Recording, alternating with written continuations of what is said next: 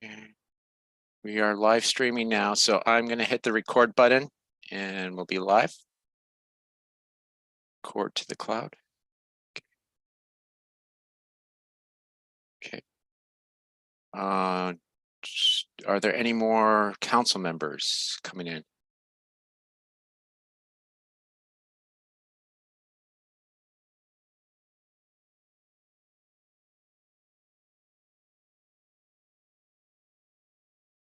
We have Kelly in the waiting area. Yeah, I'll let him in. I just let him in, yeah. I don't see anybody else here in the waiting room, Ben. All right, so we don't have a quorum yet. Didn't I hear Ushma was going to be late? Yeah, Ushma's going to be late, and I believe Lupe is going to be late too. Where's okay? Co-host. Has anyone spoken to Lily? No.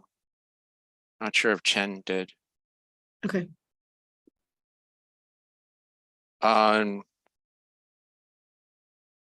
right, so shall we let in everybody and then we just wait till we have a quorum? Is that right, Len? Sure. Okay. What before I let in everybody, Len, do you want me to stay on as host so because we're gonna have people coming in maybe who need to be co-hosts. So sure. That way, double task. Okay. But you need to, you'll have to make an announcement of what you want me to do tonight. Yeah. All right. All right. Len, I'm on the host as well. Okay. Well, I'm going to need to be so I can unmute people for the speaking. Yeah, just make sure we all have hosting privileges. Yeah. Well, I think any host can mute and unmute, right? Right. Yeah. Mm-hmm. Okay, so let's invite everybody. Admit all.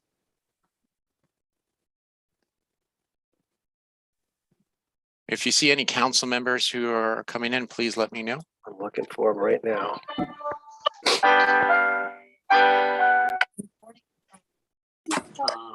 There's a lot about being welcoming that they're really trying. Kush just came in, so you can make him co-host, Ben. Okay. Hey, can we mute everyone? Is that possible? Oh yeah, I'll do that right now. People to be muted as they enter. I know connect my headphones, but no, I won't connect. And the interpreters are here whenever you need them to do the announcement. Perfect. Share word. Okay. All right. Let me just put co-host. Do we have 6 council members now? I believe so, because Kush just came in. Okay. All right. Hi, Jennifer. Oh, is Jennifer a co-host? Oh, yeah, Yep. make sure, Jennifer. Yeah, yep. All right. And I'll make Kelly a co-host. Oh, he's a co-host already. Hi, everyone. And I'll make Reggie And co-host. Ben, you're not named. It's just a CEC District 2. Oh, I'll change that. Thank you. Oh, me and myself. And I think Robin has to be co-host to mute herself. Oh, okay. 1 second. Where is she in my screen? Oh, there she is. Okay. Oh.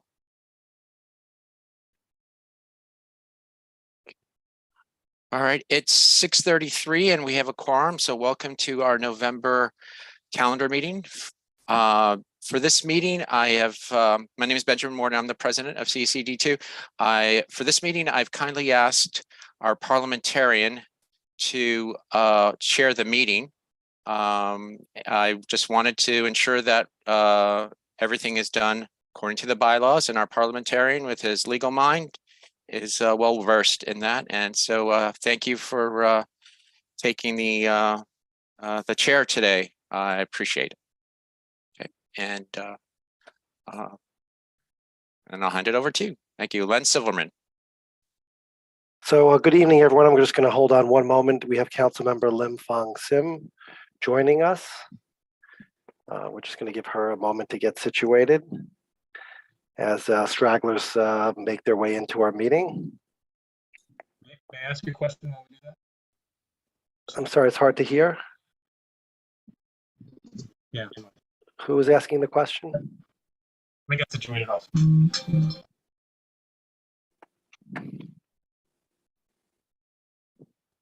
We have our Mandarin interpreter. Ben, can you unmute him? Or he's trying to unmute himself. He can't. Yes, I'm not a co-host. First one. Second, can you help me another like QC from Linguistica? His name is Andrew. Can you let him in? Thank you. That's it. Oh, Ben, you're muted also. Just one moment and I'll make the other interpreter co-host.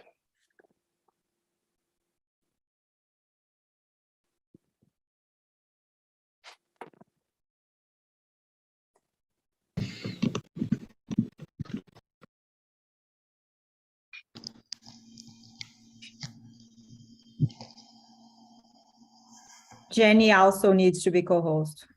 Okay, one moment. And I'm also making the Spanish interpreters co-hosts too. So Len, my procedural question, if you don't mind, while we wait. Sure. What's the question? Two of them. One, refresh my memory. When do we, if we want to make a motion to add the resolution that is in the public documents, when do we do that? Do we do that right at the beginning? That would be done right after the roll call. Right after the roll call. Okay. I would intend to do that. And Ben and Len, do you intend, if Len's chairing, Ben, do you intend to make your president's report earlier, or are you keeping it where it is? Where it is. It has to remain in the same place on the agenda unless we move it. Yeah. And I'm presuming, Ben, you will be making the president's report, correct? Yes. Who's Max, our Mandarin interpreter? Who's the other interpreter? I don't see that name. Can you repeat the interpreter's name? You're muted. Okay, 1 second. Her name is Mandarin. 1 second. Ziyu. They put the name, yes. Mandarin interpreter, Ziyu. That's another partner. You got it? No. Does I anyone don't see see that? anybody. I don't see anybody. She's co-host already. Oh, she is. Yeah, Oh, okay. co-host already. Oh, okay. Okay, And great. also, I need another one. I'm sorry, the QC team from Linguistica. His name is Andrew, Andres. Would you please? ANDR, is that the last name Andrew. James? Hi, okay. Andres. Yeah, okay. Got you. Thank you. Appreciate that.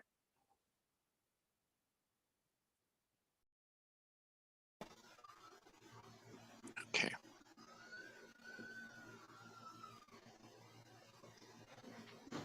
All right.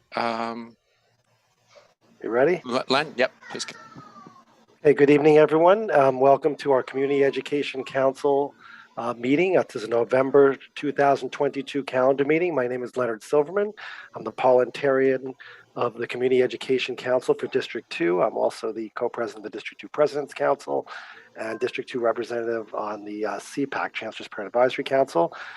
President Ben Borden has asked me to chair this meeting, and I will do so tonight. The first, I'd like to call this meeting to order. Can we have the roll call, please? And can all council members that are not speaking, please mute themselves? Okay, Robin Broshi, Here. Kaushik Das, Here. Daniela Igorov, Here.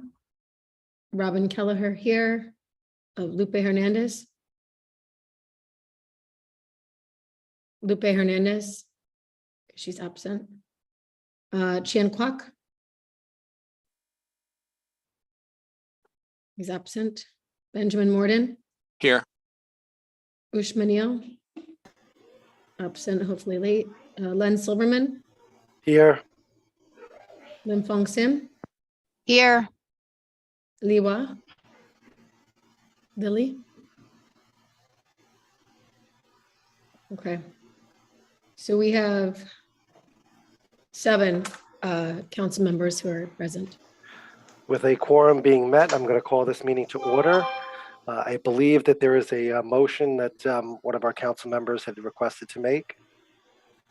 Yes, I'd like to make a motion to add Resolution 215, a resolution for a vote of no confidence in District 2 Superintendent McGuire, to the agenda. And have those documents been posted in accordance with the bylaws previously? Yes, they were posted to the website 24 hours in advance, and notice was given to all the council members Does anyone- and the administrative assistant, and in particular the president. I am presuming that your motion will also call to add that specific resolution at a point following Resolution 214, which is the resolution in continuing support of school safety. Is that correct, Councilmember Das? Correct, before I go in numerical order. Okay, do we have anyone second that motion? Councilmember I'll Kelleher, second it. can we take a roll call vote, please? Robin Broshi, No. Koshik Das, Yes. Daniela Igorov, Yes. Lupe Hernandez, absent. Robin Kelleher, yes. Chan Kwok, absent. Benjamin Morden, Yes. Yush Manil, absent. Len Silverman, Yes. Lim Fong Sim, Yes. Li Wah Lily, absent.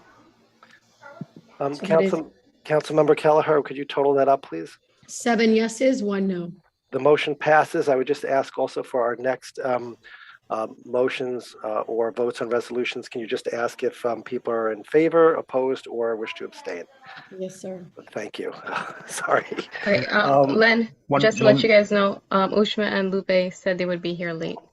Sure. And I would just ask the cooperation of council members. If you do see that they are in or have arrived to the meeting, please let us know so Ben can make them co-hosts. Councilmember Das, you still have your hand raised. Is that another question? Yeah, one more procedural as well. For votes, should we be including the student representative, or are we waiting to introduce him first? I do not wish to include the student representative in votes tonight. I don't know if the other council members agree with me, but I think we can discuss that at another time. I had a discussion with another person, and I don't know if it's even appropriate for a student member to vote on our resolutions, but that's something I think we can discuss at another point in time. I thought they had a right to vote, but didn't count. That's something, I don't know, Jennifer, if Jennifer Greenblatt wants to chime in on that. Yes, technically, the student representative does not vote. If you look at the regulations, they don't vote. I know that for a while you did it just to see where they came out on it, but it's something I think that you need to have a discussion about again. Yeah, and I'm not saying that that won't be what happens, but I think we should discuss that at a later point in time. I think people are here for different reasons here tonight. But thank you, Councilmember Das. And I know that it's my understanding that our student member will be speaking tonight. So I'm going to ask our council members to please announce the council Zoom chat rules and the meeting norms and expectations for tonight's meeting. Sorry, crap, I don't have that up. Bear with me. Robin, would you happen to have them? I hate to put you to double duty tonight, but I don't have them, but I can paraphrase. We must be respectful in the chat. We shouldn't directly communicate one-on-one with council members. We will give you a warning if you're not respectful, another chance. And then after a second warning, we will ask you again to be considerate. And the third time you will be asked and you will be removed from the call. thank you. If there's anything you want to add to that, please do. No, I think that's good. Sorry, I was trying to find the document, but you beat me to it. Thank you. Okay, for tonight's meeting pursuant to the bylaws, the chair has the option of limiting the amount of speaking time for speakers. I would just ask, do we have any indication as to how many people have signed up to speak as of this moment?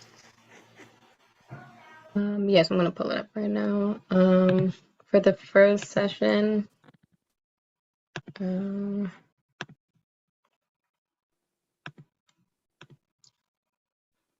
I got about 25 yep, and in the around first, in the first 15, one. 20 for the second. Okay, we have two, I do expect that number is going to go up significantly. We do have two speaking sessions tonight, unlike our special meeting last time. So I'm going to request that we limit the speaking time to 1 minute per speaker tonight. I don't know if the council will agree to that, but I would make that application. Are council members in agreement, or does anyone have any thoughts on this? I'm in favor. It's Lim Fong Sim. Me too. Okay, Jennifer, I don't know if do we need an actual official vote on this, or is it the chair's prerogative?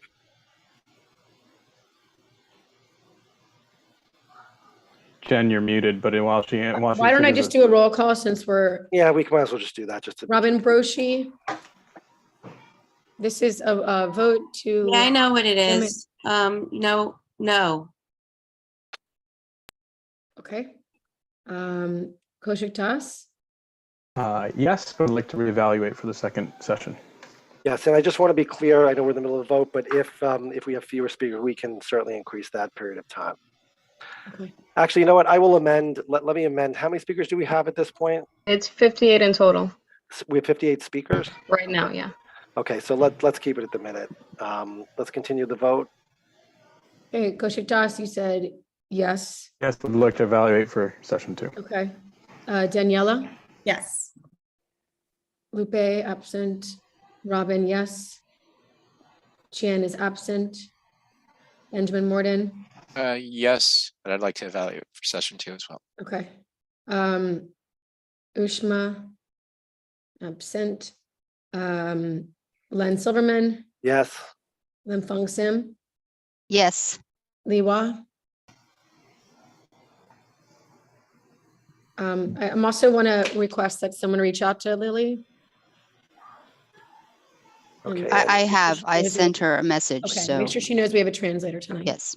Okay, thank you. Okay, the motion, I believe, passes. Motion passes. Okay, so speakers will, for our first public speaking session, will be limited to 1 minute. I am also going to ask that council members try to limit their comments as well, so that if you wish to respond or ask questions of Superintendent McGuire, you limit that to one initial question and possibly one follow-up. Last time, I had requested that we follow those rules, and not all council members followed them.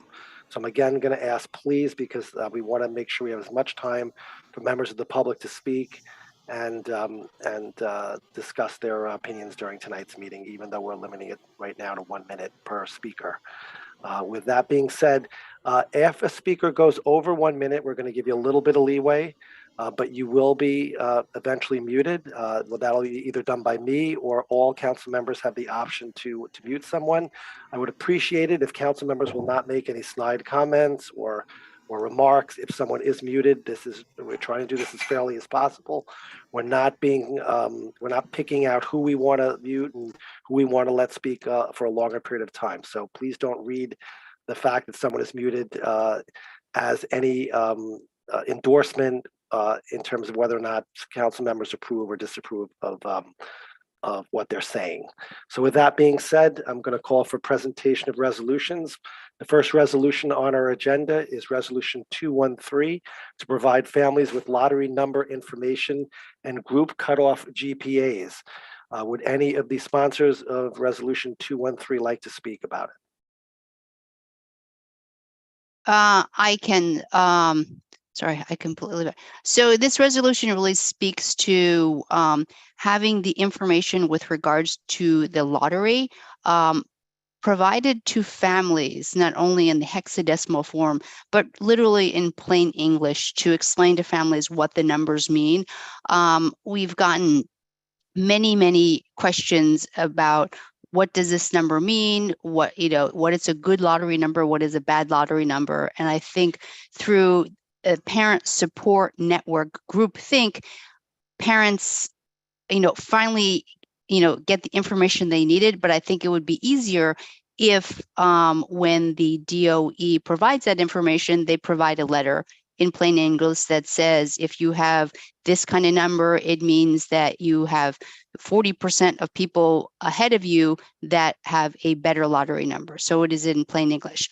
The other thing is, and this is specific to the high school admissions process, because there's groups 1, 2, and 3, if they can publish by school what the minimum cutoff score for the groups are. This would enable families to, back at the envelope, just confirm what they're seeing in their report card versus what the DOE is telling. The DOE says you are in group 1, you are in group 2, you're in group 3, and a parent can basically say, oh, well, I know my child's scores, so I can do the simple calculation, I tie with that. Or on the flip side, they can say, you know what, you're saying that I'm in group 2, my number is calculated in group 1. So it gives, it's kind of the concept of trust but verify. I really think providing that information to families is important. It gives them a level of comfort, and they should know this information. Thank you. Does anyone, would anyone like to speak about Resolution 214? Sure, I'll speak about that. This is a resolution supporting continuing school safety support. We passed Resolution 199 earlier on that included a bunch of common sense actions like locking front door, PA system, increasing safety agents. We don't feel to date much of this has been done or completed, in particular in Manhattan. Last year alone, 5,931 weapons were removed from students by school safety agents.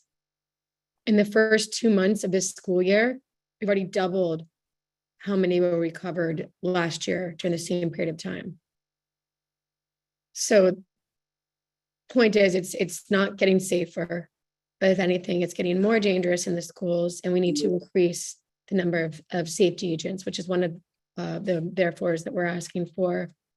The resolution also discusses number of incidents that have happened this year alone. There was a lower lab and the playground, students and adult was attacked by pellet guns. There on September 15th at PS 28, someone wandered into the school, didn't seem right. And it was disturbing to the students and the faculty there. PS 28, another issue was that there were reports that it took up to 19 minutes for anyone to arrive to deal with the situation, which, given what we've been seeing in the news in terms of reporting time and responding time is way too long to deal with threats. There's another resolution that was passed. It was 198, and that was unanimously supported, and that was to increase the safety agents at PS 40 and at SALC, PS 255. And that was in accordance to some issues they've been having, but also the number had gone down during the pandemic. And we believe that the number should be returned and increased based on either the number of students enrolled in the school or potentially the square footage of the school. So the asks are pretty simple and straightforward, not too dissimilar from what we've asked before, but have working buzzers and door locks, school PA system, adopt a locked door school door policy, implement silent alarm systems. District school buses should be equipped with working GPS systems, letting parents know where their child is in real time. Provide a parent text email notification system when students arrive, enter, drop off, and exit school buildings, and to have working video cameras with recording and streaming capabilities. And we ask for this to happen no later than June 30th, 2023. Thank you, Robin. Would anyone like to present Resolution 215, which is entitled No Confidence in D2 Superintendent McGuire? Yes, I will. This is basically largely a continuation of our previous resolution. well, first of all, point out that we have passed, CEC has passed 9 resolutions this term, all regarding middle school admissions, 7 of which are specific to academic and admission screening, starting with 202A, calling for DOE to assess District 2 education trends and tied them to admissions policies. Resolution 204A, recommendations to maximize enrollment in District 2 in all New York City schools. And ending with our most, Resolution 209, which actually presented a formal plan in response to Chancellor Banks's announcement, partner with school communities and parents. That was a formal plan that we had extended to Superintendent McGuire for consideration. It was quite detailed in its recommendations and, in our opinion, offered something for everybody. And then it culminated with a resolution 212 to reject Superintendent McGuire's admissions plan.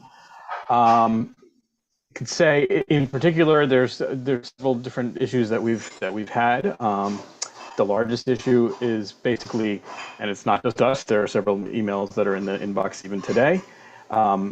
Certainly CEC members were very clear in what they expected and what they wanted and what they thought that that the community wanted. Parents themselves have represented this through a variety of emails, as well as it's been in Twitter as well, which I know we don't consider.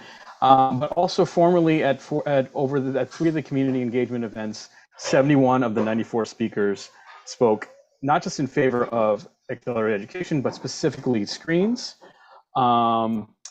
And beyond that, we're suspicious in the timing on certain events.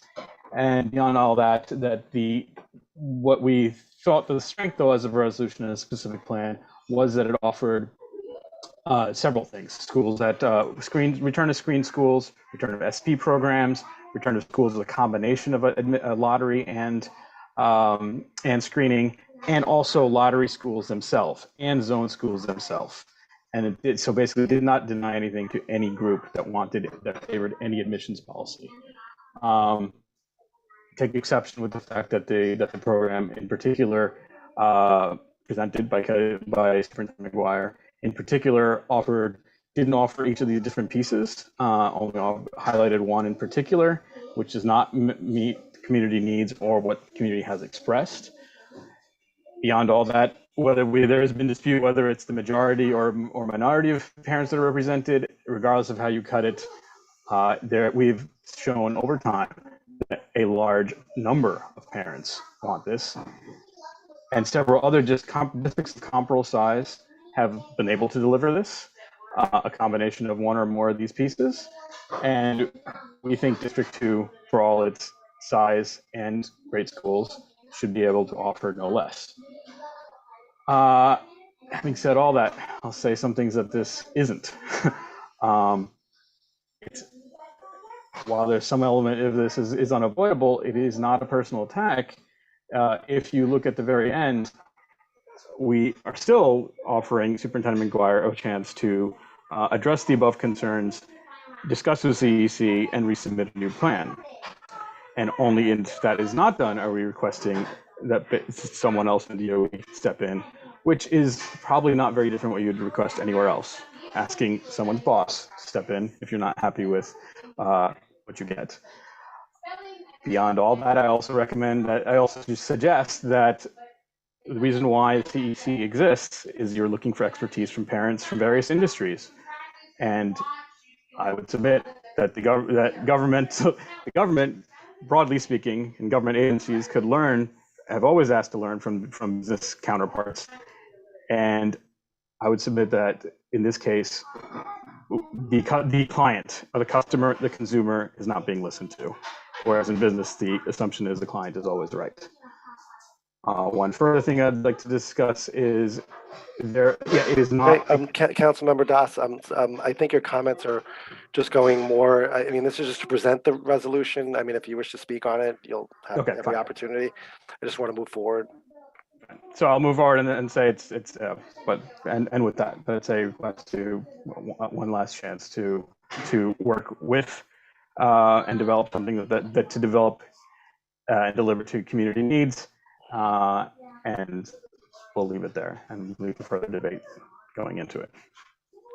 Thank you. Sorry about cutting you off, but That's okay. a lot of people here tonight. The next item on our agenda is the program presentation, and we do not have a program presentation tonight. I believe we should have some presentations. I'd ask President Warden if he knows if we're going to have presentations for the next meeting or any planned.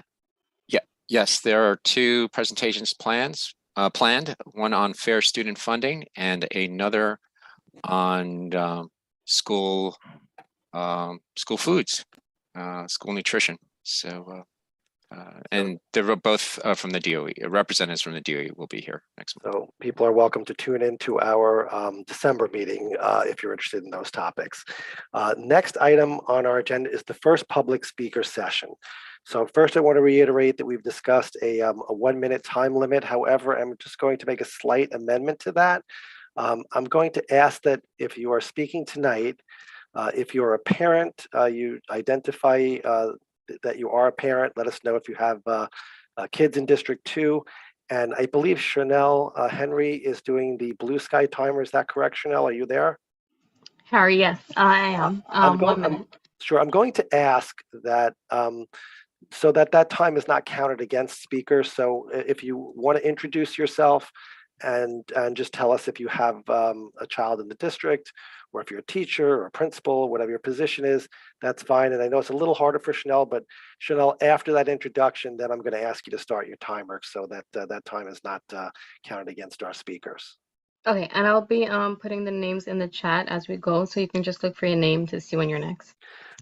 If you are not, if we skip over you, we'll try to come back to you at the end, but there is a limit to how long we're going to wait. There is a second public speaking session, which we're presumably anticipating. If we don't have as many speakers, we'll extend the time limit to speak to either 1.5 minutes or maybe even 2 minutes, depending on how many people have signed up.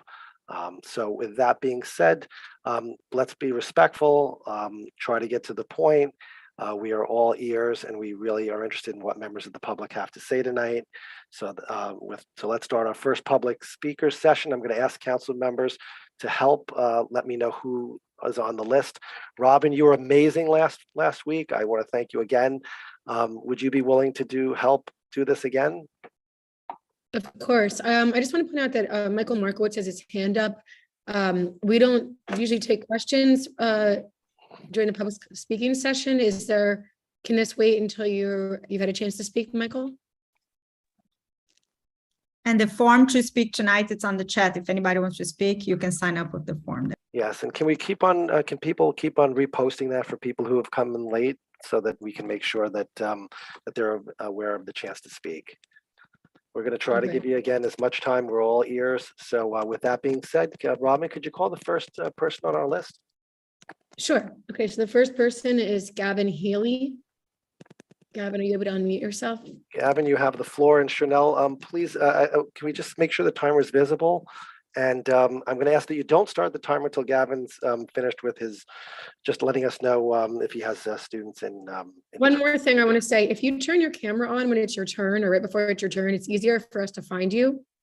If your camera's off, you get hidden further in the pages. So just a piece of advice.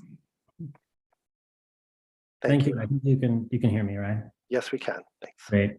Yes, I'm the parent of a District 2 student. In fact, I'm the parent of a 5th grader, so someone who'll be going through this middle school application process. And so was really relieved to see Superintendent McGuire's middle school admissions plan. It really relieved a lot of anxiety for my family. In fact, just hearing just a moment ago, Councilmember Dash talk about asking Superintendent McGuire to resubmit a plan, about 2 weeks before the application deadline. It's like quite frightening. I'm not sure any parent would want that. So I just want to comment today to express my very strong support for Superintendent McGuire. And I want to thank him for centering the needs of all of our students in District 2. And I think Superintendent McGuire has led this district with integrity, compassion, and great sensitivity to the concerns of District 2 families. He's been patient and gracious with families in this district, and he has been especially patient and gracious with the many questions and concerns raised by this council. I think the resolution against him is grossly unfair. It makes a number of baseless accusations. It conjures up a conflict where there's none. It was also emailed to families less than 24 hours before this meeting at 6:43 p.m. yesterday. Unfortunately, this kind of last minute notification has become all too common of a tactic of this CEC. Evan, I'm sorry, the timer went off. Circumvent real community engagement, just as you're circumventing real community engagement now by not giving me an advance warning. As a parent in District 2, I'm very tired of the lack of respect this council shows for families in our district. So, but anyway, thank you. Next up, we have Anna Rojas. Anna, can you unmute yourself? And again, Chanel, please just wait until after they've identified where they have students in District 2. Okay. Thank you. Anna Rojas. Please unmute yourself and identify if you have students in District 2. And you can also tell us what school, if you want. I mean, no one's forcing you to do this. If you're not comfortable. Oh, okay. Can you hear me now? Yes, we can. Okay, I was trying to unmute. The button was not letting me. So my name is Ana Rojas. I am the grandparent of a 4th grader in PS 234. And I am calling in support of Superintendent Kelly McGuire. The previous speaker was very descriptive of how I felt with the involvement of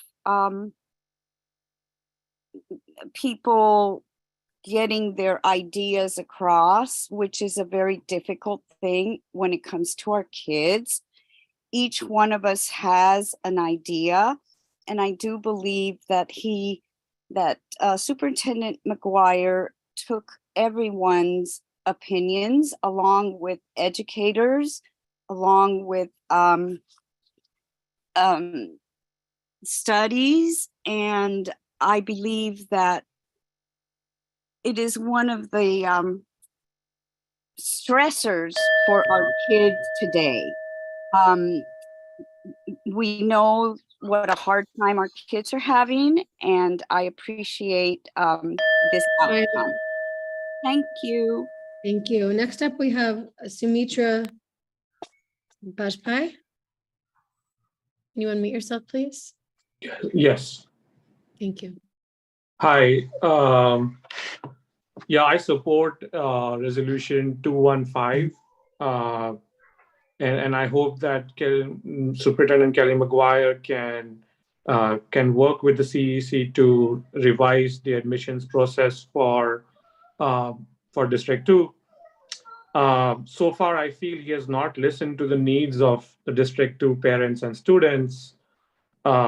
Sprinkling students across the district does not help students. It might help some principals get better results in their schools, but definitely does not help the students. It makes it difficult for the classes because you're teaching to very different people with different learning ability. Also, there is no district priority. And then having more, we've also requested for more acceleration, which we don't see anything. So right now I support the resolution 215, no confidence in. Thank you. Next up, we have Jasmine Ma. Jasmine, are you able to unmute yourself? Yep. Hi, I'm Jasmine. Oh, and Jasmine, before you go, I just want to say, when you hear the first bell, you can still keep on going. Just keep on going until Robin will tell you when we've really reached the minute. So don't let the first bell stop you. It's a warning. You're getting close to the end. Thank you. So I'm Jasmine. I'm a parent of 2 District 2 students. They're here with me. One is in middle school and one is in elementary school. I'm disappointed by the resolution proposed tonight regarding Superintendent McGuire, who I've seen working tirelessly for research-based, community-centered, and equitable educational policy and practices in the district. The resolution accuses the superintendent of ignoring public opinion during meetings. However, these meetings are difficult to attend and speak at for a variety of reasons, especially for families historically marginalized by public schooling. At the same time, Superintendent McGuire also receives data through many other channels that the CEC and members of the public may not be privy to. I also wonder if council members may want to reflect on their own openness to the diversity of public voice before pointing fingers. A quick scan of Twitter would show pretty fast that some council members are squarely set in their own sedimented values. Should these also be denounced as what some CEC members are calling conflicts of interest? It's not entirely clear to me that this resolution itself comes from data and good faith elicitation of public voice. The last thing that I want to say as a caregiver, teacher, educator, and education researcher, I've talked with many families, teachers, and administrators in our district. I've read enough education research. Next up, we have Ann Hager.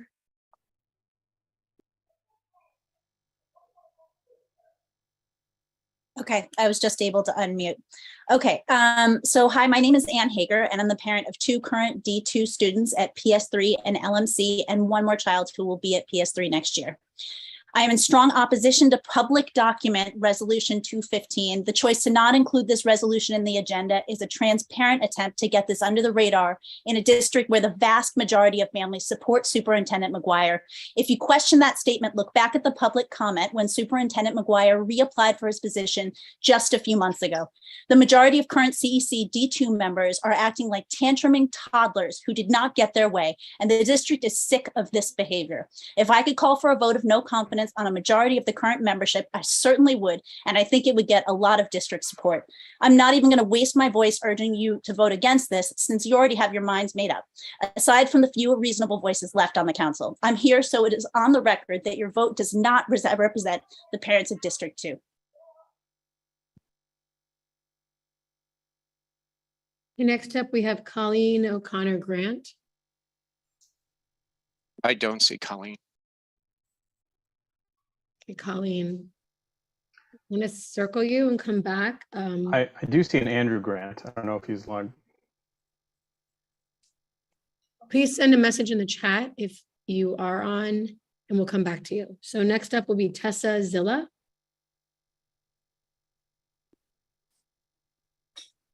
The chat is off, so people can't put notes in the chat. Great, thanks for letting me know. We'll open it afterwards so we can get people there, make sure everyone speaks. All right, sorry about that, Tessa, go ahead. Hi, I'm a parent of 3 kids who are in District 2, a 6th grader, a 4th grader, and a kindergartner. And I just want to say that I am strongly opposed to Resolution 215. Our family fully supports and stands by Superintendent Kelly McGuire. I firmly believe that school districts across New York City would greatly benefit from having a superintendent like Kelly McGuire, who has shown that he is willing to advocate and stand up for all children and families. And I think that that's important.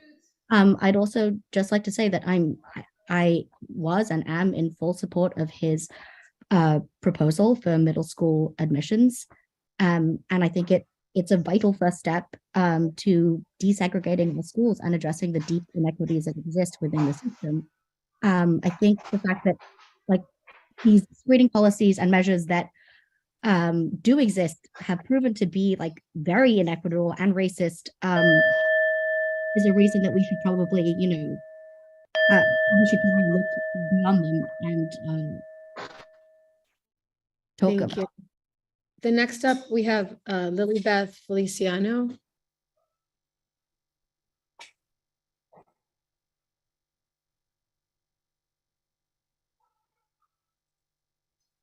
I don't see Lilybeth. All right, we'll circle that and come back. Kalani Jenkins. Can you unmute yourself?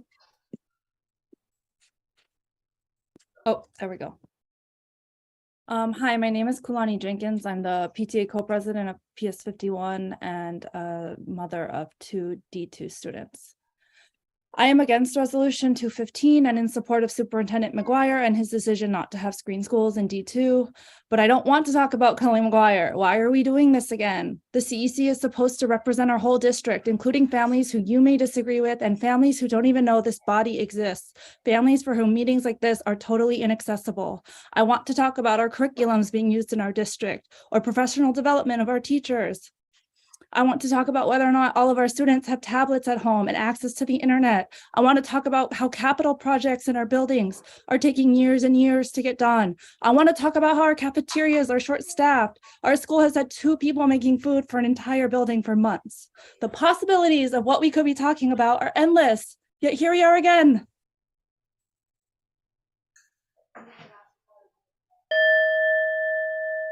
So next up, we have Nina Miller.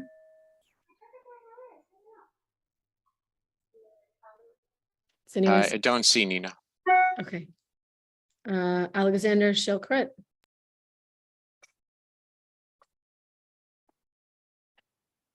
Hi, my name is Alex Shilkret, and I'm a parent of a student in District 2, and I support Resolution 215 of no confidence vote in Superintendent Kelly McGuire.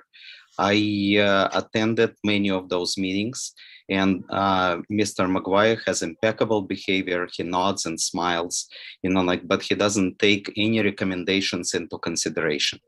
And people at CEC are elected parents representatives and proposed, a variety of measures to improve in education. And none of them were taken, with any regards. Parents want variety of school options. Some want lotteries, some want zone schools, some want screen schools. You can't have one size fit all. Lotteries are the worst way. And Mr. McGuire is not representing all parents in District 2. His former District 15 has falling grades, falling enrollments, and parents fleeing. Don't let them bring same expertise to this. Next up, we have Tamira. Hi. I just want to also echo what a few people have said already, and that I am very against this resolution, if you want to call it that. I think that the fact that you snuck it in at 6:45 last night without giving the community a chance to even look at what you were doing or call attention to it in itself is very indicative of your behavior in general and your lack of decorum and professionalism. I think Kelly McGuire has done an amazing job. It's an incredibly elegant, thoughtful, and inclusive plan, which the majority of District 2 absolutely is behind. And I think that you need to stop. It is a personal attack on Kelly at this point because you didn't get what you wanted. I'm extremely disappointed that there are so many students we could be helping right now and teachers that we could be working with, and we're again wasting so much time with all of these resolutions. Thank you. So the next speaker is Tam. I don't see a last name. That's the same person. I think Okay, Janine so- Kylie. Okay, so Janine Kylie, please. Hi, good afternoon. My name is Janine Kiley.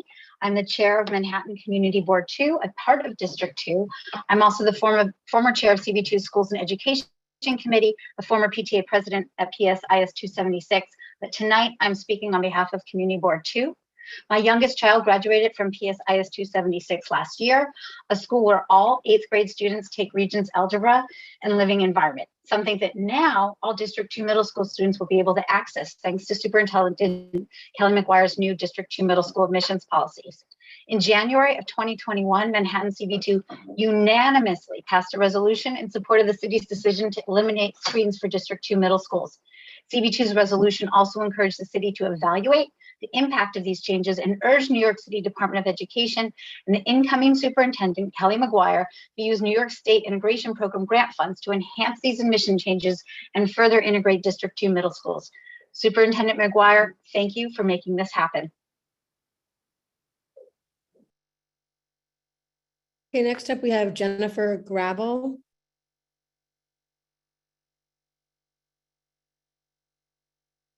Hi, my name is Jennifer Gravel. I'm a parent of a 7th grader at 75 Morton and a 5th grader at PS 41. I'm speaking in strong opposition to Resolution 215, and I want to voice my strong support for Superintendent McGuire. I support the decision to eliminate screened entrance for District 2 middle schools. I also applaud the decision to bring advanced curriculum to the larger zone schools, a recognition that students at all schools deserve an opportunity to excel, not just those admitted to a screened school. I believe that the screening process arbitrarily preferences a small minority of students with marginally higher GPAs for admissions to a handful of schools that offer more rigorous programming. All public schools should be academically rigorous. The lottery has removed the superficial judgments placed upon our children and the intense stress of a middle school application process. My 7th grader is in a racially, economically, and ethnically diverse school, and she is getting a good education. Removing the screened admission process and improving the academic rigor of all public schools is a first step to address the deep inequities that exist in the public school system. I sighed a breath of relief when I learned that District 2 would continue the lottery and found the resolution to be mean-spirited, rushed, and unfair, a rejection of the values of a high-quality public education for all. Erica Soto Lamb is next. I don't see Erica. Sorry.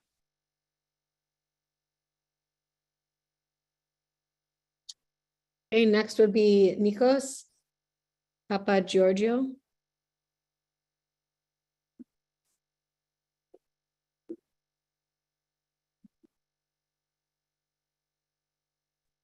Hi, how are you?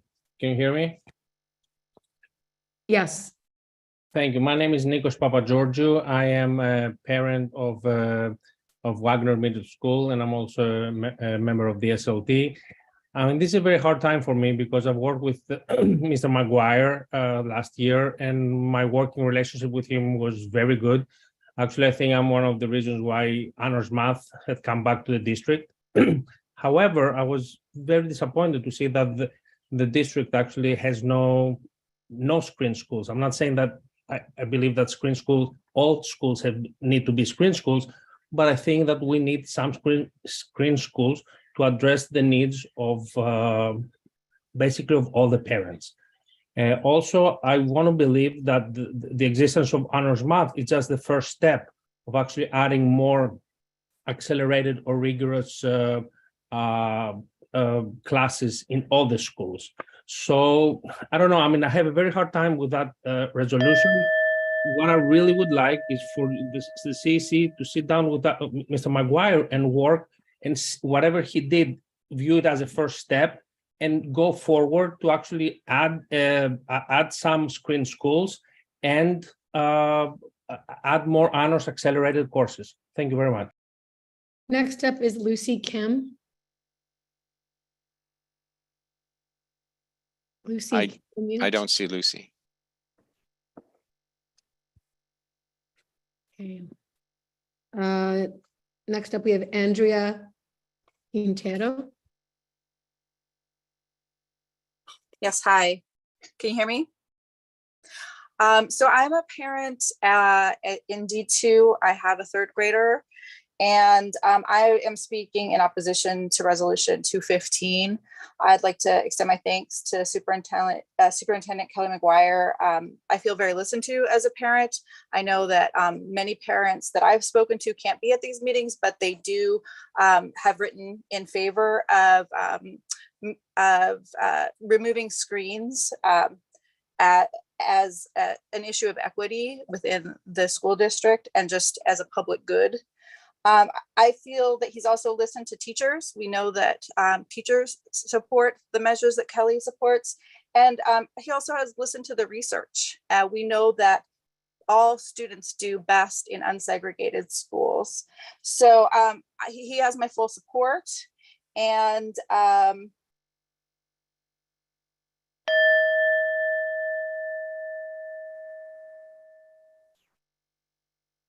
Did we lose her?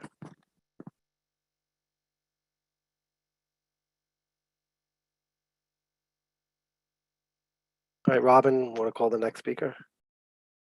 Robin, you're muted. Sonal Patel. Hi, it's Sonal Patel. Hi, I'm Sonal Patel. I am a parent of a current D2 student and also the parent of a former D2 student. I have been actively involved in the D2 schools as a parent leader for the past 9 years, as PTA executive board member, as SLT member, and I am a former public school teacher myself, as well as an education and civil rights attorney. I am wasting my time here, quite frankly, and I think it's appalling that you have called us together on this resolution. I am here to express my firm opposition to Resolution 215 and my firm support of Superintendent Kelly McGuire and his integrity and his knowledge and wisdom as an educator and as a leader. I am also here to express my firm opposition to the tactics of the drafters of this resolution and to the conduct that I have observed over the course of a number of years as a constituent, as your constituent. I find it appalling. I have read this resolution from bottom to top to bottom, the misleading information, the manipulation and misrepresentation of data. The legal minds on this call should know that there is simply no conflict of interest because Mr. McGuire and his wife happen to agree on education policy. If this council is interested in exploring conflicts of interest, it should look internally, perhaps at Council Member Egarov's conflicts of interest, and quite frankly, possibly many others. This is a huge waste of the time of CECD2. James Thompson is next up. Can you unmute yourself?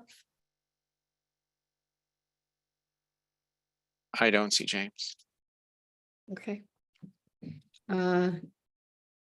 Adelia Saunders.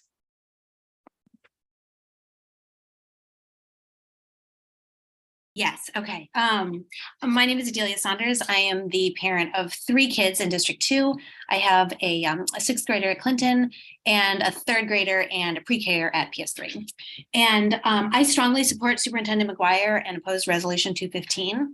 I think that Superintendent McGuire has done a very good job of sharing our district's scarce resources among all students, not just the most high achieving kids and those from the most well-resourced families.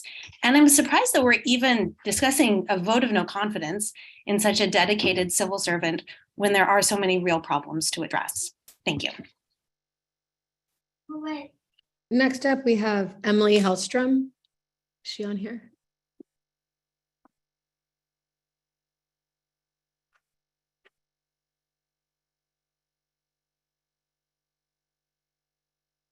Emily, I'm asking you to unmute. You have to push the button.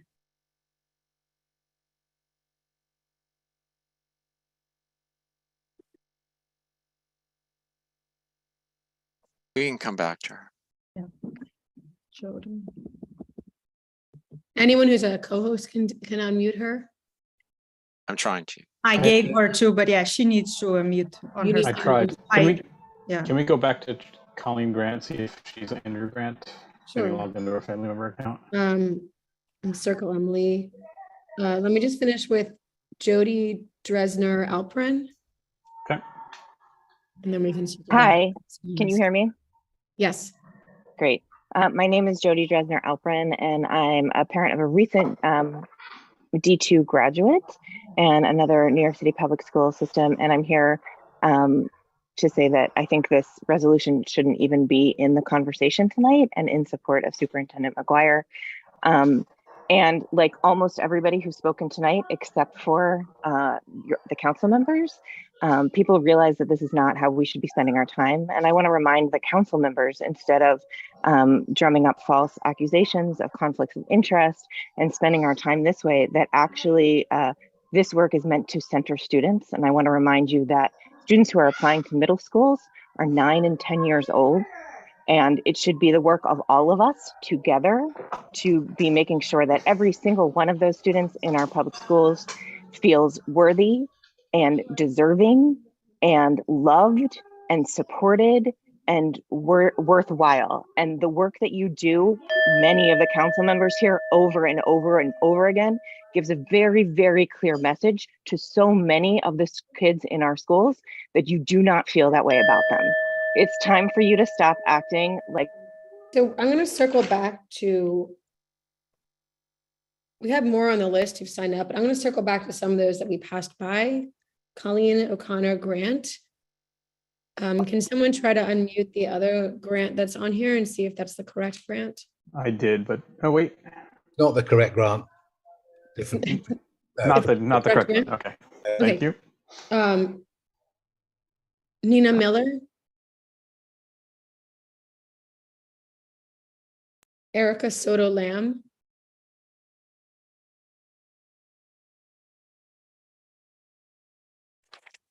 Lucy Kim.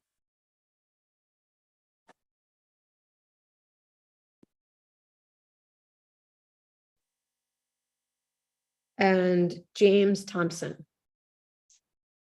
No. Okay, so we will move on now to Ilaria Catolo. Yes, hi. Hi. Thank you for having me. I'll make this as short as possible. I just want to say, express as others have, that this is a total waste of time. I am completely opposed to Resolution 215. I'm infuriated with the CEC District 2 members' attack on Mr. McGuire's character, all because they did not get exactly what they wanted. His support and proposal of a lottery system for our schools in our district was a fair and good step in equal educational opportunities for all NYC children. His inclusion of advanced learning in math and science in zone schools is another great step in implementing good quality education. It's a long game and it will take time, but I trust that we are heading in the right direction. I support Mr. McGuire and all the work he has put into this district throughout his long tenure. He has shown nothing but kindness and generosity to students at the schools he's worked for. He instituted the restorative circle model at LMC, which has proven effective in reducing conflict and nurturing emotional growth in kids who may otherwise have been brushed aside and deemed bad. I am nauseated with the resolution put forth today. We have so much other things we could be working on right now, such as funding public schools, doing so much better work to our schools. You should be ashamed of yourself, CEC District 2 members. And next up, we have Tom Rockledge. You have Motoko first, Robin. Oh, I'm sorry, Motoko. Can you unmute yourself, please? Hi, I have 2 children in District 2. I wanted to ask this question. Do you have empathy for the child who said boring in the class and was sent to the reflection corner in the pre-K class? Empathy for the child who all of a sudden in the new middle school is called genius, but she worries that she takes away all of her friends' moment of being the #1. And a parent like me is worried when will she start disengaging from schoolwork? Some parents are saying if there is no academic rigor at the school, we either go to private school or have to supplement outside of the school. Now academic rigor becomes only for those who can afford it. Do you have empathy for parents who struggle this way? Or fast learners' concern be treated not valid and should be ignored? In a diverse city like New York City, where there are 900,000 public school students, there are 900,000 different needs. Don't take away the options that worked. Improve what did not work. New York.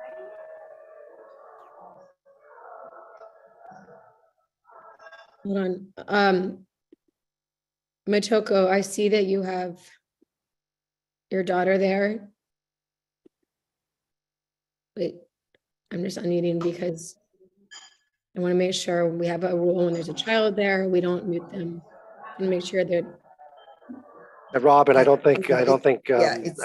daughter was speaking. Okay. Yeah. Just want to double check. Thank you. Thank you very much. Next up, correct me if I'm wrong, is Tom Rockledge. And there's. Thank you, Robin. Speak. I'm sorry, I may have a poor connection in Cartagena. There's 2 more speakers that submitted forms that were not on that list.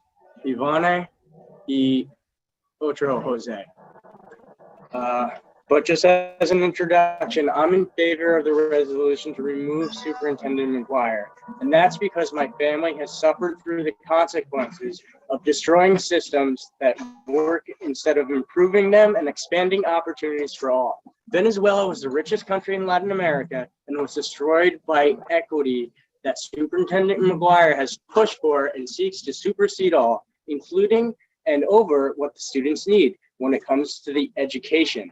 Many members of my family will tell their story tonight. No one seemed to listen last time. I thought people cared about Venezuelan immigrants. I thought that people would come together to rally for their much needed support, but yet the equity warriors stood by in silence. They're exactly what my wonderful family fled from: corruption, greed, and inaction, all in the name of equity.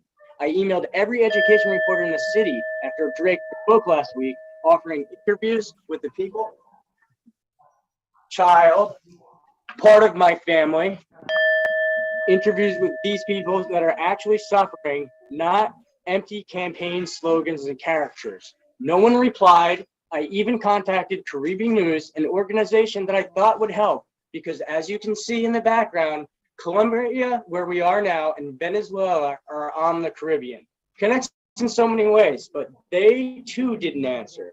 So I went to the address listed, and as one might expect to happen in Venezuela, I have a child, this nonprofit was actually an individual's apartment, was. Len, you're muted.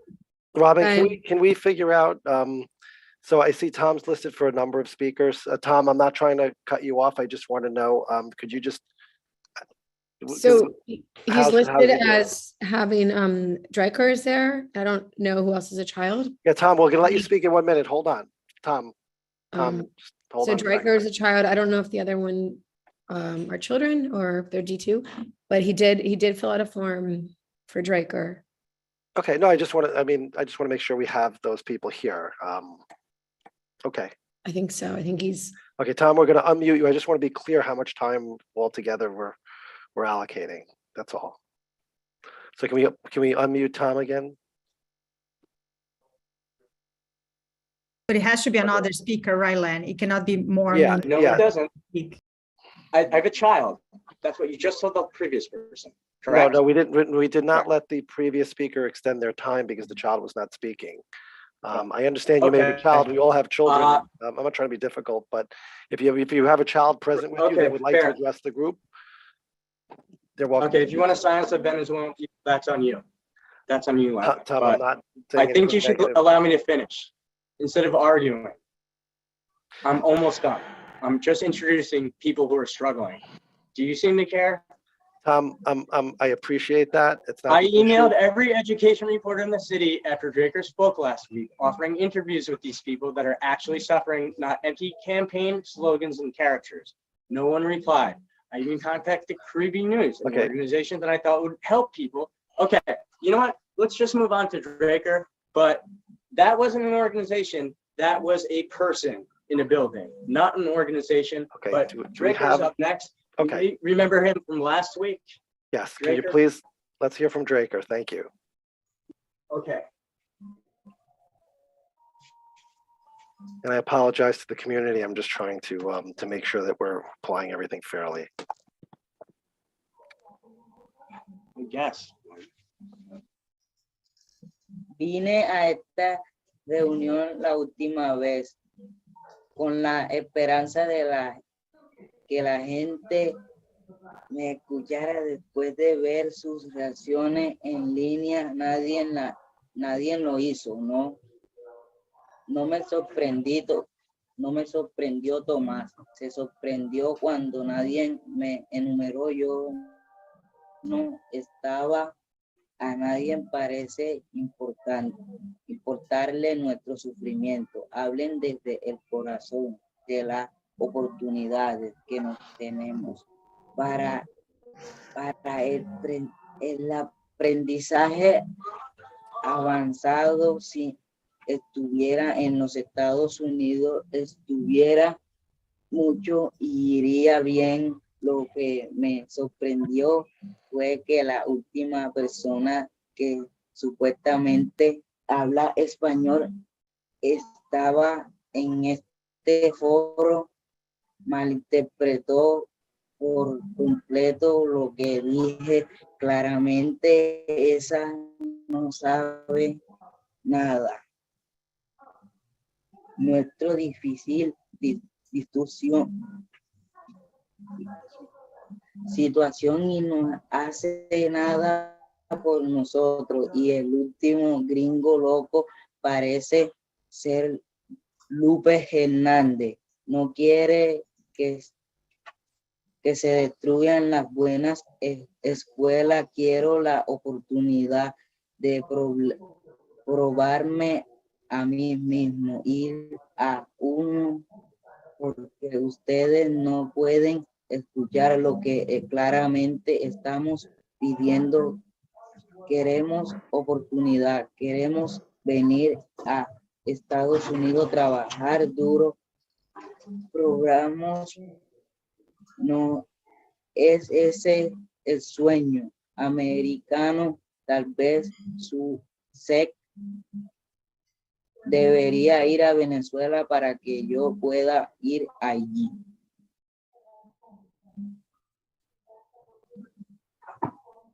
I'm sorry, I'm the Spanish interpreter. Do you want me to translate that in English? Okay, if you Yes, You Yeah. can if you want. I have one here. He Okay. just stepped away. I'll have to do it next time. But Okay, thank you so much. So it was last time I was here, there was a person who was supposed to speak Spanish, but he definitely said another thing and misunderstood. I don't think that I feel that you can hear me. Nobody did anything for me. It's like I'm not important to anyone, and I would like for you to talk from your heart. I came here to the United States for to look for new opportunities to learn. That's the American dream. I don't want any school destroy. I just want the opportunity, and I'm just asking for help because I came back from Venezuela, and that's why I came here to have new opportunities, learning opportunities, and I just want help. That's it.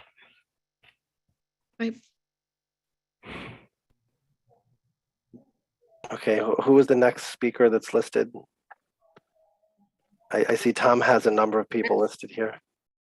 Raphael is the next person listed. Next speaker, I have Craig Slutskin. Did I mess up? No, I have, Oh, he has Raphael. Sorry, Raphael. Raphael. Yes. Raphael. You can unmute yourself. Can unmute. Rafael habla español. Pido una ayuda, oportunidad para venezolanos. Hace mucho tiempo que Venezuela vive una crisis económica, la cual necesitamos que nos den una gran pequeña oportunidad para nuestros hijos, familia, hermanos, padres. Necesitamos que nos ayuden. Necesitamos una oportunidad para los niños. Necesitamos escuelas. En Venezuela, por la crisis económica, los niños no nos brindan una gran beneficio educativo por la crisis que está viviendo el país. Desde que falleció el presidente Chávez, no han podido ayudar de manera adecuada. ¿Ve? Entonces, el señor Tomás nos está ayudando verdaderamente. Necesitamos que ustedes también nos apoyen, porque de verdad que lo necesitamos. Es algo completamente a la cual necesitamos todos los niños, muchos venezolanos, demasiados venezolanos necesitan la ayuda, a la cual estamos como anegados. Necesitamos que nos ayuden, nos den la oportunidad para todos.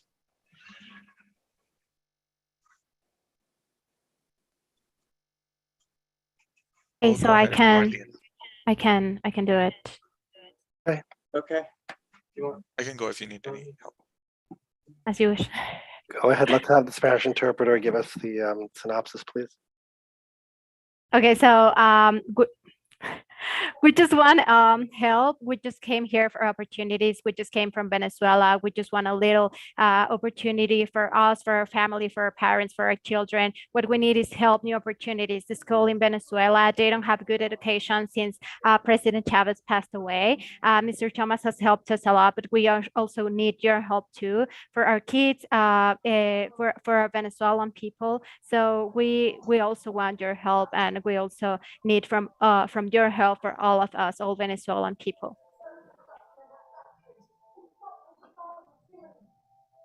Thank you so much, Valeria. The next is a video Gloria? clip of Javier, a cousin who's right now on the border in a refugee camp in Mexico, having been sent back and forth. Okay. His cousin is going to play it for you.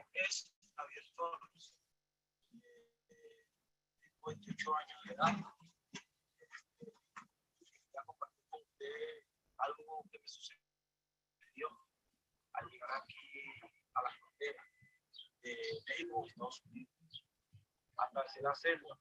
Inicié un viaje desde Venezuela hasta aquí hasta México. We can't hear him. Pasando 8 o 7 países, Colombia, Panamá. And the interpreters here? Okay, I'm gonna ask if you stop the clip only because it's not gonna make You want any- to silence Venezuelan people? I have. It's not about silencing Tom. It's not about silencing Venezuelan people. The interpreters indicated they can't hear, and we're having difficulty hearing it also. I'm not sure if I don't believe there's a mechanism for having video clips played in the place of live speakers. So as the parliamentarian, I'm going to ask that we move on to the next speaker. If you have a live speaker, please present that speaker. And if you wish to submit the video to the CEC, we'll be happy to look at it. Robin, can you call the next speaker, please? Oh, that's great. I did submit. Does Gloria or Glorimar?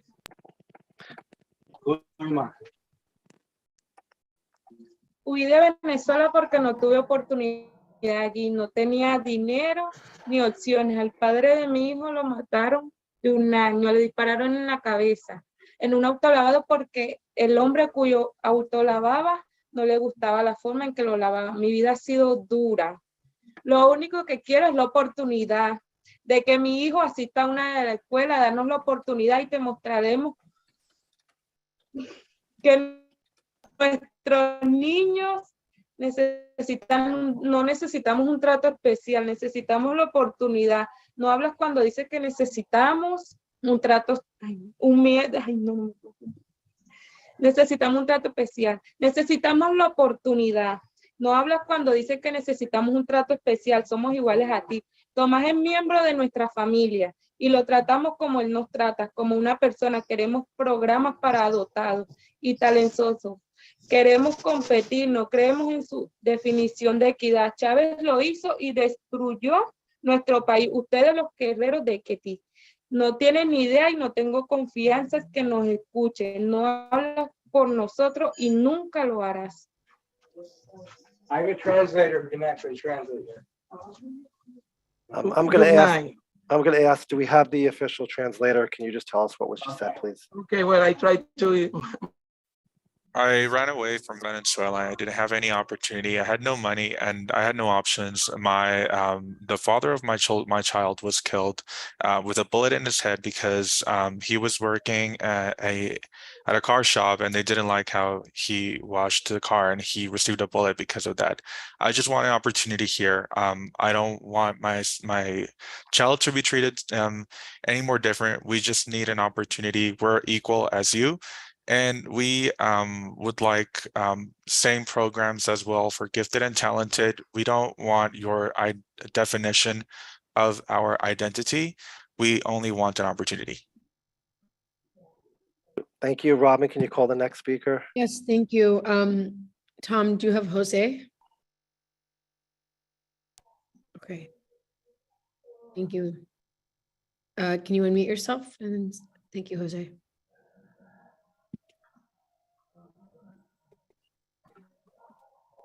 Tengo 22 años, terminé la primaria a los 14 años y la secundaria a mis 18 años. Lamentablemente mis sueños de estudiar y trabajar se vieron afectados por los años en los que Venezuela ha estado sometido al gobierno de Chávez y Nicolás Maduro. Estudié computación e informática, como escucharon anteriormente, no pude trabajar de ello. Luego de que me tocó empezar a trabajar en un supermercado en el cual estuve hasta hace 3 meses, se me venció el contrato. Desde que pasó eso, me vine a Colombia junto con mis hermanas y aquí conocí al señor Tomás, que me ha estado ayudando. Desde entonces le comenté mi situación los años que estudié y todo lo que sé de informática y computación. Quiero tener la oportunidad de ir a Estados Unidos, allá tendré más oportunidades de continuar con mis estudios y trabajar. Doy gracias al señor Tomás por la ayuda que nos ha dado hasta ahora y espero que me pueda seguir guiando para cumplir mi propósito.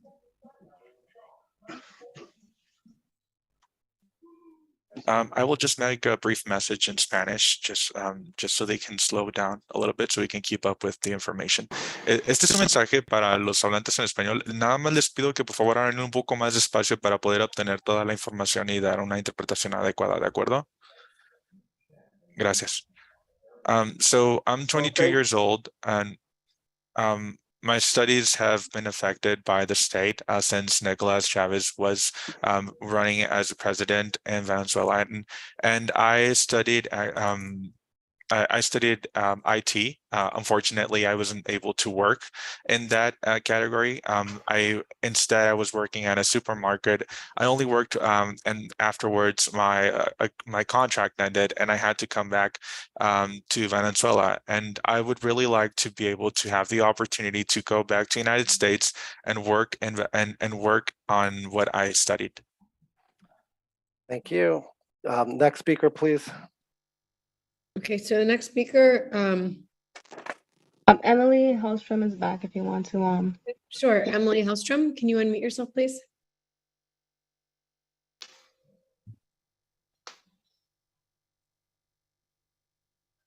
Hi, thank you so much, and I appreciate you coming back to me. My name is Emily Hellstrom. I'm a former CECD2 member. I've served on SLTs, PTAs, and I'm currently in the process of designing a DOE public school.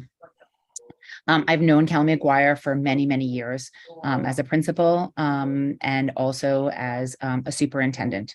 Kelly and I do not always agree.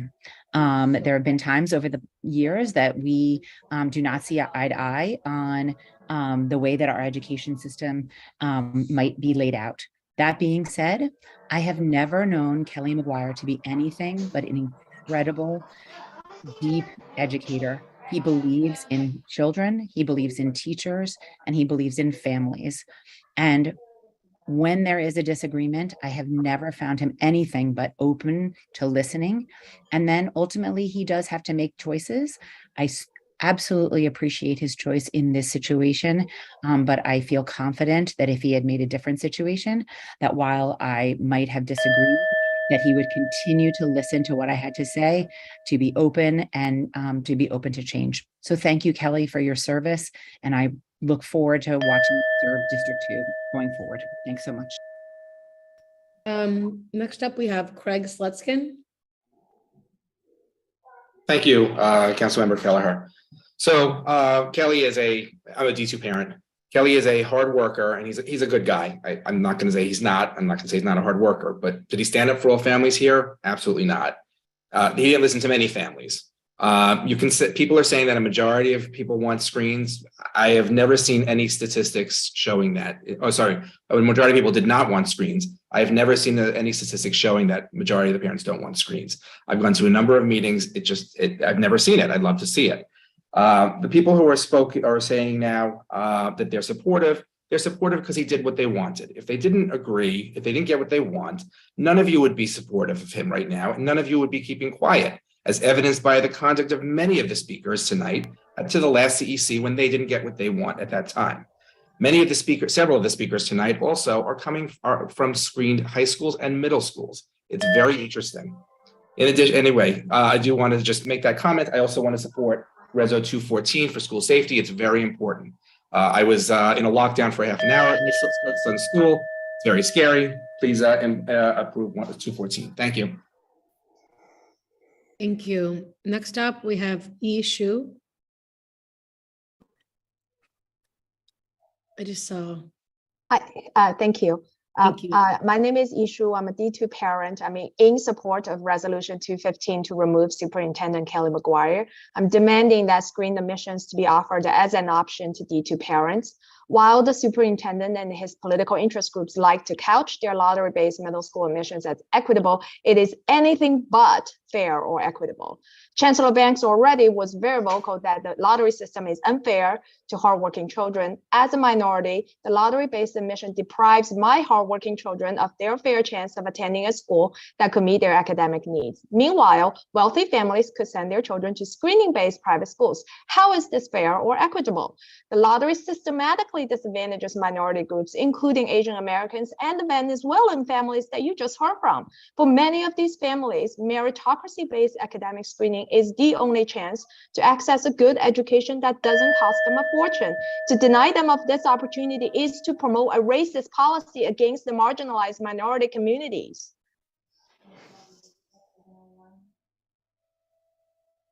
Heather Osterman Davis, can you unmute yourself, please? Yep, so sorry. I am Heather Osterman Davis. I have two children in District 2, one in elementary, one in middle school, and I'm active both on PTAs and in the SLT.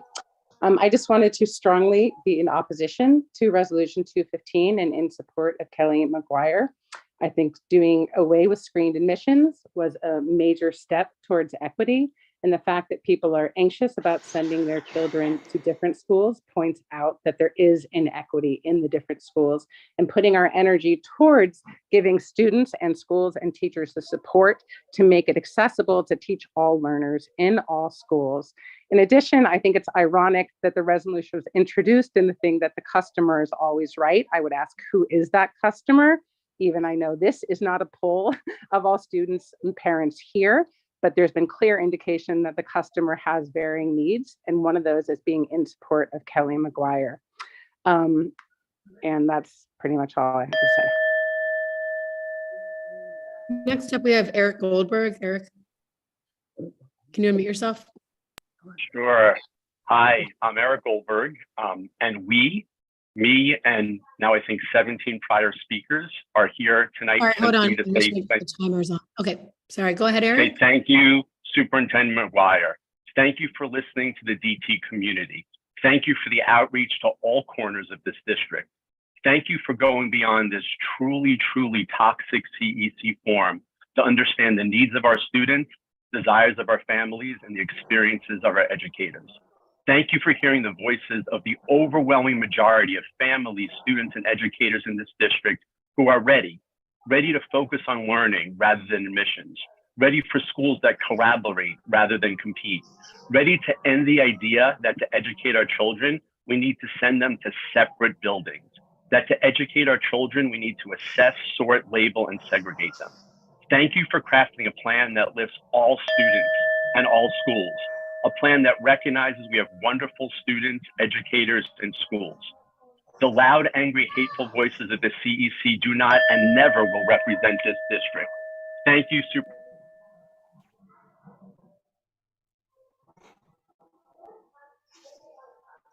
You're muted, Robin.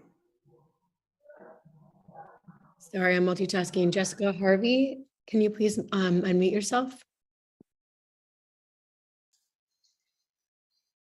Hi, thanks. My name is Jessica Harvey. I am a teacher in District 2, and I have been for over 20 years. I also went to school in District 2. And I want to let you know that I'm strongly against Resolution 215, as well as against the sneaky way it was added.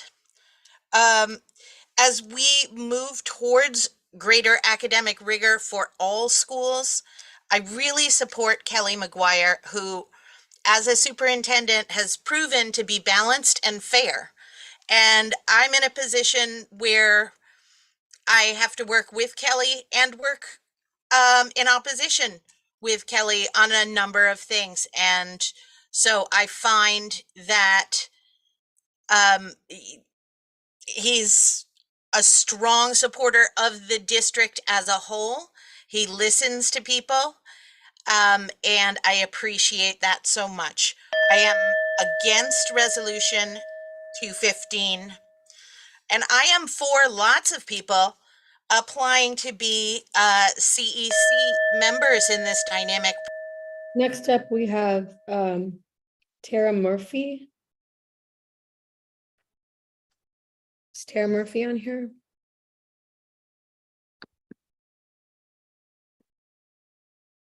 Hi, sorry, I was trying to unmute. I'm in support of this resolution. I am a D2 parent. I've got 2 kids. I am watching what plays out in real time when my kindergarten daughter was admitted to gifted and talented program at our local school based on no screen, but an interview with myself as a parent in the hopes of making the program more equitable and more diverse. What I've seen is they've basically just added all of these children in her class who already live here in this district, who are already zoned for this school. And unless you really are diversifying and you're giving zone privilege or, sibling privilege, there's nothing equitable or diverse about it. And I'm benefiting from it. My daughter took no screen to get into her G&T program. I think, as a former teacher myself, I have a master's in early childhood. When a child is not being held to the standard, children who are gifted and talented and aren't being challenged, they get depressed. They have their own special needs just as much as any other child with special needs does. They get depressed and they're not challenged, and the schools don't function properly if they're not getting what their needs are.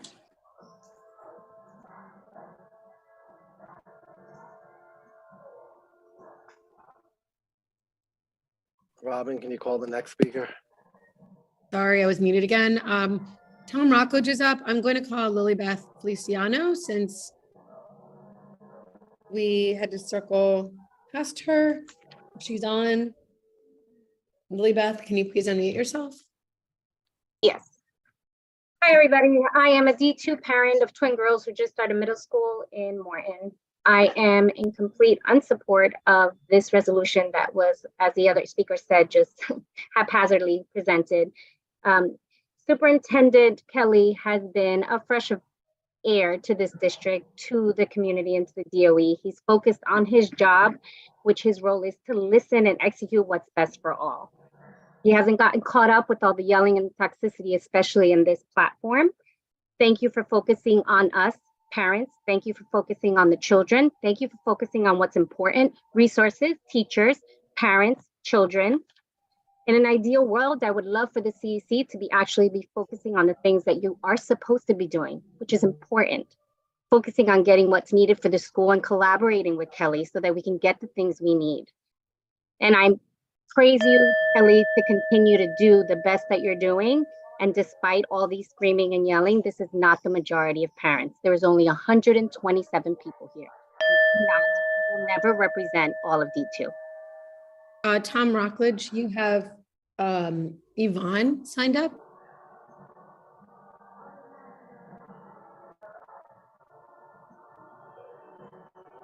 Okay, I'm gonna come back to Tom. Michael Markowitz,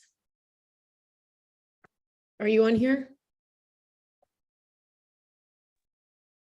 Hi, I'm Michael Markowitz. I'm a D2 parent of a former D2 pair of students now in college.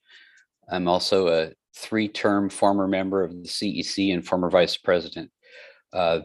Really disheartening to see the personal ad hominem attacks and toxicity that have defined the CEC, and not just with this particular resolution.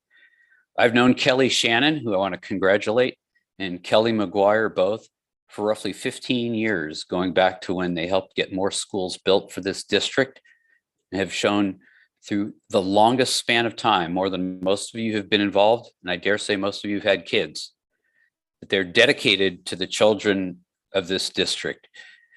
To be able to separate out politics from policy from personal is a vital skill for any politician, and happy to define it when we have more time. The degree to which Reso 215 was personal, I found extremely shocking. I also want to put in a quick plug for, please CEC, schedule my time to have that seminar on 529 savings, which everybody on this call should be invested in by December 31st. Thanks very much.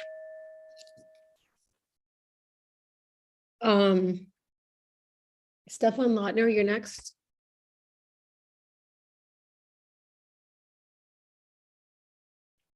Can you unmute yourself, please? Yep. Thank you, and apologize that I'm not on camera. My camera's broken. You know, I understand the personal attacks that are being made here, and I'm disheartened to see them. I think that, you know, while it's unfortunate of how 215 was introduced, the substance of it, though, of the trust that Kelly McGuire has in the community, I think has been eroded over the last few years, and it's unfortunate to have to say that.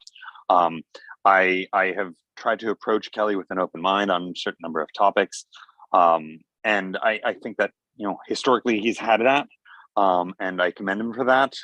Unfortunately, what I have seen, you know, from work on the dual language program, Kelly will have an idea in his mind and unfortunately then just go with that rather than listening to the community input. So unfortunately, I think that, you know, the trust that I had in him at one point has been completely eroded, and is idealized now. So, you know, I'm in support of 215, unfortunately, I have to say.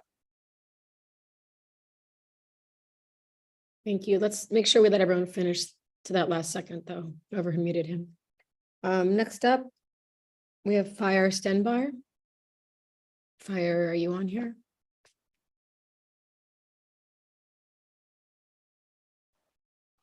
I'm on.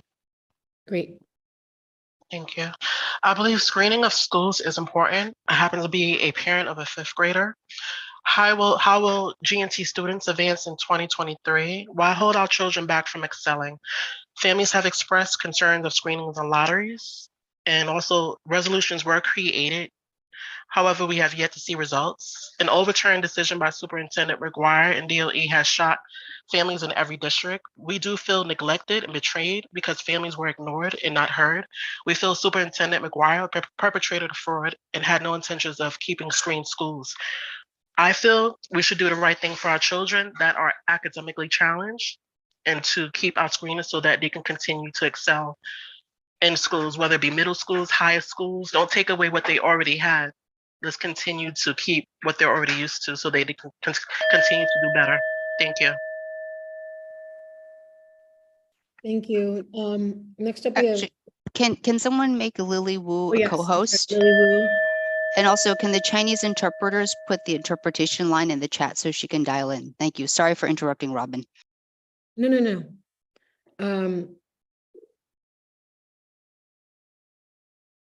Sorry, I'm getting. Okay.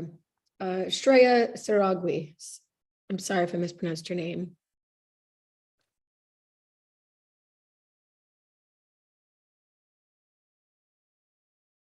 Are you on here? Shreya?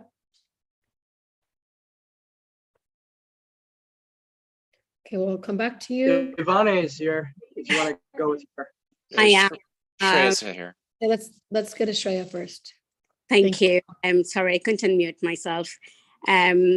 Yeah, well, thanks for having me, well, all of us here, and giving me an opportunity to speak. I want to speak in favor of the resolution 215, primarily because I'm in favor of screening. I'm a parent of 2 kids. Both are very different. One of them is on the spectrum and gets special services. The other one is in a gifted and talented program. To me, removing of screening in middle school is the equivalent of taking away services from my child who is getting CPSC support, because I think my older kid needs the equivalent of that support, which can only come from being in an environment which caters to his need to get a higher academic and challenging environment. In the absence of that, I have seen, and his teachers and everyone has seen, an increase in other things that come with kids who do not get that. And I think it's the responsibility of the schools, of educators. Thank you. I'm going to circle back. I got a message from James Thompson. He had called in by phone. James, if you are on here, are you able to unmute?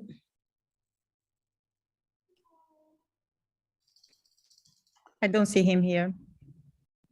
I don't see him, but let me check phone numbers. 1 second. Is there a telephone number? Checking. 1 second. Sometimes if somebody's called in, they'll be listed a number. Don't see telephone numbers either. Okay, so while we're waiting, I'll circle back to James in a second. Susan Switzer, are you on here? Actually, Daniel Orlo, Susan Switzer's husband, using her computer. I would vote no confidence in McGuire. I'm just going to state this. The premise of value in education is to reward effort, because effort is what creates equity. Equity is promoted with this bureaucratic violation is meant to serve a political interest of a failed educational theory. It will not enrich the educational outcomes for District 2. It will fail the students and the parents across District 2 because it is unable to achieve equitable outcomes because it is not rewarding educational effort. Thank you. Thank you. All right. Are you on here, James Thompson?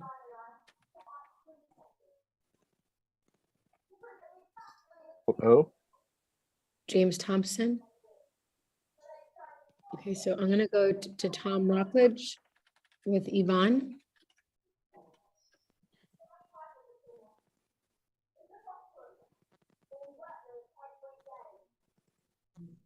Hola, mi nombre es Ivonne Elena Salas Torres, tengo 2 hijos pequeños, sus nombres son Carlos y Antoine. Quiero que tengan las oportunidades que yo no tuve, quiero que vayan a un país donde puedan ayudarlos, con una mejor educación, solo pido un mejor futuro para mis hijos. Trabajo todos los días en la playa, soy madre soltera, sin embargo mi trabajo no es suficiente para mantener a mis hijos. Se me ha hecho difícil poder darle a mis hijos lo que necesitan, pero lo he hecho con esfuerzo. Uno de ellos quiere ser futbolista. Espero que gracias al señor Tomás tenga la oportunidad de cumplir su sueño, de estudiar y poder ayudarnos a tener una mejor calidad de vida. Mi niño Antoine nació con una discapacidad que no le permite tener mucho movimiento de su brazo izquierdo, como de su ojito también, asimismo como de su pierna, aparte de todo su cuerpo, de la parte izquierda. Con el tiempo, podido y lo he ayudado a desenvolverse. Hoy en día tiene un avance del 70%. Espero que con un buen doctor pueda tener la misma salud que otros niños tienen. Habla ahí. Mi nombre es Calle Iván Mayaví. Vivo en Venezuela. Soy venezolano. Tengo 5 años.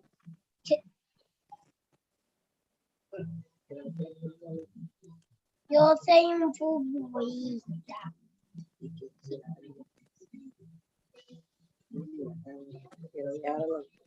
Y quiero viajar a Estados Unidos. Quiero conseguir un trabajo en Estados Unidos para comprar una casa a mi mamá, a mi papá, a mi hermano, a mi abuela, a mi mami. Gracias a todos. Bueno.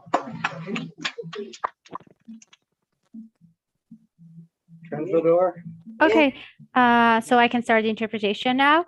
So my name is Yvonne. I have 2 kids. I have one named Carlos, and I couldn't hear the other name. I'm so sorry. There was a part where it got interrupted. I didn't have a future. I didn't have an education, and I don't want the same for my kids. I work at the beach every single day. I'm a single mother, and it's been very hard for me to support them. It hasn't been enough. One of my kids want to be a soccer player. With the help of Mr. Tomas, he helps us a lot, and we expect for my kids to have a better quality of life.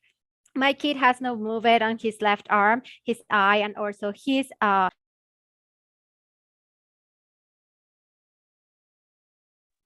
have been talking without anyone hearing me.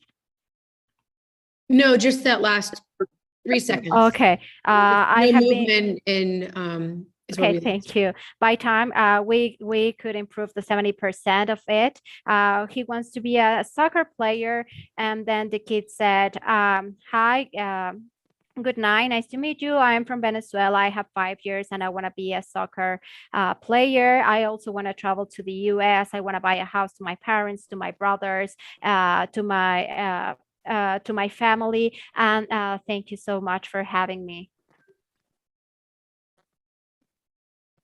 Thank you so much for the translation. All right, we're coming toward the end here. Bear with us. Nicole Giacco.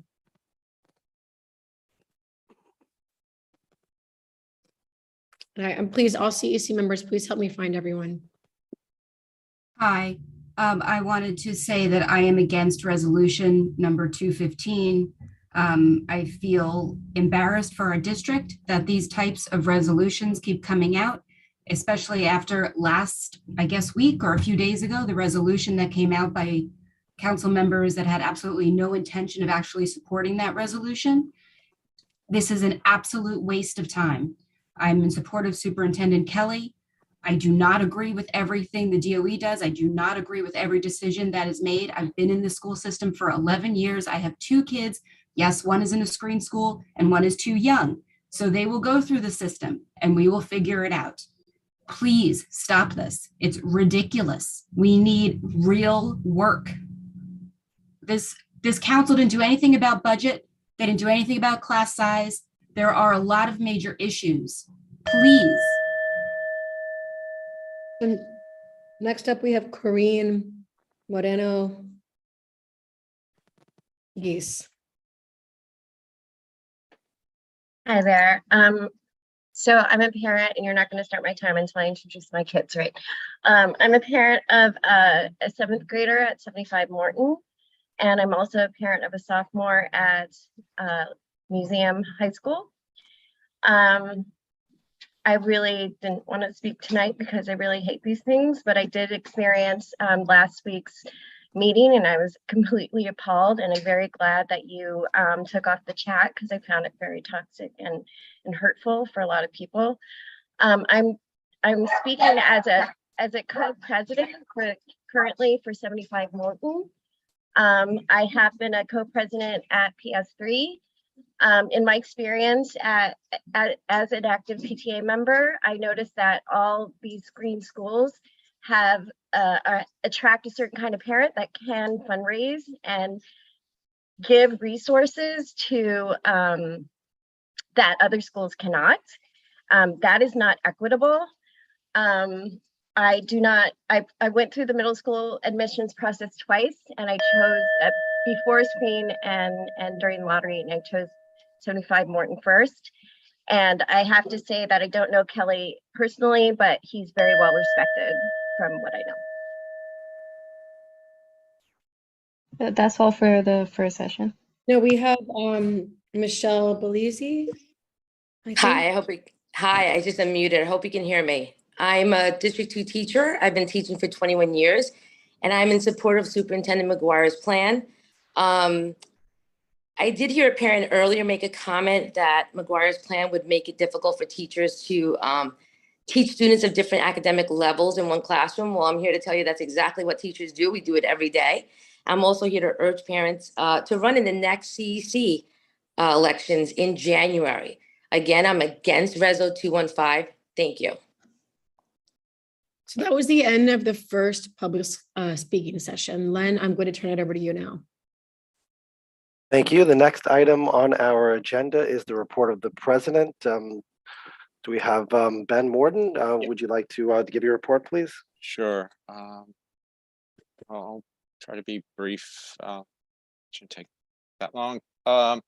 Originally, I wanted to discuss the fair student funding. Sorry. Okay. All right.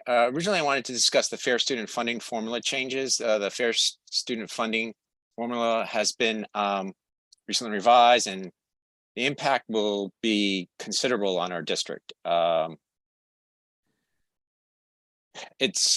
seen estimates as high as up to 1,000 per student for District 2 in funding losses, but there have been changes to the formula submitted since its submission to the chancellor by the Fair Student Funding Task Force.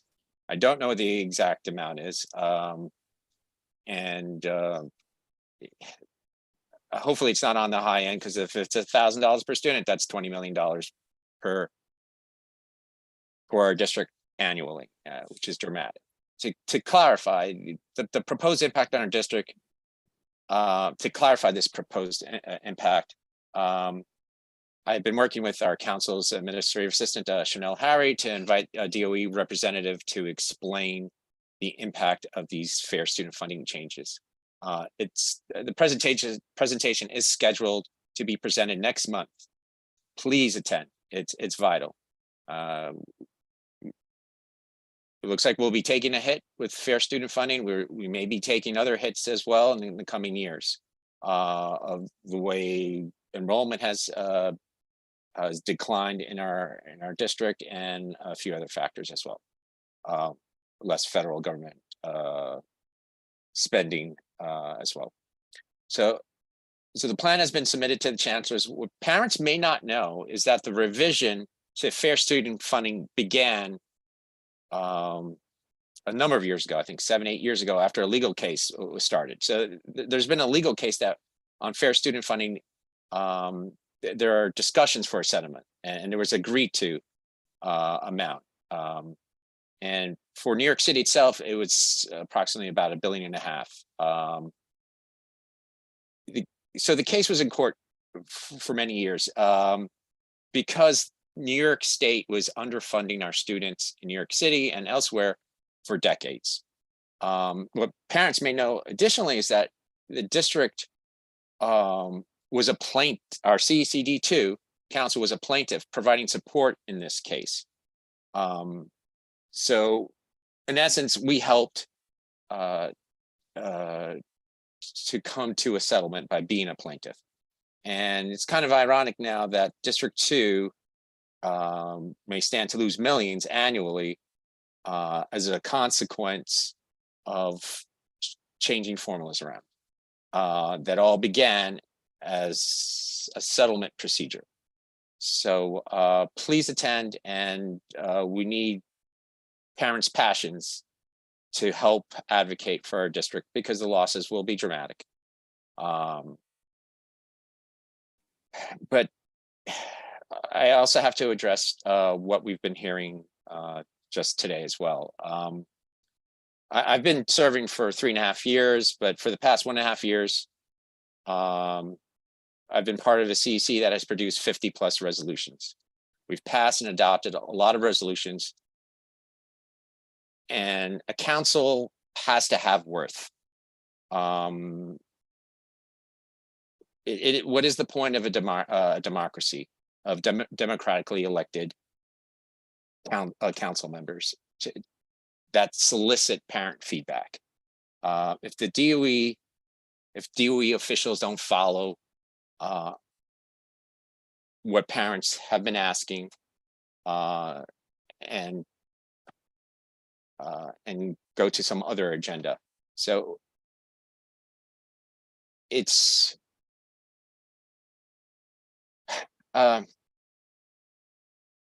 if we don't follow some type of procedure, we invalidate the role and the influence of the CEC.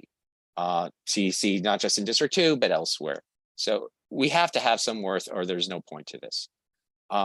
Many of tonight's comments, they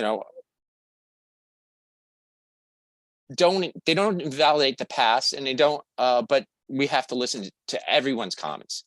Absolutely. But the resolutions also are, they don't just pop up. They're part of our district, and they reflect a lot of the views of our district. So since July,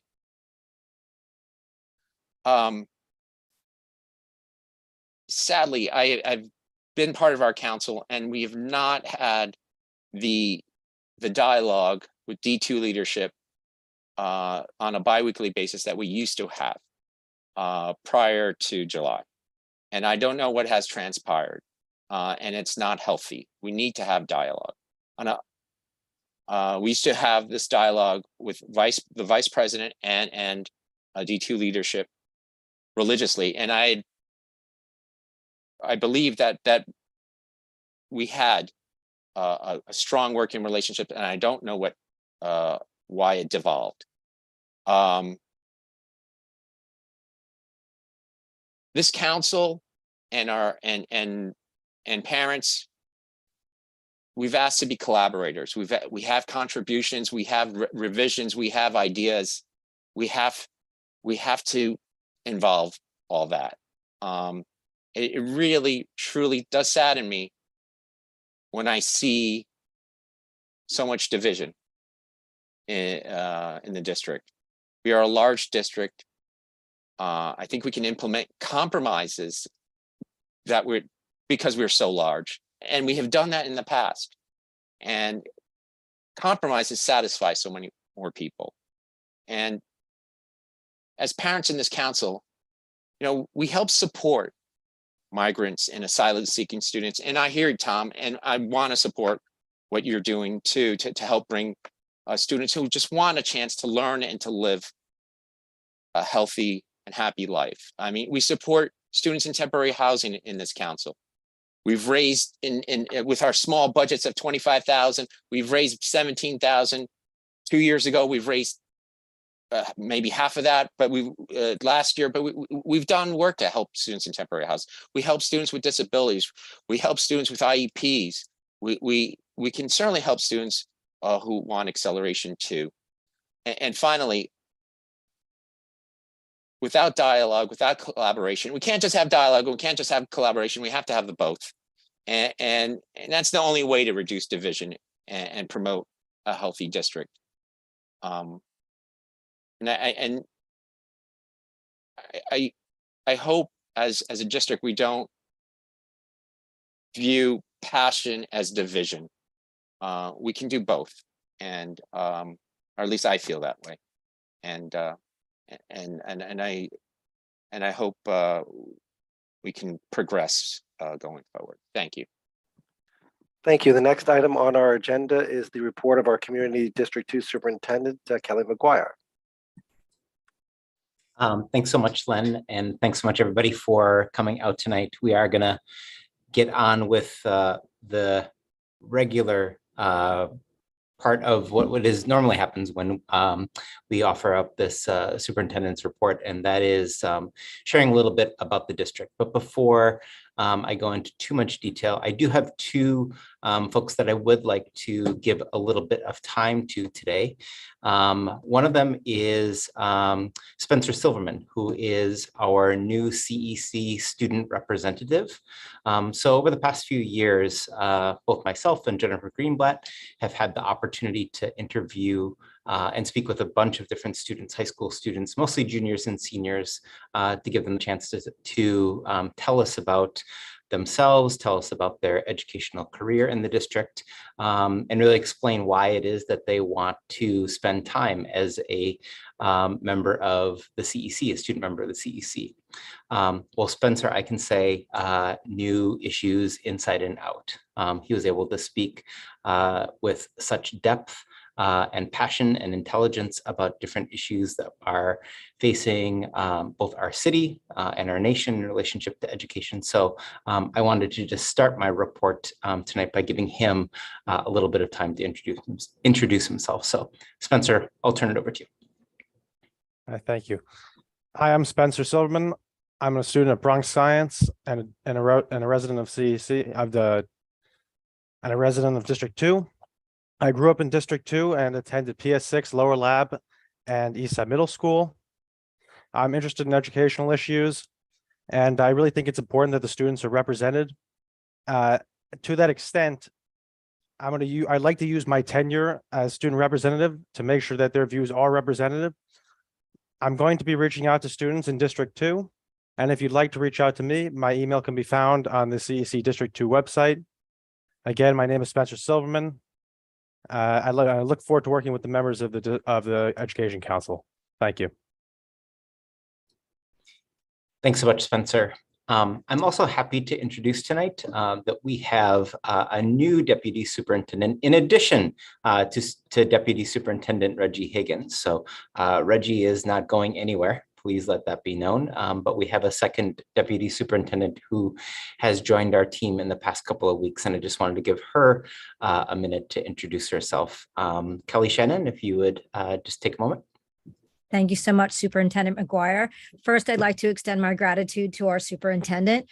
To have the honor to serve on the District 2 team is something that I take very seriously. I have served the District 2 community for 28 years as a teacher, assistant principal, and principal. And so in the last 2 weeks, having the opportunity to get to know the District 2 team, work with the district instructional leadership team, thinking about the ways in which we will support our school leaders, to think about teaching and learning in our classrooms, the ways in which we're servicing all of our students and supporting our families, educators, and school leaders has been a wonderful part of the past 2 weeks of me having the opportunity to engage in those conversations. To all of our families who are on the call tonight, I look forward to getting to know all of the schools across District 2 and being of service in the best ways possible. Over the last 2 weeks, in the few schools that I've had a chance to visit, it reconfirms not only my commitment to public education, to being of service, but to acknowledging the incredible strength, talents, and dedication of our school leaders and the ways in which they serve their students.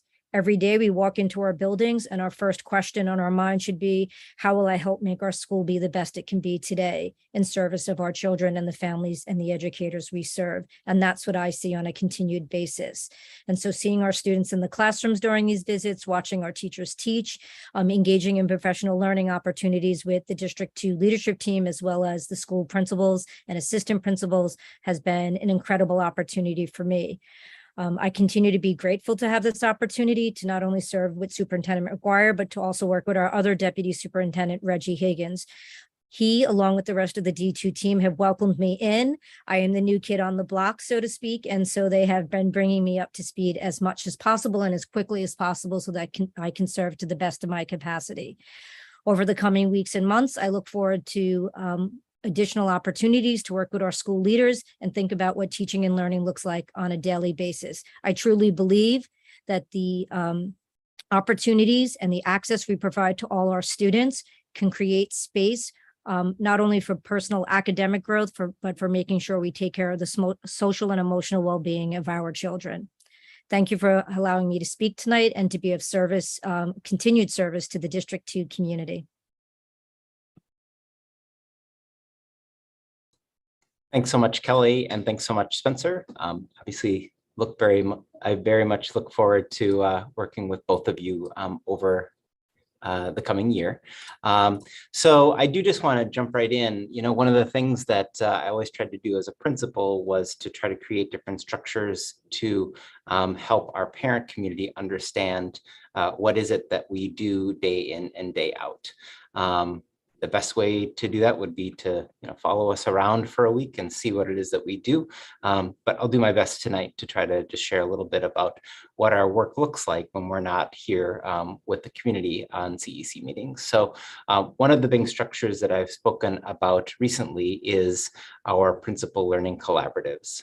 So every single month we bring together 3 different groups of principals at a different school to talk about a focused effort that they are engaged in. Back in October, we were here at Wagner Middle School, and I'll talk a little bit more about some of the other events that we've had in relationship to our principal learning collaboratives in October and in November.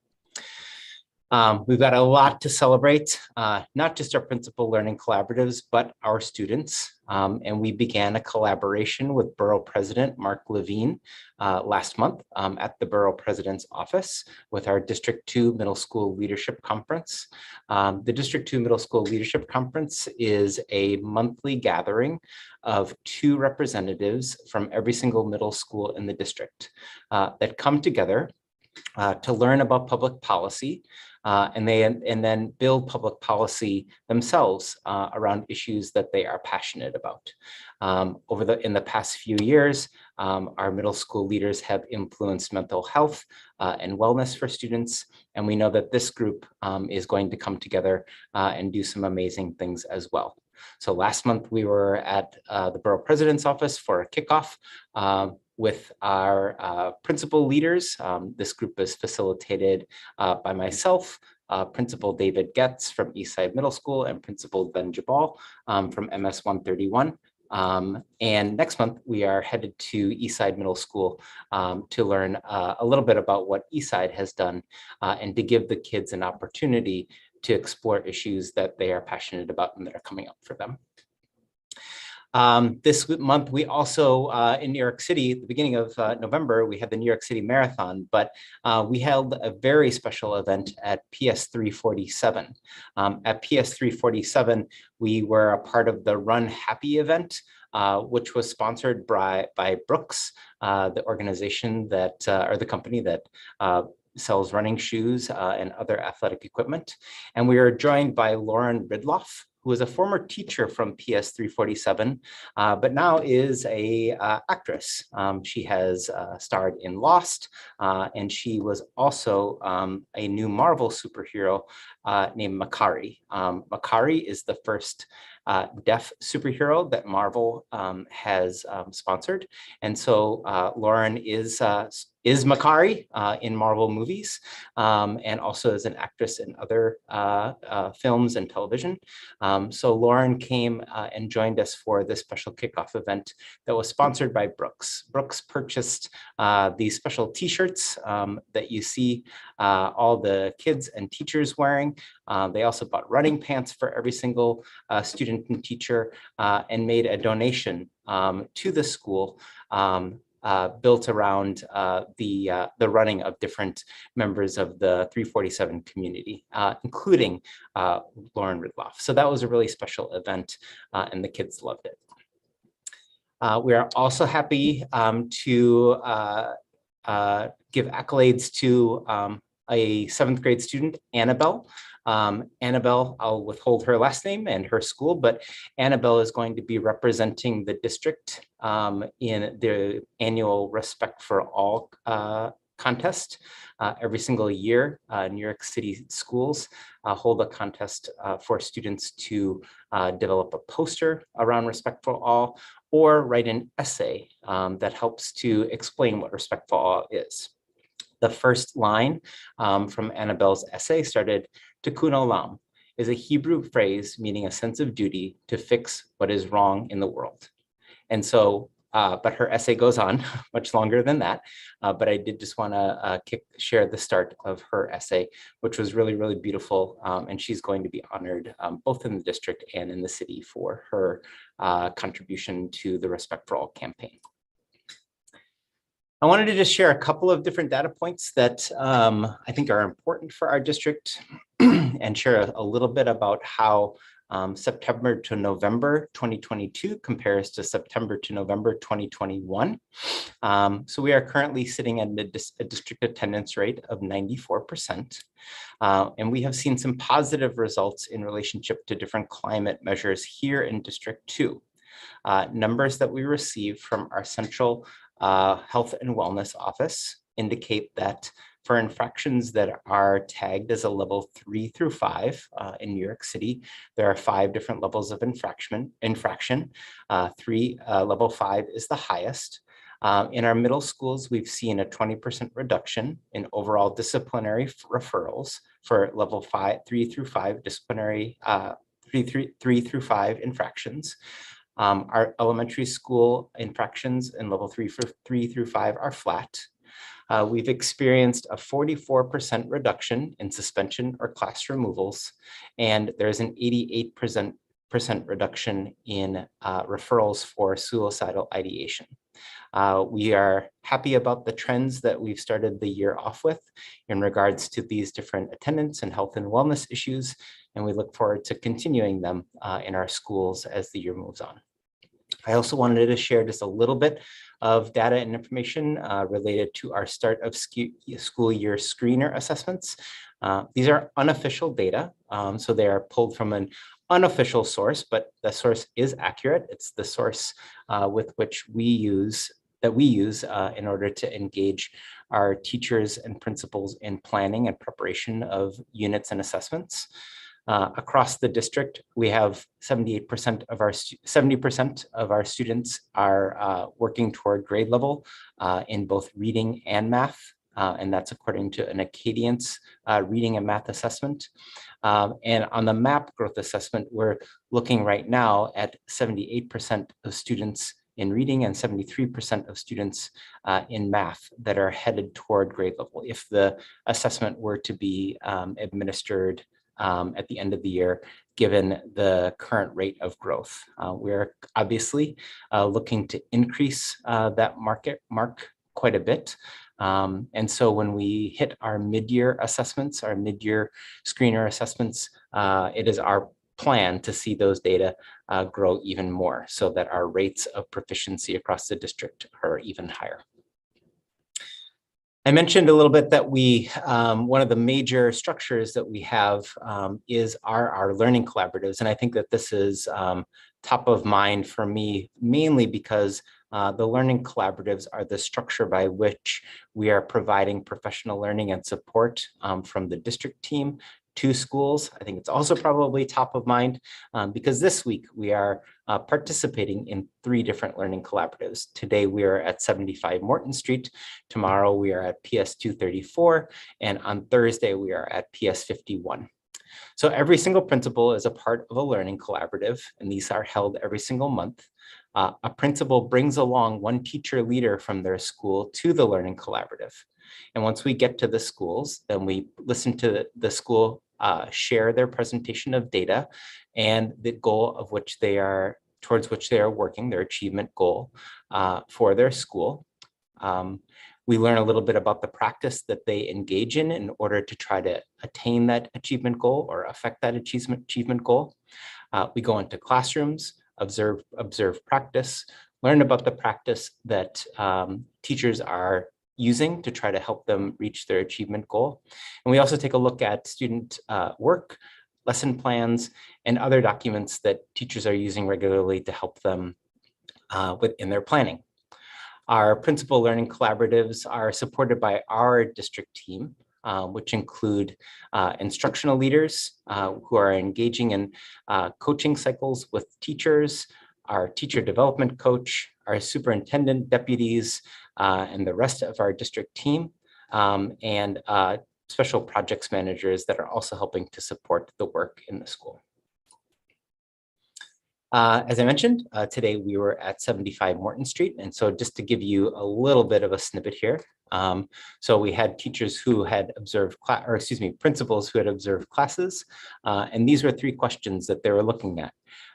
When they were observing classrooms, they were learning how teachers are creating access to student voice, how teachers asking how are teachers using discussion to bolster comprehension, and what might be getting in the way of opportunities to bolster comprehension in classrooms. Again, this was at 75 Morton today. And so just to give you a little bit of a sample again of the professional learning work, when we were back in October, we visited 3 schools. We visited PS2, which was focused on the implementation of early literacy and phonics instruction. In October, we were also at PS11 to see how they were ensuring all students have access to grade level content. At Wagner Middle School, MS 161, we were looking at how the school was building class connection across the school to ensure that all voices are heard. And again, we are here in November. So the principal and her team at 75 Morton are working on developing teacher pedagogy to enhance class discussion. They are engaged in at PS 234 tomorrow. We're going to be looking at how the principal and her team are engaging all students in rigorous discussion. And then on Thursday, we'll be at PS 51. And the goal for PS 51 is to ensure that all students are able to read. So I just wanted to share a little bit of an update in regards to our students and families that are seeking asylum. Last week, myself, a team of district members of our district team, as well as many of the principals who have been most impacted by the new wave of students who are seeking asylum in our country, had the opportunity to visit one of the shelters with the Department of Housing. Dr. Ted Long, who was leading the shelter that we were visiting, brought us on a tour of the shelter, and we were able to see how it is that families were living. We got to see rooms in which people were living. We also got to see the various services that were available to families. We visited a health center. We visited a center that was set up to help new families that were coming in register with the Department of Education. We were able to visit a cafeteria to see the food that was being prepared and also the kitchen that families were able to access at all times. In the coming weeks, this particular shelter was working on developing after-school programming for families and legal services for families whose court dates were coming up soon.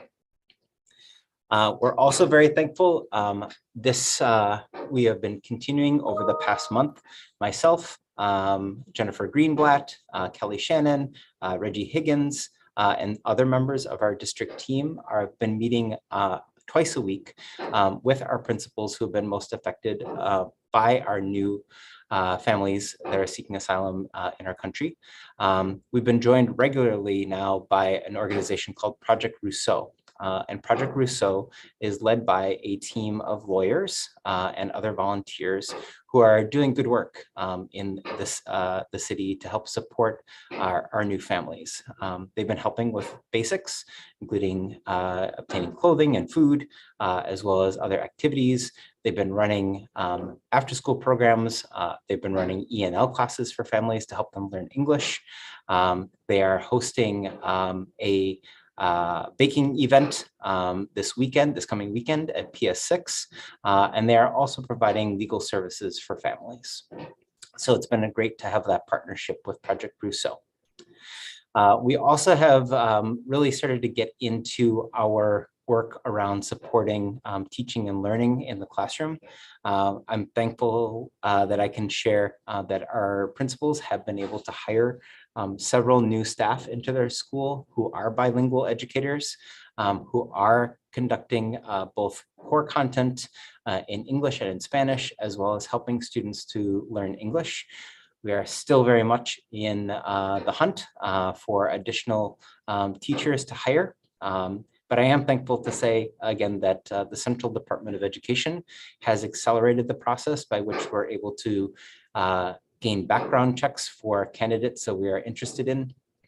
So we have seen an uptick in the number of both bilingual teachers and bilingual paraprofessionals that we have working and supporting in our classrooms. I'm also very thankful to say that in several of our schools, principals have been able to hire bilingual counselors and social workers.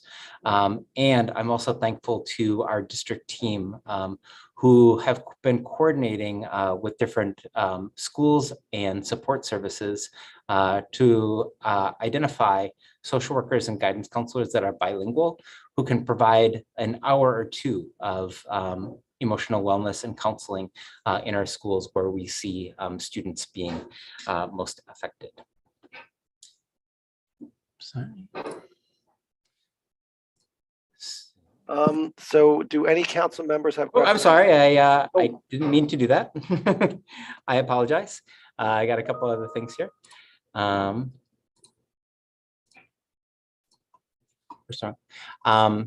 So I just want to share a couple of other things. So in the month of November, we hosted our first book club of the year, and we are hosting our second in December. We are reading a book from the Department of Education. Again, this is a book that is primarily focused on students who are either in 8th grade or in lower high school grades. We are not from here. It's a story of a Guatemalan immigrant and his family who were coming to the United States escaping violence. So we hope that you can join us for that District 2 Community Book Club. We Are Not From Here from Jenny Torres Sanchez. And Jenny Torres Sanchez is joining us for this book club, just like we did with Chien Julie Wang in November. I also just received this hot off the presses. This is a flyer from our high school superintendent. I'll make it a little bigger. So our high school superintendent is hosting a Manhattan High School Fair on Tuesday, November 29th from 5:30 to 7:30 at the High School of Fashion Industries.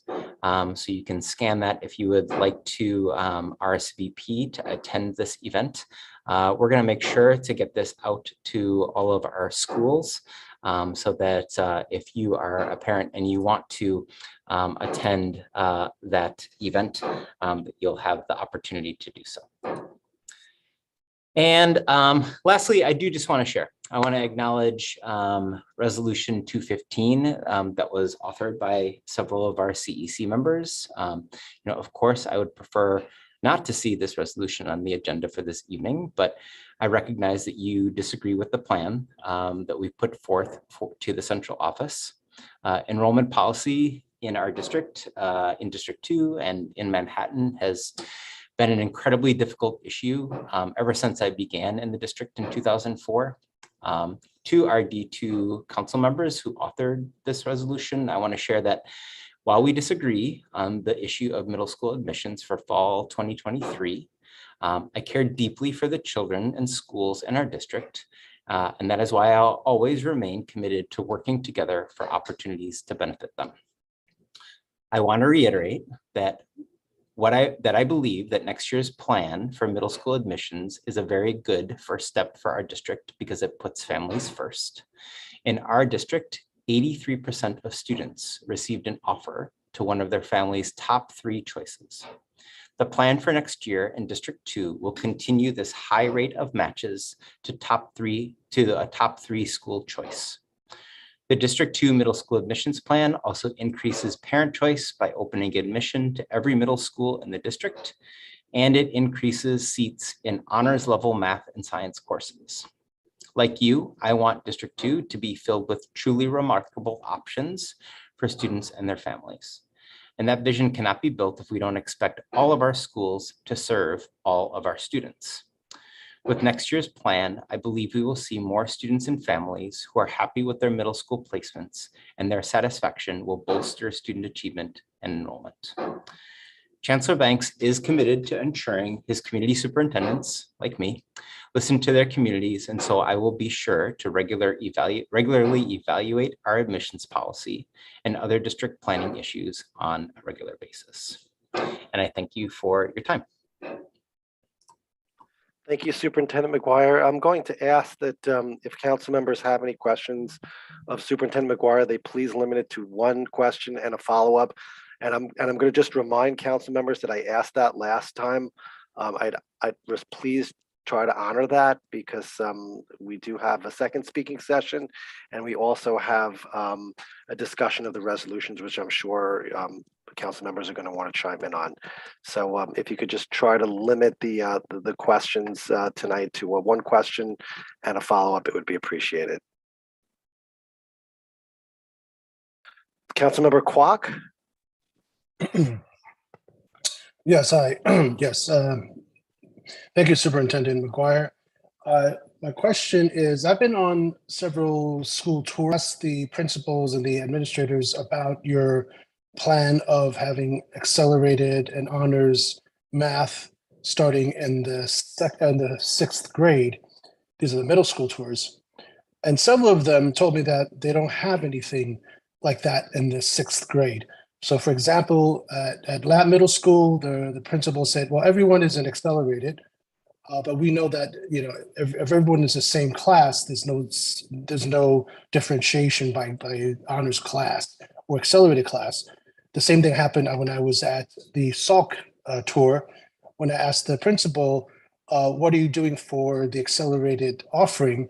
Well, she said, certainly we have accelerated for everyone, but we only have a special class for accelerated math starting in 7th grade and leading to the Regents Algebra 1 class.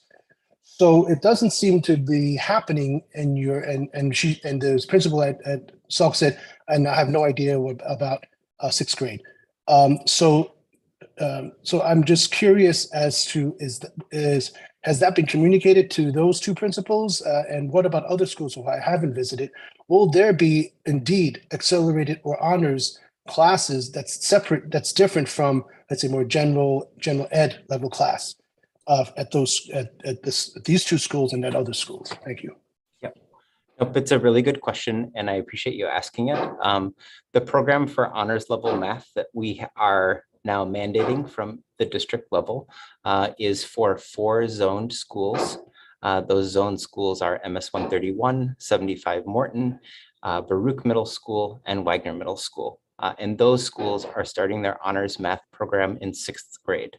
One of the things that I heard from families during our listening tour, both those sponsored by CEC and those sponsored by our district, was that they were seeking accelerated and honors level courses for kids starting in 6th grade. They did not want to wait until kids got to 8th grade to participate in a Regents level course. And so that's one of the ways in which this plan is responsive to needs of parents, that this program is available in these 4 zone schools. And again, if you are a parent who has a child who scored a level 4 in mathematics in 4th grade, you know, as a guarantee that your child will be able to participate in that honors level course. So that will help you when you are thinking about your middle school application and know which program you might want to apply to. Schools like Lab Middle School and Salk Middle School continue to have levels of proficiency of students that are above 90. Over 90% of students are scoring levels 3 and 4 on their math exams. And so conducting an accelerated program for all students in 6th grade makes sense in those schools.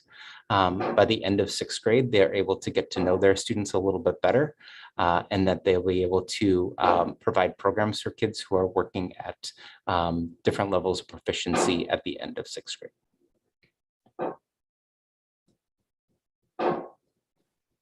Councilmember Kelleher. Thank you. Superintendent McGuire, you mentioned lab, and I'm going to bring that up because it's my son's school. You're projecting past data onto your future plan. So you're talking about proficiency levels using a subset of children who got in via screened and their siblings, and then those who followed into what they thought was a school that was a certain type of school. And you're projecting that onto what will be the future of lab. And you're saying that is acceleration for all. And I'm just curious, what percent of 4th graders did receive 4s in math? So the numbers are rough. So I will say this: when I was working with our enrollment office to get some information about the performance of our 4th graders to understand how they did, how were they graded when they were in 4th grade by their 4th grade teacher. First of all, there are about 2,500 4th graders that will be eligible to apply for middle school.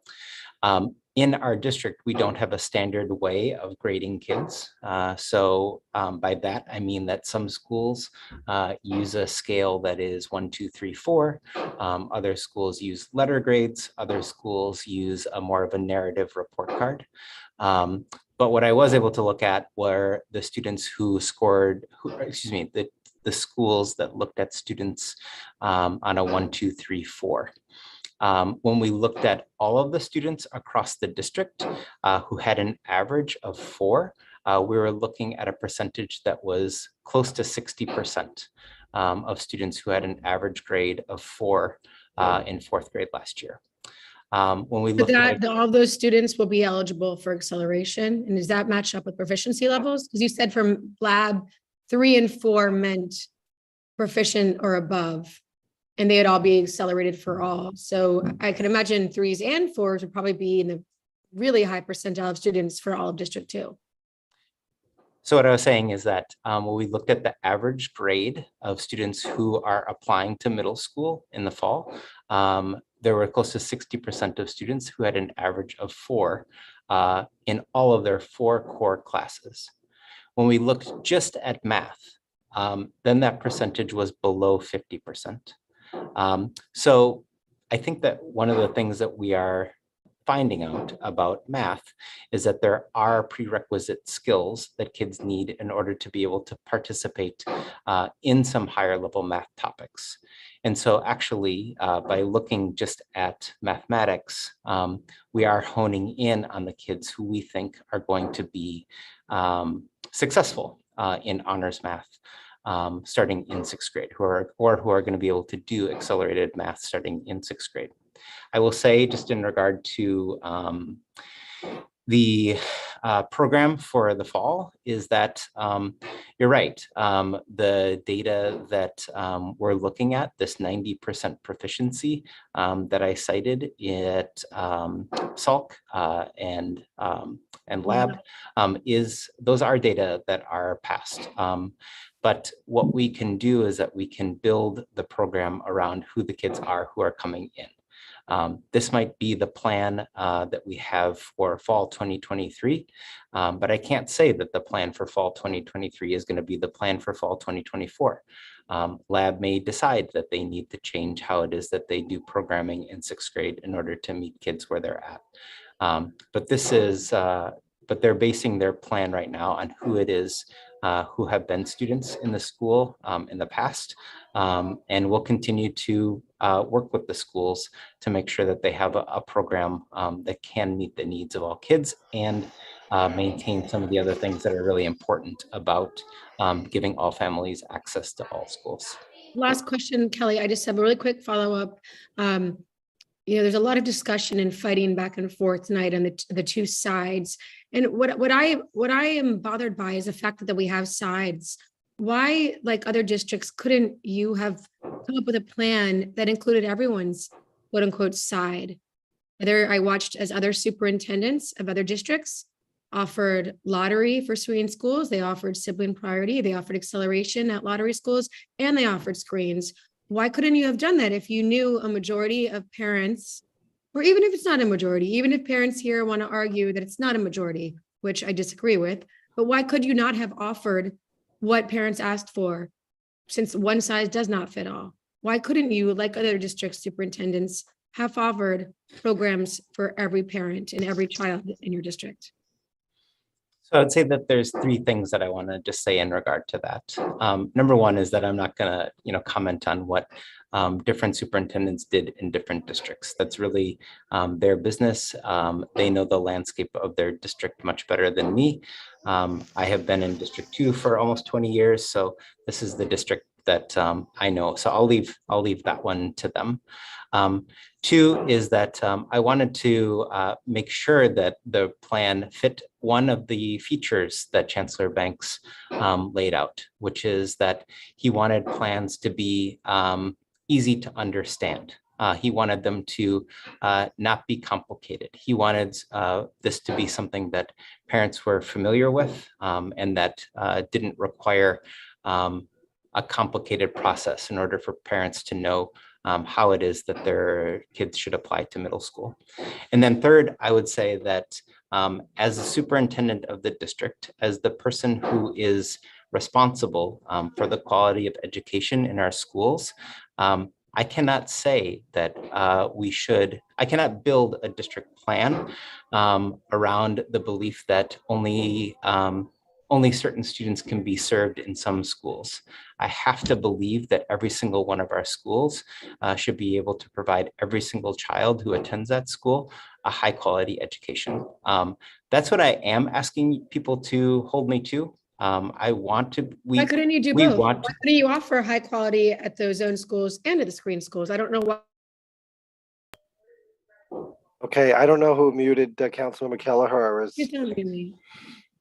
I just don't know why you couldn't fulfill your promise to make all schools great and continue allowing screen schools to do what they're doing. It doesn't seem that they're mutually exclusive, and I'm sorry, I just can't wrap my brain around how that they would not be able to work in synchrony.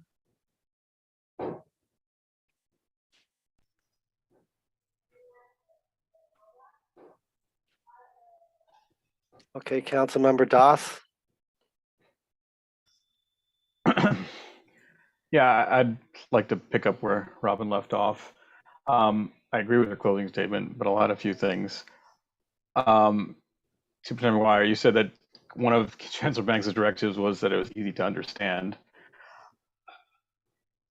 First of all, I think we've also talked a lot about enrollment trends in our school, in our district rather, and it's never been said that parents leave districts because the admissions policy is hard to understand. It has been said that parents leave school districts because their schools don't serve them, because there are bad schools, because they don't meet the needs of their education, the educational needs of their children.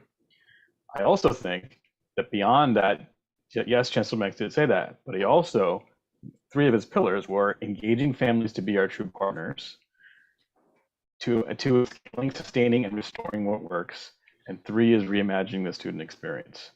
In terms of engaging families to be our true partners, you may disagree with what the CEC said, and I would say that you shouldn't.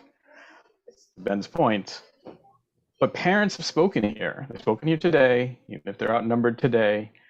They were not outnumbered at any of the engagements you held or we held prior to this. And in fact, as mentioned many times, the Asian engagement that you specifically held, that you said was important, that you said it was important to engage the Mandarin and Cantonese speaking communities because it hasn't been done before. It was almost not only it was almost unanimous that they spoke in favor of screening. And again, their voices were not heard. So I guess I will reiterate Robin's question, why I do think it's relevant what superintendents in other districts have done. And I do think it's important how those CECs interacted with those superintendents. So I'll ask again, why couldn't, even if you don't agree with their layout of the different things, why couldn't you offer a complement of things in addition to what you offer, in addition to screen schools, like what was asked in multiple CC resolutions by multiple parents, including the Chinese speaking community, including the engagement you held, including the engagement the Admission and Diversity Committee held, and the last CEC meeting that we had. Why couldn't you do that? And why couldn't you meet with CEC between your draft resolution and your final resolution, saying, this is what I'm thinking. Can we make this better? Can you give me input? Is this what families want? Why couldn't that happen? Because that did happen also in those districts that we mentioned. Comparably sized ones with comparable number of students, districts that offered a return of screen schools in addition to some of the things that you've said. So I just want to first appreciate the fact that you laid out the challenge of this decision. You mentioned tonight that there were a lot of people that were opposed to Resolution 215, and in other CEC meetings that we've attended, there were people who spoke very much in favor of screens. I think acknowledging the diversity of thought that exists in our district is something that I agree with you 100%. And I also just want to say, how challenging of a decision this was because of that diversity of thought. So I appreciate that. I will say that it was a part of the conversation that the chancellor does have on the website in regards to the process that superintendents were asked to consider and put forward when thinking about a plan for the district. And I will just say again that I don't know exactly the conversations that have happened in other districts, District 20, District 26. I can't say how it is that superintendents have interacted with those council members. I feel as though we did have the opportunity to speak in our district. And I also took quite a bit of time to speak with other members of our community. I spoke with our principals, I spoke with our teachers, I spoke with guidance counselors, and I wanted to really make sure that the plan that was put forward was represented by a large number of people. I mean, this is a big meeting for us tonight, right? 107 people, that's a pretty good size CEC meeting. But the preliminary numbers that I have for our district is that put us at about 23,000 K through 8 kids in our district that are currently enrolled. Being able to talk to guidance counselors and teachers about the plan that they have been hearing from families was really, really important. So I don't think that I was in any kind of way ignoring families. Since the release of the plan that I shared, we have been continuing to check in with our guidance counselors and administrators. And this plan has been widely received. It's been incredibly positively received. And those are reports from people who are working with thousands of parents every single day. Do I think that the plan is perfect? I absolutely do not. Are there ways that we are going to, and I hope that you'll be willing to join me in the future to make it better? I think that that's something that we most definitely need to do. But I think that there's a place that we have to start with. We have to start with this idea that we come to this place, we come to this conversation, not with a list of demands, but with some questions, and that we take some time to really get to know what the answers to those questions are before we know and are able to say exactly what we think everybody thinks. We need to take some time to do that. And I think that we can do that over the coming year and into next year, so that when we look at fall 2024, maybe there's a slightly different look at it. The chancellor has said that he wants us to continue to engage with families and talk about different policy. And so I anticipate that that will continue to be a charge of his for us. Do we have any other questions for Superintendent McGuire from the council? Wait, I get one follow-up with that. I mean, you'd ignored the central question is why didn't you actually engage with the CEC between your draft proposal on the 19th and your final? You seem to have ignored that. And you highlight again that you highlight all the teachers and principals that you did engage with instead of the CEC during that time, people that work for you and have probably not a biased mindset in what they're telling you. And at the very least, even if you take the bias off the table, they're responding to their boss, which is a little bit different. It's a little bit different than what you're charged with. And I still got a question. Sorry, the question here is, we also asked to be part of that process, to meet with the principals and explain our point, and to have that exchange, which we were shut down by on 2 separate occasions. So I asked, why couldn't we be involved in that process, in engaging with principals, in engaging with guidance counselors, in engaging with our liaison schools, which a discussion that was particularly shut down. I know, aside from the interest of time, these are things that we asked to partner with you with. And with all due respect, you say that we can evaluate for next year. These decisions aren't temporary for the kids that are playing this year, for the families that are playing this year, as they weren't temporary for the 2 years before that they had lottery, which at the beginning of this whole process, again, if you recall, we've stated many times, parents in this district and parents in Manhattan were overwhelmingly in favor of maintaining screens during those engagement sessions. So the question is, why couldn't the CEC be involved engaging with these other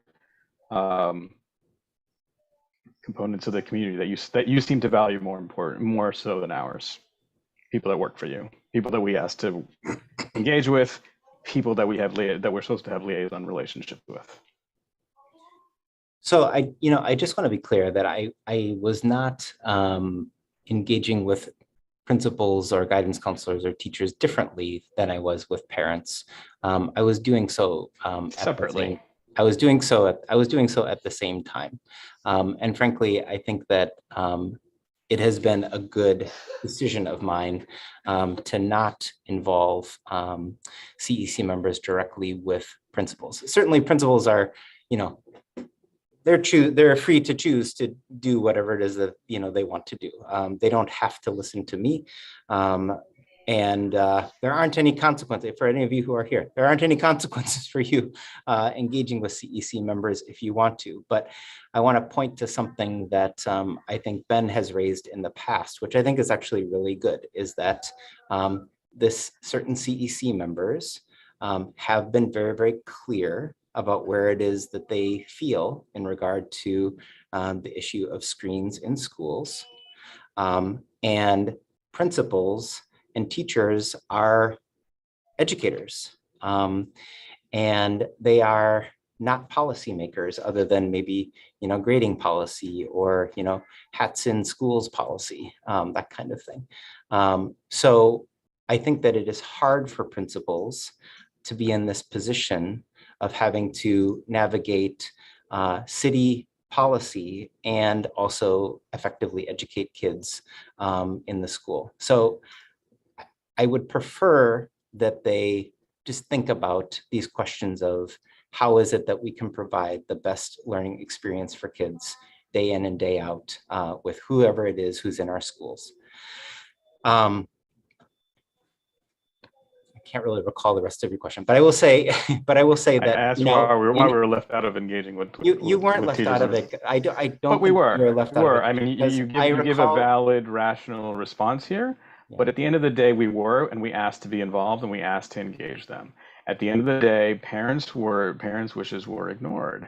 At the end of the day, this isn't a temporary decision. This isn't this temporary decision for the third year in a row, and having everything up for grabs with a DOE Powerball for a third year in a row just isn't a workable, sustainable structure, nor is it a one. Ken Chancellor-Banks also talks about predictability, nor is it a predictable one if you're willing to look at it again next year. A predictable structure might have been bringing back what we had and then tweaking around that and addressing, as you said, the 60% of kids that had fours. In the DLT meeting, there was a huge, it was labeled that District 2 is an outperforming district, which is also analogous to some of those other districts I mentioned, even though you refuse to compare us.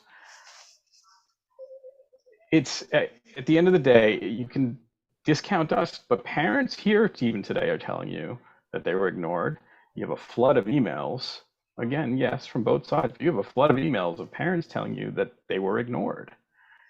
And you had the opportunity to provide us with 3 schools, 4 schools that could have been screened, that would have addressed these parents' wishes, and still had lottery for parents that wanted that, and still had some other combination of schools, and still had your advanced math curriculum, which we have discussed doesn't address history or social studies or ELA or science really.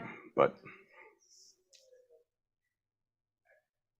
I don't see why we were left out of those sessions, and the question was why. I don't think we've had an adequate answer to that. And you didn't check in with us between the 19th and the 26th, as other superintendents had. Regardless of what you think of their plan, they did.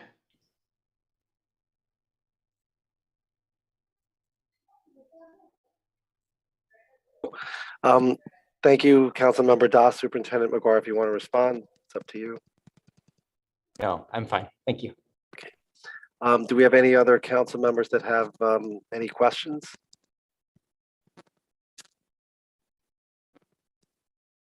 Looks like Lupe has her hand raised.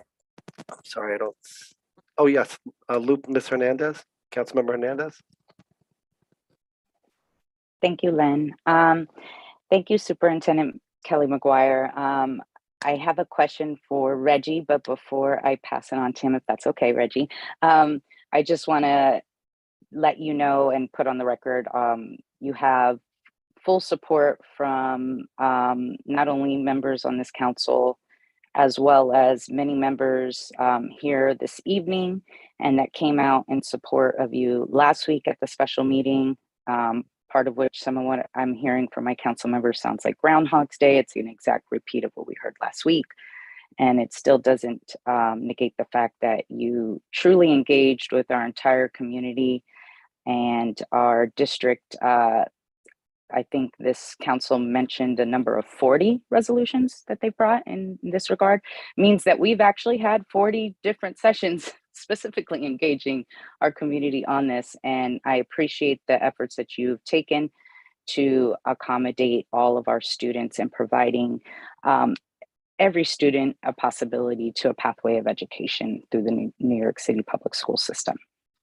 With that being said, I think part of your presentation, you talked about the social emotional learning. And I know, Reggie, you had presented last month about DESA. And during your presentation, you mentioned that, school principals were able to opt out of DESA this year. So I know many schools and principals that were very enthusiastic this past June when they were given this opportunity to not participate in this screener.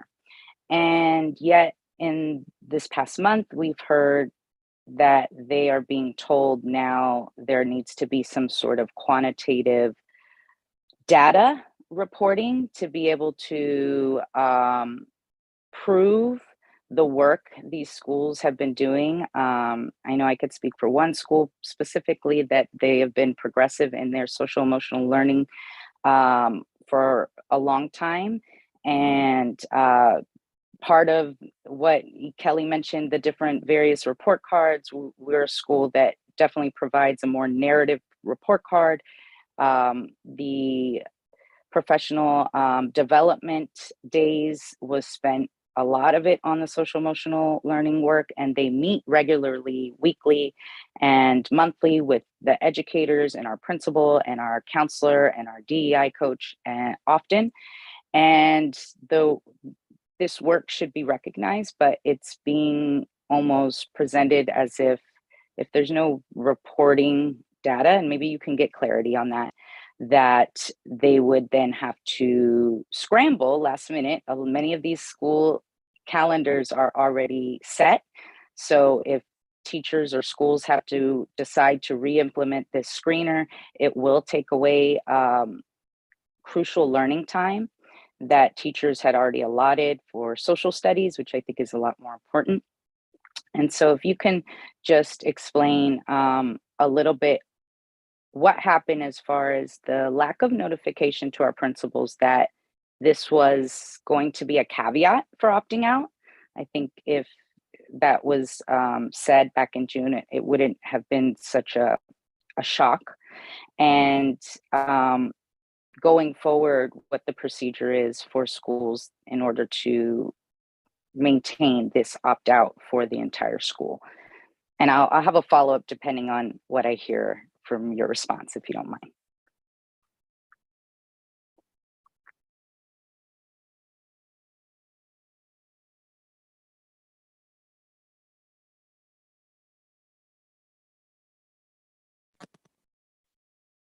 Superintendent McGuire Thank you.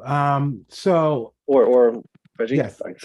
sure. So I just want to kind of clarify, when we learned that DESA was optional, at that point, what should have also been communicated was that it is optional because the principal has some sort of an assessment tool that is comparable to DESA. And specifically, that was not stated from the central office. And I think the reason that it was framed in the way that it is optional was to present principals that had an alternate screen or assessment tool that was comparable, that they could utilize that tool. And clearly what the position is that if the principal is able to show that whatever tool we're using is aligned to the CASEL competencies, that it is a strengths-based screener with asset-based language, asset-based questions, that it's research-based, reliable, that it's valid, and also that it's in the same way that DESA can be completed in 2.5 minutes, that yes, you can use that screener. It's optional, and that the principal, if they can't show that what they're using is, comparable to DESA, then they have to make the case as the school leader to why they should be allowed to use the tool, because the thinking is social emotional learning is a huge component of our work. And so we're not neglecting what we focused on in the last 2 years. And so it's actually, how can we hold ourselves accountable to focus on like using the screener tool in a way that's purposeful, because the SEL screener work is a part of a principal's comprehensive education plan where there is an expectation that they are documenting how are you creating a supportive environment and what are you using to progress monitor that students are feeling that they're socially and emotionally well. And I know it seems kind of like principals were not given enough opportunity to make those adjustments. In fact, I've given them time to kind of go out, make the case. If you have something, it's not my job to kind of argue and say yes or no, but to really be the liaison between you and the central office to kind of support you in communicating why you feel your screener tool is comparable to the DESA. The second point is that it doesn't take away time from instruction. And in fact, principals have the option, if they want, they could use Monday PD time. If they want, teachers have professional development time, or they could have used the election day just to quickly have folks complete it. It doesn't require that it's just the teacher that has a responsibility. It's anyone that really has an interaction and knows the student well. I visited different schools where that task has been a guidance counselor or speech and language provider or a paraprofessional. I hope that answered your question. Yeah, it did. I mean, briefly, I guess my follow-up would be, because you said it's not up to you to decide, and I've heard that. I've heard that principals are being told they need to make their case. To whom and why is that the people that are making the decision? And I don't want to assume, but what I've heard is that it's a third party, so not the Department of Education, but Urban Assembly that would be making that decision. And it only concerns me if I remember when this contract passed in the PUP and it was a lot of money. And it would concern me that there's a conflict of interest of the company that may be profiting from this screener is the one making decisions whether or not the school is actually doing the work. And I can speak from experience where the work is being done and this work is so nuanced that it's not quantitative work. Quality of this work is way more nuanced and takes narratives. And yes, the DESA provided this quantitative report, but I don't think that really, and I know teachers that felt uncomfortable and paras that know these children well, but still feel these numbers and this data doesn't really equate to that child's real social emotional learning needs. And schools that are doing this work, I think I'm just, if you could spare me that kind of brief clarification. And before I get cut off, also, Kelly, I forgot to ask you after Reggie's finished, if you can please clarify the Fair Student Funding and CFE that was being confused and kind of misinterpreted earlier during our president's report, because that was some misinformation regarding what Fair Student Funding is and the CFE that the lawsuit is regard to that happened 7-8 years ago. But Reggie, please, if you can share. So the Thank person, you. so the person that, oversees the SEL for the Department of Education is someone that works for the Department of Education. That is our main point of contact. Every district is assigned what's called a SEL liaison and coach, and that person is affiliated with the urban assemblies, but they are not the person that I report to or engage and have conversations with as my point of contact. I deal exclusively with the DOE. And if I have a question or if a principal has a question, particularly about something where when can I administer, the screener, I don't go to the SEL liaison. I go to the person at the DOE that grants us. I think the way that the SEL screener is being described, it is not a social emotional learning framework. You know, schools that have used Second Step or are using Responsive Classroom or Ruler, those schools should continue to use those frameworks. And we believe in that work. We're not asking schools to replace what they're doing. What we are asking is, what tool are you using to kind of look at where our students, as you know, in their SEL beginning of the school year? How are you going to monitor the students that come on the radar as being identified as having some sort of difficulties? And in a lot of schools that are using the screener, if you speak directly to the principal and to the teachers, they will share that, yes, there is a value to the work. I just visited the school yesterday and they did a whole presentation on how they see the value in students that were not on the radar in the current school, in the previous school year, but that they noticed when they administered the tool that the child had regressed, and they wouldn't have known that if they didn't have the DESA screener. And I think that it's like we have a very large district, and so there are many schools that might have a different perspective on DESA. And I think, again, my position is, how can I better support the principal to kind of go to the DOE, make the case? And again, the DOE is not saying that they want you to use DESA. If you have something that kind of fits all the other criteria, they're willing to listen. I think where some folks, especially principals, are finding the difficulty is, can we find a screener that is asset-based, that's research-based, that meets the CASEL competencies? And I think that has a really rigorous progress monitoring tool. Continue to use your framework, but from a screener perspective, does it have all those other essential components? And that's what we're looking at from the screener piece. And again, as families and being fully transparent, parents always have the right to opt their kids out. And I think that some principals are aware of that. And I think that was their concern, that families say, I'll just opt my kid out, and then they won't have that information. So I think that there are just many factors that principals are considering when they think about DESA.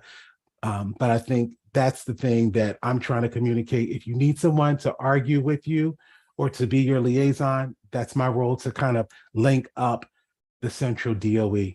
But our point person is at the DOE, not at Urban Assembly.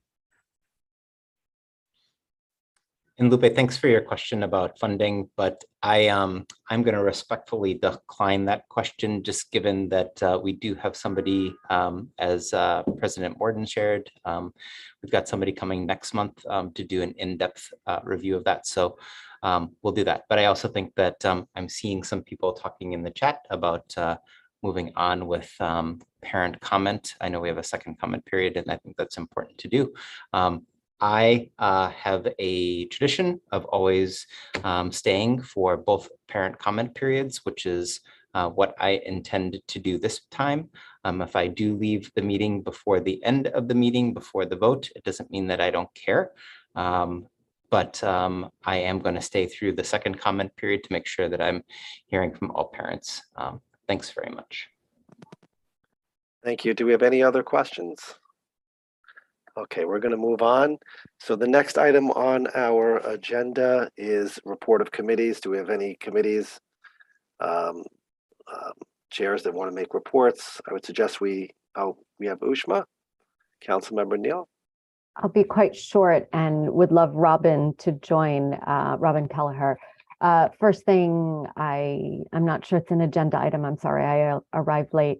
I would like to suggest that Robin Kelleher join as co-chair of the Students in Temporary Housing and Students in Economic Need Committee. We are planning an outreach event this coming weekend that Lupe Hernandez, as part of the Manhattan response team, has been instrumental in helping to make happen at the Shed. It will be a fall fun fair for students and their families to come both get medical help, giveaways, and hot meals. I would love Robin to also talk about the extensive amount of work that she's been doing in getting items to different schools. We will be planning a Students in Temporary Housing Committee meeting sometime in the coming weeks, perhaps after Thanksgiving. But Robin, please, if you have anything further to embellish, would love to hear about all of your work. Thank you, Ishma. I wasn't planning to speak right now about this, but I definitely will. So I put together, multiple schools have been working to gather donations for their incoming new students.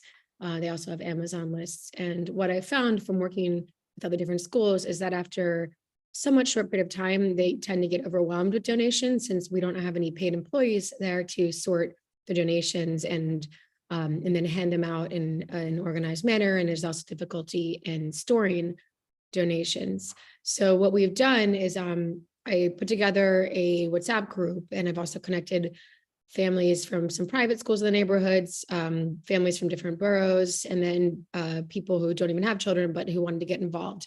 And in this group, we speak on a daily basis, and we collect donations, and we offer oftentimes to pick them up from people who can't bring donations elsewhere.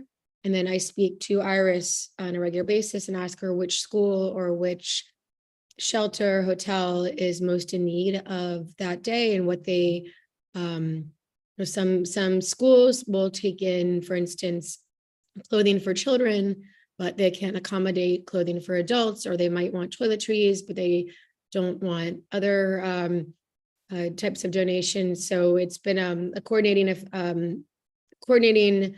project in terms of just linking up people who have supplies or money or interest with the actual locations and needs. So if you're interested in joining in that group, let me know, reach out to me separately, and I will connect you. I will be making a run this week, most likely uptown, where I think it was PS 75 was the most recently in need of school, according to Iris. And in addition to that, there are some longer term initiatives that we're trying to accomplish in terms of providing advice for some of these families, in terms of next steps, career advice, preschool advice. Some of them weren't sure what to do for pre-K, and job type advice prior to the time in which they are legally allowed to work. We also have been discussing, Ushma and I have been discussing doing something for, we might be canceling our November meeting. Alicia and I would have said that tonight, but we are definitely going to do something in December, and hopefully we can arrange some type of giving for the holidays in both donations, but also hopefully toys or something that will help the children feel somewhat more like happy, normal children in this new place, where it might not always feel as welcoming. And I just want to mention that a lot, what I've been hearing from the families is that we've the city has been somewhat slow to respond to their needs, but schools have been sort of the safe havens for them. So to everyone on this call, if you are able to reach out to any schools in your area and get involved, these are where these parents and families congregate and where they look for support. If you speak any Spanish, even just a little bit, like I've found that I can get along pretty well with many of them. And they're eager to meet families who can attend to their specific needs. So there's a lot of work to be done, and there's a lot more that's still, welcome to suggestions, offers, ideas. Just reach out to me. Thank you. Thank you, Robin. I'd also love to recognize Lupe, who has been taking several boatloads of clothing to some of those schools, et cetera, and has been a critical part of the Manhattan response team. The event that is being hosted this coming Saturday will hopefully be replicated in many other parts of the city. The UFT is holding an event, Project Rousseau is holding an event, so it's kind of all hands on deck. So thank you to everyone who has been so amazingly generous. Robin's WhatsApp group has been amazing too. So thank you everyone for your intense generosity. It's massively felt in D2. Chanel dropped something into the chat. I'm sorry, for some personal reasons, I'm unable to make Monday, and with the insanity of Thanksgiving and stuff, Robin and I were going back and forth. We promise we will hold something soon for the STH community. We just can't make Monday happen. So thank you again, everyone. Thank you. Any other committee reports? Okay, let's move on. We've now come to the discussion of resolutions. So first, we're going to open discussion on resolution 213 to provide families with lottery number information and group cutoff GPAs. Do any council members wish to speak or be heard on resolution 213?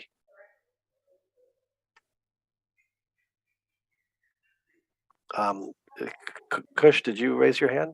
I did. Sorry, I didn't. What is 213? Can you Okay, tell us what 213 is? 213 is entitled to provide families with lottery number information and group cutoff GPAs.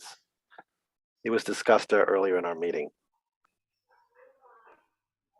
I'm quick. Great resolution. Thank you for putting in the work in this one, Janie. Any other discussions on 213? Okay, we're going to go to resolution 214 in continuing support of school safety.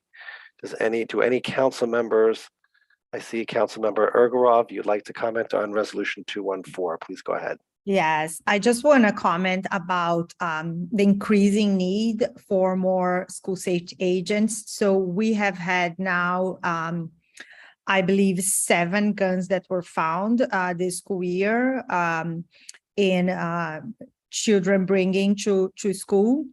And a number of very, very violent incidents. And one that I just want to highlight about the importance of having a school safety agent is when there was a shooting right outside the high school in Staten Island, I believe it was 2 weeks ago. The school safety agent was the first person who offered first aid for the young student who was shot. And as has been said here, with the shortage of police that we have and increasing on crime, the time for response is much, much higher. And what basically people from that community said is that, that school safety agent really saved the life of that young student, because if we had been waiting for the police to respond to that shooting, that shooter would have died. And the school safety agents, they are trained to do that, right? So it's very important. It is life or death in some situations, as it was in this case in Staten Island. And so we really need to keep pushing for more school safety agents so our children can be safe or safer. I think nobody feels safe in New York City these days, but at least safer. Do we have any other council members that wish to comment on resolution 214? Going once, going twice. I just want to say thank you to Greg Slutskin for putting in so much time in this resolution, and to everyone listening. Okay, who muted? Please don't mute other council members. I'm fine. It's always helpful to have other people help with resolutions, and resolutions are good things. So please reach out to us if you have something important you'd like to put out there, and please help us write these resolutions. It's always appreciated. Thank you. Anyone else? Okay, we're moving on to resolution 215 that calls for a no confidence vote in District 2 Superintendent McGuire. Do any council members wish to be heard on this resolution? Okay, the first hand I saw was Council Member Urgarov. Please go ahead. I want to explain why I'm going to vote in favor of this resolution, as well as address some of the issues that Superintendent Kelly raised here. One is that I believe that when you are engaging with a community, it's your responsibility to make that community feel engaged, right? And he said many, many times here today, I feel engaged, but there is a large part of, it might be a minority, as people have said, but I believe we all here believe that minorities should be respected. There is a part of our community who feels that was not engaged. And so even if you, Superintendent Kelly, believe you have done an incredible job engaging, we feel ignored. And I think it's very disingenuous to say I cannot comment on other districts when clearly we have examples of other districts that came to a compromise. And I really think that, you know, I have never met somebody who works in education who doesn't like truly love kids and learning, and who really does that like from the bottom of their hearts with the best intentions. I have no reason to believe that that's not, you know, your motivation, your intention. But I think like so many other people at this huge monopoly apparatus, and which is the DOE, you believe that you have the answer to what our children need, right? And you have said multiple times today how you cannot be in a system that, you know, academic screens would mean that we don't believe all children can learn. You have this belief and you are imposing your belief on us, right? You're imposing your idea of what a district should be on us, and you are ignoring the comments, the opinions, the suggestions, the compromises that elected parent leaders have offered, right? There are the vast majority of parent leaders who were elected in this council have ran on a very clear platform, and you have completely ignored this platform and this request. And I just want to say like a word of caution, because I receive now so many messages of parents, you know, like, I'm done, I'm not going to CEC anymore. Like, people are really giving up on the idea of public schools, right? And I think you are creating a radical movement for school choice with this type of, you know, imposing on other families, on children of other people, what you think is the right education. And for me, like a perfect illustration was your presentation today. Like, why do we need to learn that a Marvel actress is visiting a school? Like, I couldn't care less if there are artists. And yes, Lupe, I couldn't care less. I know you are shocked maybe about our sake. I couldn't care less if there is a Marvel actress visiting a school. What I want is to know that my kids are going to have rigorous math in middle school. And what this ideology and the plan that is being posed here creates is the biggest segregation that we have in our city and in our country, which is people who have resources go to private schools. They get exactly what they want. They do not compromise. They get exactly what they want for their kids. They get the type of school, the type of education. If they want a super progressive, no homework, multiple grades, multiple ages in one class, they get that. If they want a super rigorous, they get exactly what they want. The people who don't get is people who don't have resources and who are stuck in the school that the government tells them is the best for their kids. And I always agree with Ben with that. There is no compromise. I'm not compromising on my kids' education, and I'm never going to tell another parent to compromise on their kids' education. If we cannot get what we want from here, we should leave. And we should fight to take our per pupil funding with us, because the funding is for the pupil, it's for the student. It is not for the building, it's not for the principals, it's not for the district, it's not for this apparatus. We need to get, and we have the right to choose the education that we want for our children.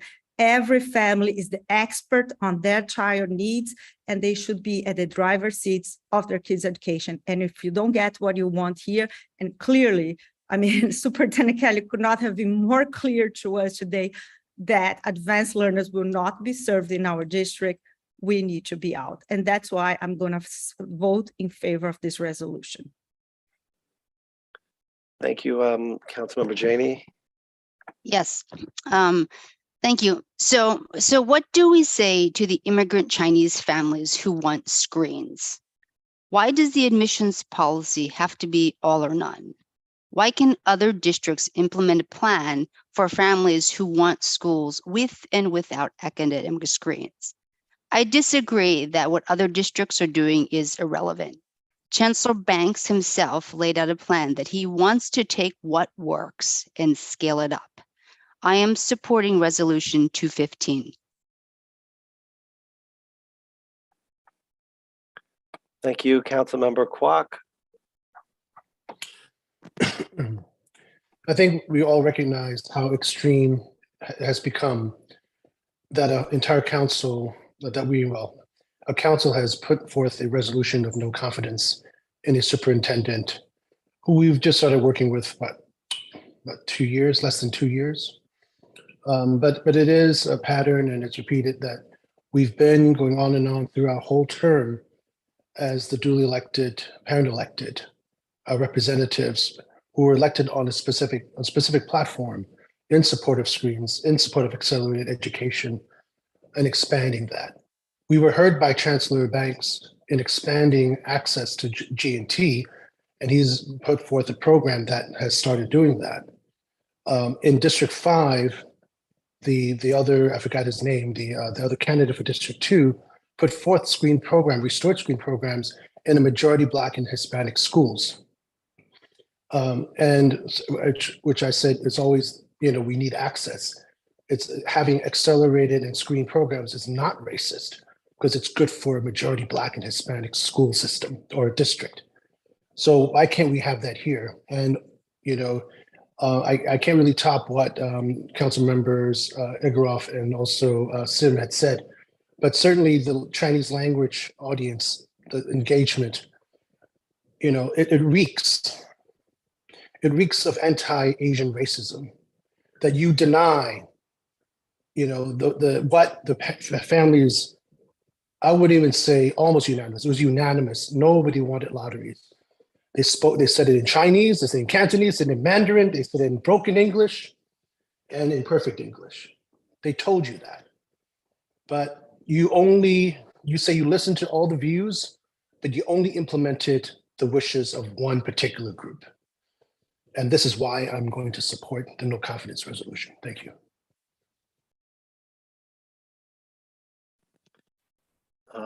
Councilmember Kelleher. It'll be very quick since I spoke earlier. I am going to vote in support of this resolution because Superintendent McGuire, I don't believe that you listened to District 2. And I believe that we were elected to represent parents, and it was our duty to serve them. And I feel like we have failed because they have not been served and they have not been heard. And I feel you are an ideologue and you made your decision based on what you believe in and what you believed in coming in here into our district. I wish you'd revealed that to us at the time, that you were anti-screening and that you would remain that way and create policy based on your ideas, not based on what parents wanted. And I wish that you would reveal that to us when we were working to hire our superintendent.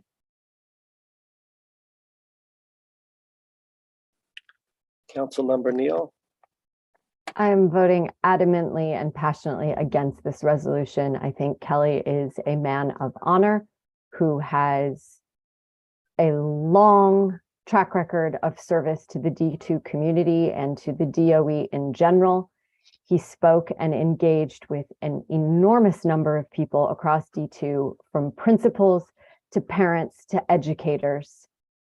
And he has my absolute full support.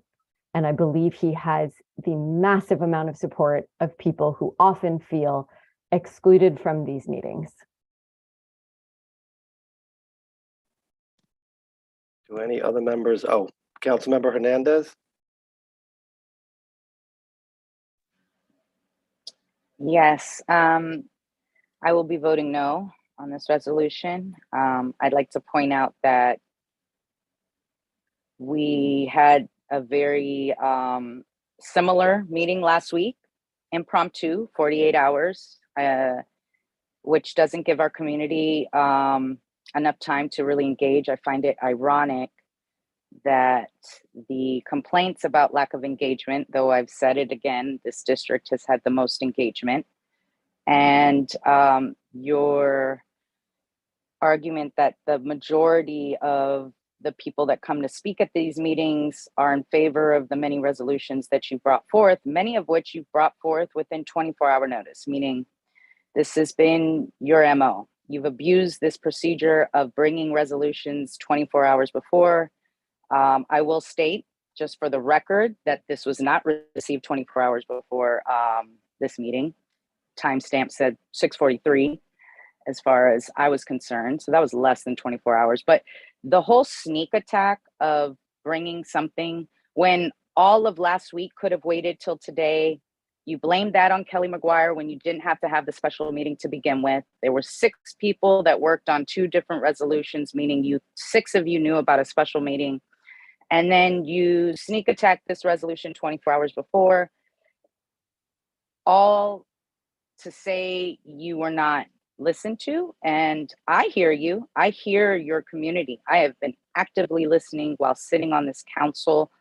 And I would like the same reciprocated, because I think I've said in several of these meetings, even in person when we first met, that I hear you, because we've been on that. When you say that your community doesn't feel like they can come to this space, oh, we've been on that. Our people have not felt safe in this space for a long time, prior to this even term. So we've been on that. We've been saying that.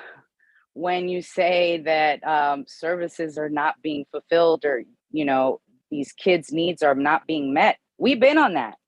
Students with Disabilities Committee, both before me and still to this day, we have actively helping families get the services and the supports that their children need. We have been on that. And I think the key component in that, when we talk about our students with disabilities and those supports and needs that these children need, the whole idea is to be inclusive and to be able to learn with one another. Because unlike what your resolution says, data has proven, research has provided us many years of proven data, unlike unpublished dissertations that were never peer reviewed that you touted regarding our District 15's plan, or the white flight that you speak of, all of which are just cherry picked things that you choose to say when it fits your narrative. But it does not describe the majority of families in this district.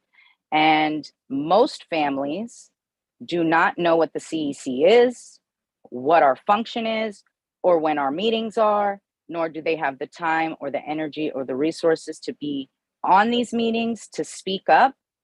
And I know many people in this space tonight that refuse to come to Zoom, but watch us on YouTube, because it's a very toxic space. This chat tonight has been toxic.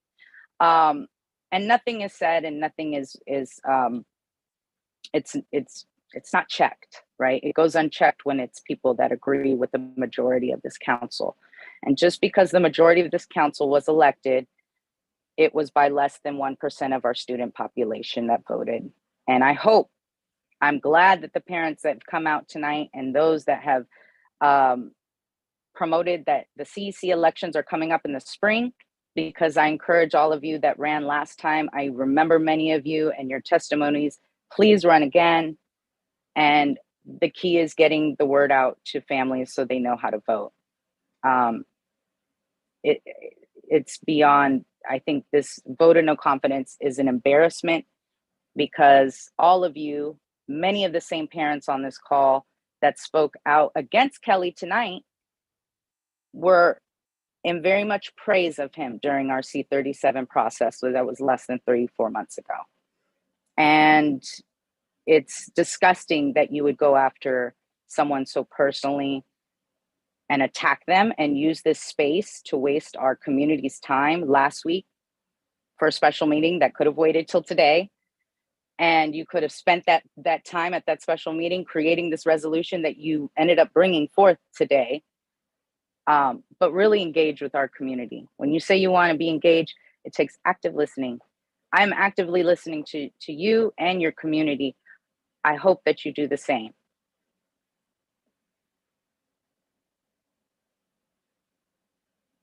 Councilmember Broshi. So I've been on the council for almost 9 years, and I can tell you that every other superintendent that's served since I've been on the council has kept the CECs at arm's length. And collaboration is in name only, at the discretion of the superintendent if it served him or her.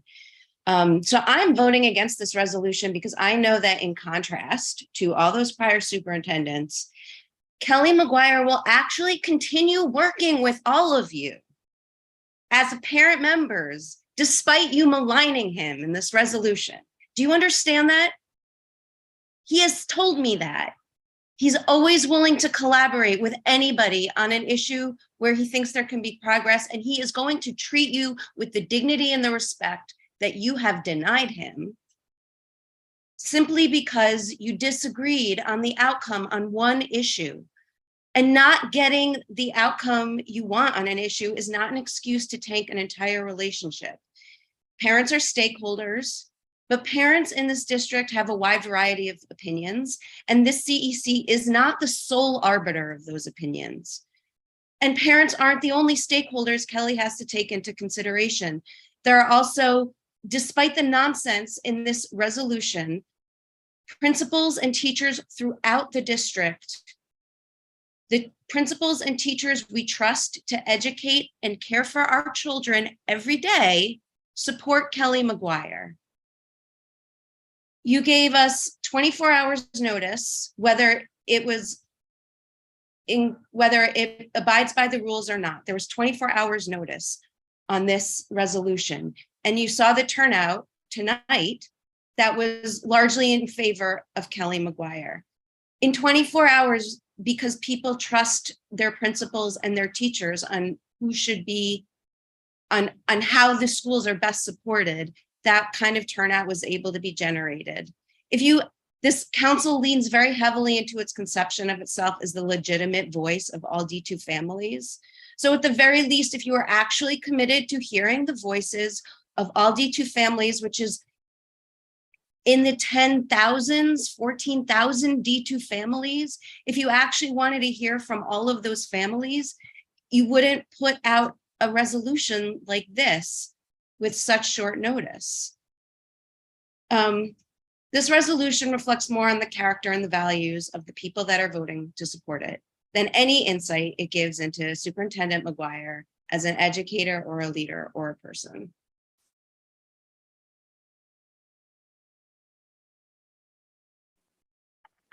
Do we have any other council members that wish to comment on this resolution? Then I would like to comment on this resolution at this point in time. So I am another comment, or no? It's just one person. It's very quick, but if it's only sure, one, go ahead, Jen. Go ahead. There's no limitation. It's just I just want to address something that Councilmember Robin Broch has said. I am sure Superintendent Kelly McGuire would continue to work with us. He always works with us. He always talks to us, but then he never takes any action with what we give him. Like, it's exactly what he said. We're going to work next year, and then there are elections in January. So maybe he's like waiting that there will be a different composition of CC. Talk is cheap, talk's cheap. We can talk. Like, we want to see concrete actions. We want to see our kids having rigorous math homework. I don't want to talk anymore. I don't want to work together anymore, because we have been working for a very long time and we don't see any concrete action. And I think so many parents, and I mean, you can look at my inbox and my text message, like, people are done. I'm not going to be waiting anymore for this talk, this conversation, this collaboration that never translate into concrete results for our children. thank you. So so I would like to comment on this resolution. So just bear with me. So the first thing I'd like to say is I am the parent of 3 children, one of whom has gone through the New York City Department of Education school system and is in college. The other one was a senior in high school, who you heard from tonight. And the other one who is a 5th grader who is applying to middle school next year. Because of the lottery system, I can tell, and I know based on the lottery, the allegedly random lottery number that he has, we are in the 89.1 percentile in terms of that lottery.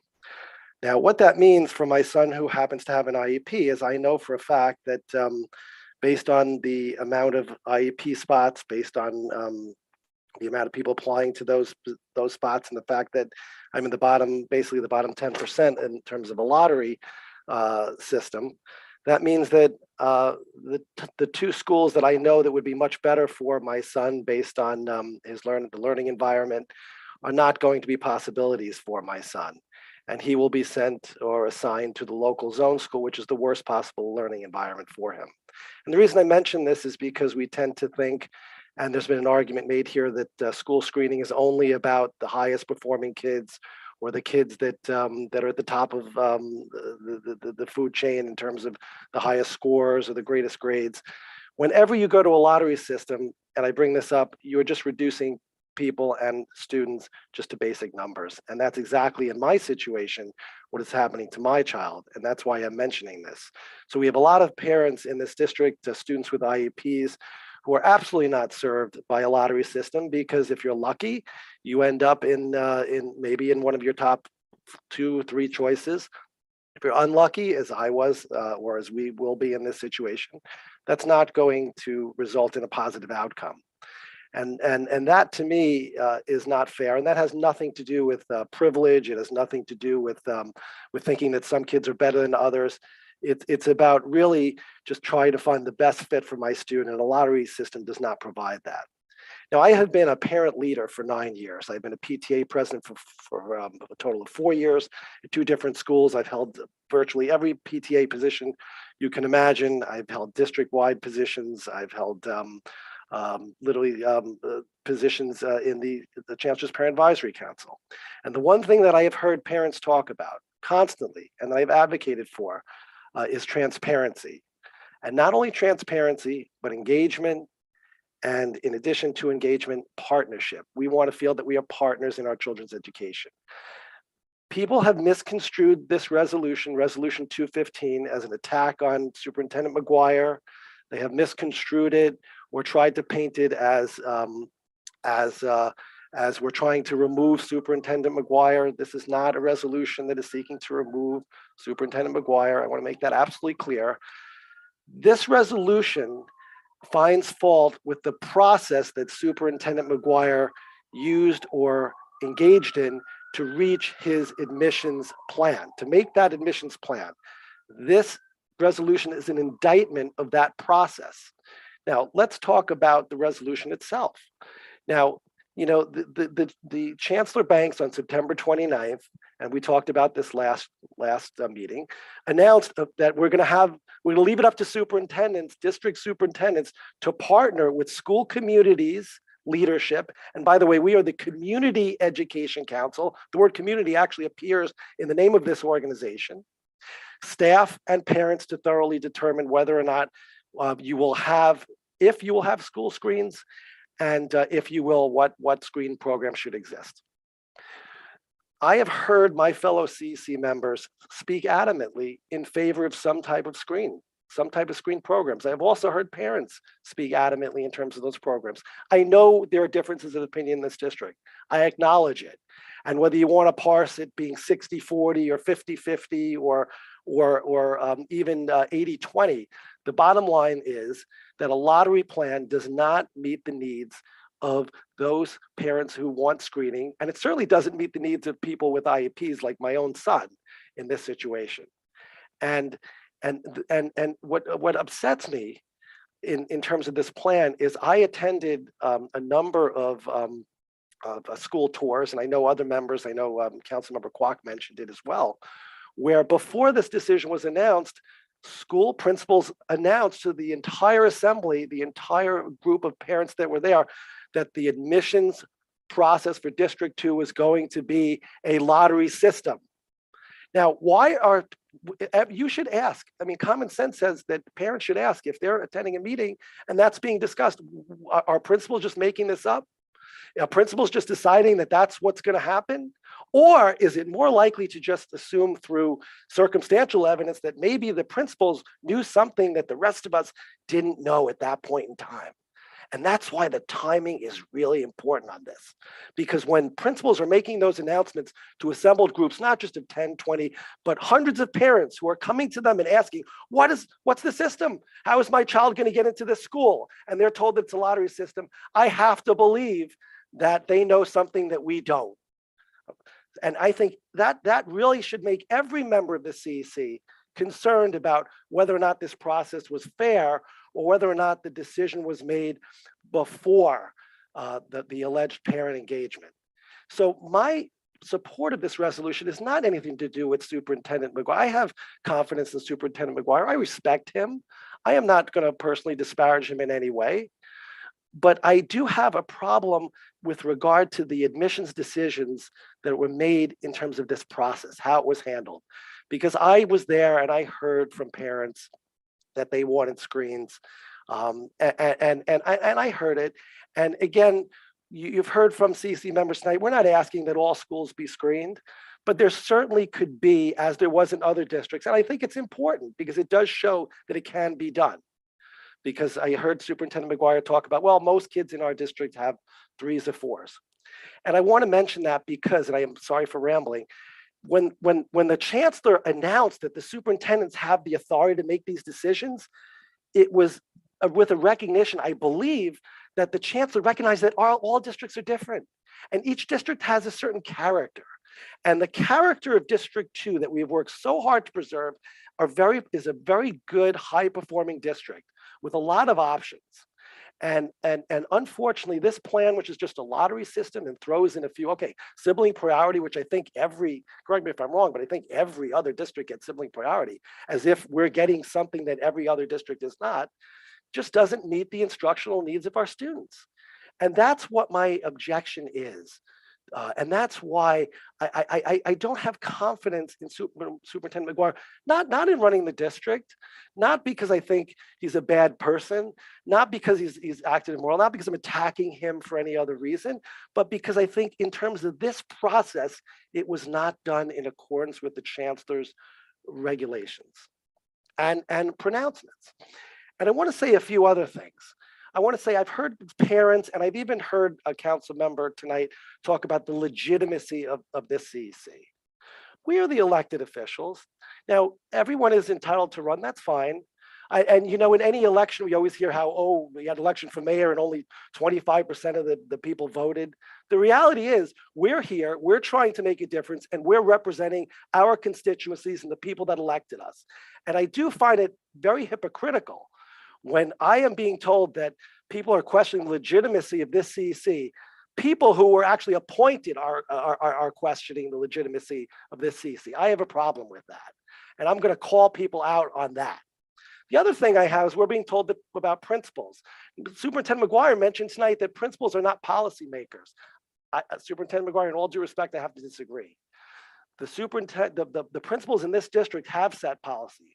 They've lowered rubrics, they've made changes unilaterally, and they have set the tone. For whatever reasons, they have set the tone. Now, whether they did that because they agree ideologically with certain reasons, or whether because they want to do policies that are supported by their superintendent who is performing their reviews. Now, I only mention that not because I'm trying to shock people, but because I think everybody should question, as an interested witness, if we were in a court of law, if a superintendent or a teacher is getting their review from a superintendent, you know, it's not a loyalty test, it shouldn't be. But I do think everyone should take with a grain of salt when someone is advocating for a certain program that their boss is advocating for. And I think that's something that people should legitimately think about. So I have problems when people question the legitimacy of our CC, because on this thing, we do speak for the parents. And I do think the record is clear that there was no engagement with us. There was no collaboration with us. And that doesn't mean there hasn't been collaboration on other issues. And it doesn't mean I don't respect Superintendent McGuire.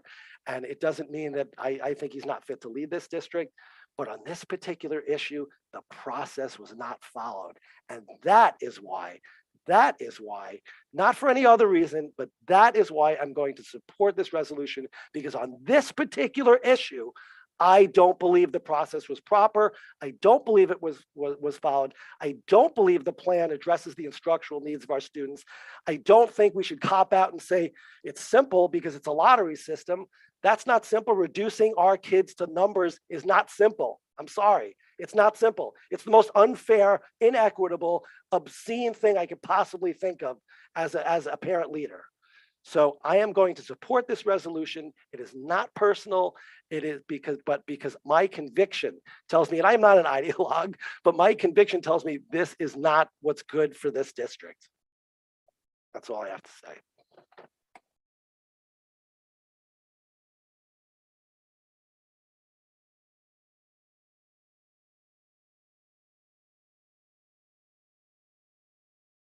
Sorry, do any other council members have anything they'd like to add on resolution 215? Okay. The next issue that we have is the second public speaking session. I'm going to ask Chanel, how many people do we actually have signed up for the second public speaking session? 40. Now, I know we sometimes don't have people that are here. I still see we still have 90 of our 100, so I'm going to ask to limit this to 1 minute again. You've heard our comments, so if you can just again introduce yourself, if Chanel could please start the timer right after introductions, we can take it at that point. So can you call the first speaker, Robin? Gavin Healy, are you here?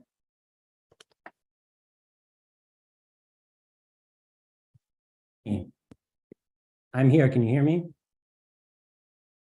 Sorry, I'm here. Yes, we can hear you. Okay, great. Thank you. I was waiting for Ms. Kelleher's response. So I really want to say, can you put the timer up? Because I would appreciate like seeing the timer so I don't get cut off like before. It's kind of rude. And you guys are interested in community engagement, so I hope you can give me that courtesy. All right, the timer's not working right now, so I'm just going to say time after a minute. Okay, thank you. So I was really shocked to hear Councilmember Igorov just put her concerns ahead of the concerns of students with disabilities. Because the call to take our money out of government schools is not in the best interest of students with disabilities like my child. In fact, it's preying on them, and you are preying on them. You said you didn't care that Lauren Ridloff, a deaf actress, went to visit a school, an elementary school for deaf children in our district. You said it wasn't meaningful to you. You didn't care. But you know what? Don't you think it was meaningful for those kids to see an actress, a deaf actress playing a superhero, to come to their school?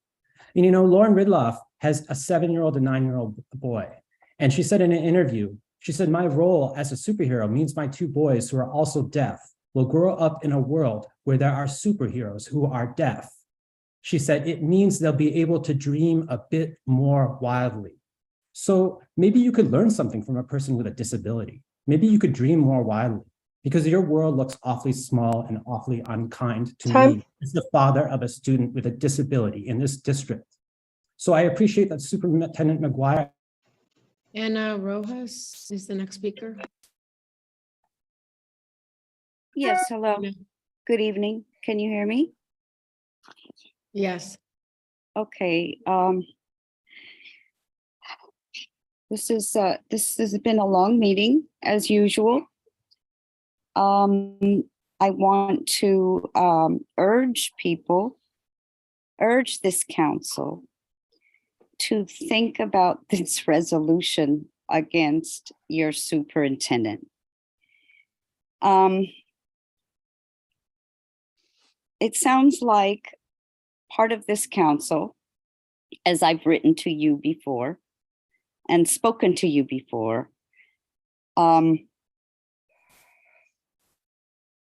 says they are listening.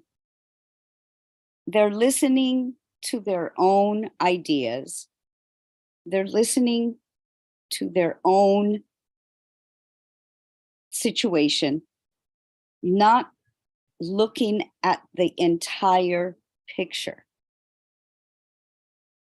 looking at your particular situation without thinking about other students, other members of the community. Time.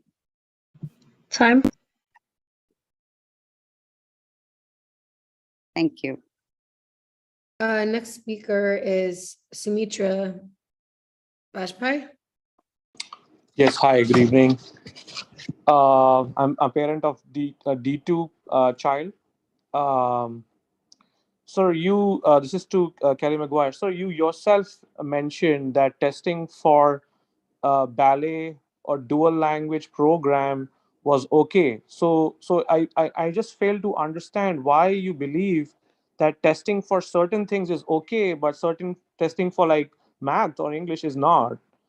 Now, you mentioned in your engagement sessions that like a rubric for comprehensive fourth grade test scores could be a measure as well. Now we have elected the CEC to advance our agenda, right? So we are the parents. We will vote for the CEC. The CEC represents what the parents want. So I don't understand. Like once we are voting for the people, and 1% people vote, 10% people vote. I don't know how many people percent vote, but if they are voted to power, then what they want represents what the parents want. So I don't understand how you have this authority to override everything and then come up with your plan. Then what's the plan of this? What's the point of this? So yeah, I mean, I wish that you would reconsider and make better on these suggestions of having screened exams and screens in D2. Lilybeth Feliciano. I'm going to be quick because I was very clear in my first session. I do not support the resolution. I'm in full support of Kelly. I am in full support of the CEC actually doing what you're supposed to and represent everyone, not just the few. I want to particularly point out the toxicity of these meetings yet again. And when comments are made, and I want to be very clear, this is not a personal attack. This is a role as the CEC that I do not agree with. The fact that Ms. Hernandez was appointed versus election should not matter. She's entitled to have her opinion just like all of you that were voted in. And the fact that that is highlighted because she questions the legitimacy of the way things are only reinforces the fact that this space is not safe for anyone who doesn't agree with the majority of you here. I want to urge that you guys finally make a change. It has been going on for years. And the only reason that I still come and still speak is because I have thick skin and I care about everyone. Danielle Swirsky.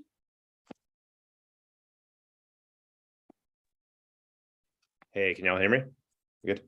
Yes. Awesome. So I'm here in support of Kelly Maguire. And I want to first start with the idea that educators do the most important work on the planet, and it is rarely valued. So to all the educators on the call, thank you for what you do. And I hope, Superintendent Maguire, that you take in this moment. I know your camera's not on now, but I hope that you're taking it in, because when people came for you in a personal resolution, we showed up 2 for 1 for you, because that's what you do for families in the community. Even for people that don't agree with you, you show up, and that speaks to your character and the fact that you believe in process. So let's take a minute to evaluate process. Superintendent inspires the trust of people that work with him, inspires teachers, principals, even people that disagree with him on this call seem pained to speak against him. CEC District 2 was elected by a teeny fraction of the population that objects to a process that Maguire ran for the entire district. You snuck in a resolution. You put up a resolution last week that you had no intention of voting for. You ask more follow-up questions than you're supposed to. You have a scorched earth tactic on Twitter, and you expect us to value your process. If you want this to be more legitimate, be more like Kelly Maguire. Next up, we have Kalani Jenkins. I'll pass and yield my time to others who have not spoken yet. Okay. Christine Mesano.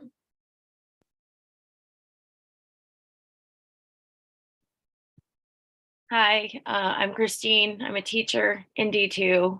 I've been listening on this call with a lot of sadness and frustration. I wanted to voice my support for Superintendent Kelly Maguire. I've worked with other superintendents. I've worked in other districts, and I have never met a superintendent that is as composed and willing to listen and open to people's ideas, and like just so genuinely cares about the kids in this district and every kid getting the education that they deserve. he is looking for solutions to inequities that are inherent in our educational system. And if there are people here that don't believe that, I have some books that you should probably take a look at. Education in New York is not fair. It has not been fair throughout its history. And Kelly McGuire, thank you. Next up, we have Tam. Oh, before Tam speaks, this is going to be the last call for the second speaking session. So if you want to sign up, we're going to close it in about 1 minute. So because we're not going to just keep on having people just sign up. I've been told the form already says it's closed. Okay, good. Okay, thank you. It said that for about an hour, Robin. People still want to speak. Unfortunately, though, it's been closed for about an hour, so Yeah, a lot but of folks didn't you sign can up. choose to So reopen it. I think we'll have to Can we located have in one the person country. I speak? think we can let district All right, two we can parents speak. figure protocol because other people, we can't just cherry pick, Robin. Okay, can we No, have- that's exactly what you're doing, Robin. You are cherry picking. Okay, can we please, the two of you, No, I please just said stop it's talking? closed to everyone who reached out to Can me. the two Robins please be quiet for 1 moment? Let's leave it. If people want to speak, they can sign up. The sign up sheet is there. Let's keep it open for a few more minutes, but that's it. We're not going to just keep on going. All I'm saying is we're not going to go on for the rest of the night with people trickling in. So we're not trying to silence anyone. Please, please post the sign up sheet. If you want to sign up, do it now. We're only going to leave it open for a few more minutes. I'm going to ask that it be shut down in about 5 minutes. So no one's stopping anyone from signing up. Thank you. And can council members please refrain from bantering, please? People are waiting to talk. Let's listen to the next speaker. Thank you. Okay, Tam, you're up.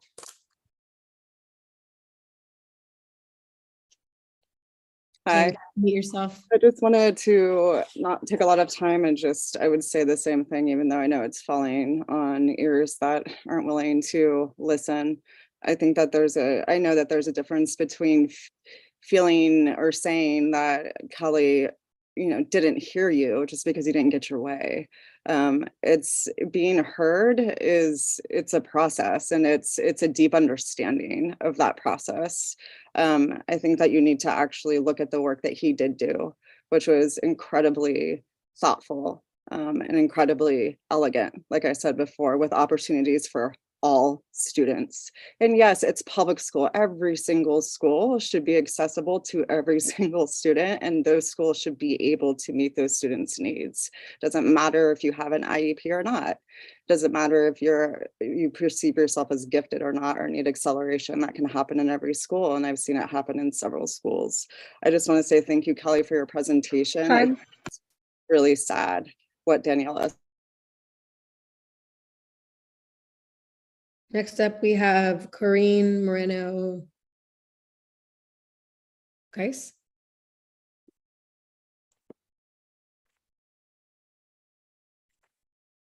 All right, I'm not seeing Corinne. Janine Kiley.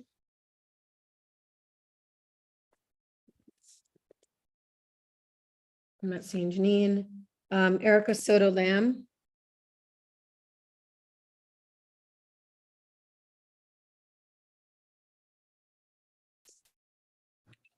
Hi. Yes. Sorry, I couldn't unmute. This is Erica Soto Lamb, but I think I figured it out. Good evening, everyone. Sorry, I signed up to speak earlier, I think in the first session, but then had to log off. But I wanted to register that the only people I have no confidence in are the members of the CEC that called for this no confidence vote on Superintendent McGuire. You do not represent me in doing so tonight. I attended a previous CEC meeting, I believe for fourth grade parents, where the community gave input. And while there was division, different opinions, there were many D2 parents who support the superintendent's decision. And the no confidence vote is truly the behavior of impetuous people who just seem salty that they didn't get their way, even though there are clearly parents here who support the decision. I'm honestly disappointed that you are in a position of any authority to represent me with regard to how educational decisions are made in our community. So I wanted to make sure to show up tonight, even as we're near 10:30, to say that I stand with Superintendent McGuire and his thoughtful decision. Next up, we have Nikos Papageorgiou. Yes, do you hear me? Yes. Thank you. Today's meeting, it's something that really pains me because I really like Kelly. I've worked with him. He's great. But I also have worked with a lot of people from the CEC, and I really like you and admire you. And all I know is that both Kelly and the CEC is trying to do the same thing. They're trying to do the best they can for our kids. And I'm really sorry that we're in this fight right now with this resolution. I think my suggestion would be to put the resolution on ice and just continue the discussion, because I am sure that we will be able to find, Kelly and you will be able to find a solution. Looking at where the district is today, as it was a year ago or 2 years ago, I think we've made tremendous strides. And I believe that for whatever the plan is for this year, it's the first step to even more things. Thank you. Next up, we have Lucy Kim. Lucy's not there. Okay. Andrea Quintero.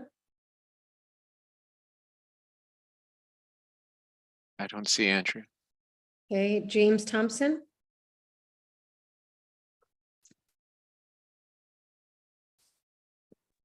All right, I see James Thompson. Yes. Sorry, I had promised before. The core issue here is that you have a lot of parents and you have people on the CEC who don't believe Kelly McGuire. They don't believe he did not engage with the community. They don't believe he could support the claims that he made in this decision. There's a simple solution. Show us the facts. Show us the facts. Show us the science, as they say, that supports your claim. That's it. Case closed. But I don't think you can, because you haven't provided yet. So I don't think you can. So if you want to give confidence that you're listening to the community and you care about parents, show us the facts. I sent you an email. I sent the CEC an email. I listed out the stuff in your letter and said, show us the facts to support these claims. If you do that, that's the right thing to do. That's what I'd like to see. That's what every parent should ask to be seen. And then we could settle this issue. Time. Thank you. Emily Hellstrom. I don't see Emily. It's Emily. Jody Dresner Alperin.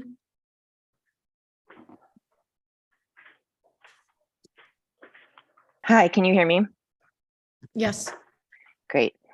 So I don't even want to speak about the resolution because I don't feel like you are in a position where you'll be swayed by any of the really passionate testimony that folks have tonight. But I just want to point out that what folks who are saying to give this new system a try are advocating for is trying to make our schools a place that really include everyone: deaf superheroes, deaf students, kids with IEPs, kids from other countries. And what you guys are so afraid of is a system where some of your kids have to be in classrooms with kids like that. And I just want to ask you to open your hearts and take a breath and think it might be okay. We could try it and it might be okay. It's not going to be perfect, but we will give it a shot and we will work together. So many people who have been on this call tonight have been advocating for the needs of all students in our schools for so long, longer than a lot of you have even had kids in the public schools. And let me tell you, we haven't gotten our way a lot of the time, and we don't take our ball and go home. Like, come on.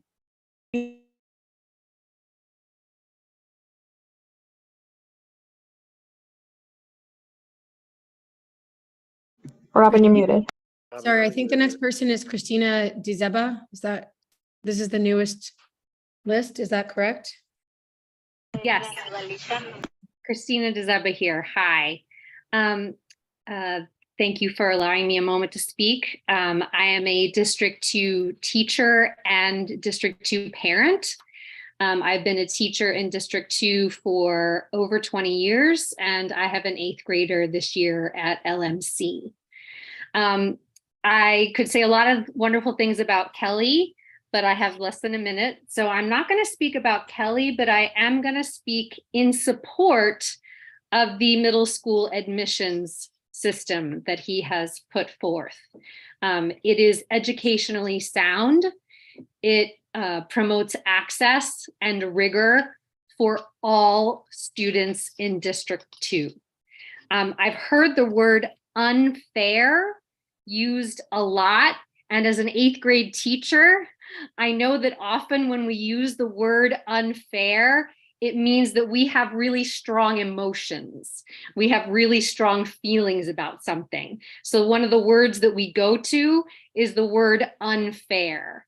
And I just want to challenge all of us adults to think about how sometimes when something feels a little uncomfortable or in our mind is imperfect, we like to tag it with this word unfair. So I just want to challenge you on that. Okay, next up we have Jessica Baker. I don't see Jessica. Okay, Colleen O'Connor.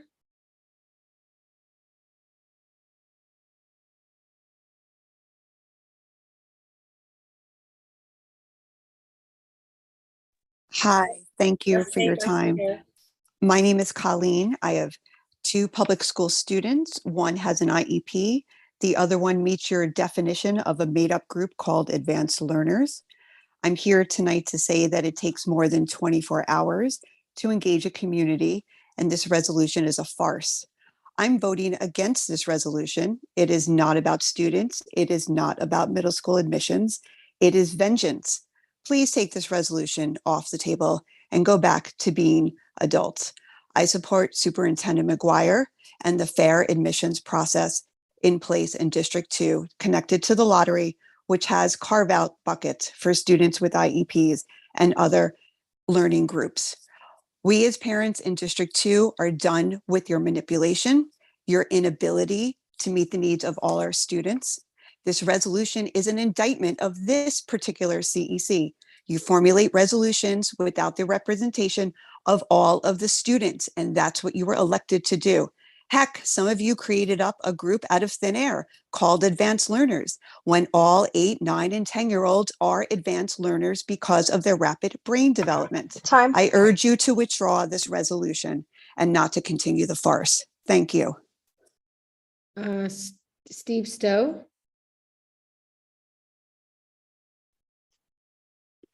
Hi, I'm not a District 2 parent. I'm a parent in District 20. I have been watching this case and very interested in what's going on because it stands out for the entire city. I could not disagree more with the justification that Superintendent McGuire's decision was appropriate because the, quote, overwhelming majority of parents support it. What would our world look like if history was consistently written by the will of the majority over the minority? What if the overwhelming majority, quote unquote, wanted to eliminate special education services or ELL services? The gap between the decision that was made and the will of the voters as expressed in the 2021 CEC elections is just too great not to have raised questions about governance. There are many other districts in this city that restored middle school screens, albeit in lower numbers. There's a very reasonable middle ground that could have been followed here. Governance matters. Superintendents are only accountable to the chancellor, but parents need to have confidence that a superintendent will go the extra mile to honor the electoral system we have in place. Thank you. All right, next up we have Tom Rockledge. Jessica Baker, please. Jessica Baker's been there. She's been asking to unmute herself, just needs permission.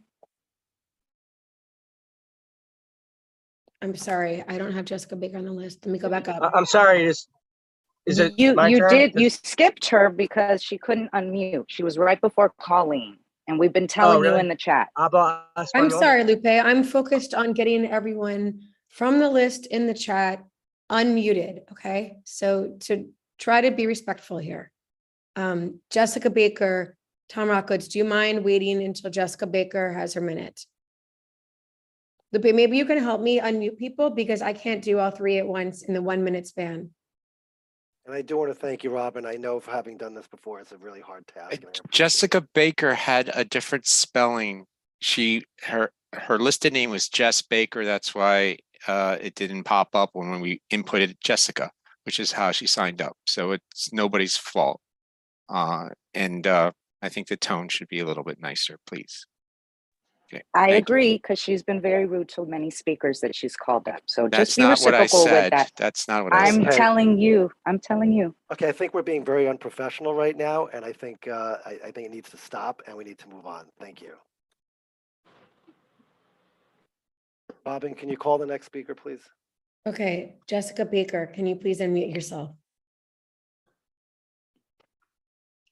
Hello, I'm Jess Baker. I'm a former District 2 parent, and part of the reason I moved my child out of District 2 last year is this theme of supposed rigor. It's prevalent in many District 2 schools, including my child's former school, that goes hand in hand with not supporting the variety of supports children need to excel in all ways. I'm a person with multiple connections in many spaces in District 2. I literally have personal community with hundreds of District 2 parents. And this resolution is not representative of the majority of District 2 families who are ecstatic and believe the middle school admission screens have been lifted. I've heard numerous District 2 families express interest in schools that were out of the district because of the screens, even though their children are labeled accelerated learners, because they are not going to support segregationist policies, even if their own child benefits from it. I'm in firm support of Superintendent McGuire efforts to make District 2 a more equitable district, recentering all children's needs. And I think we all need to focus that we're serving children, and it's not about what parents and adults in general want to see. We are to represent children.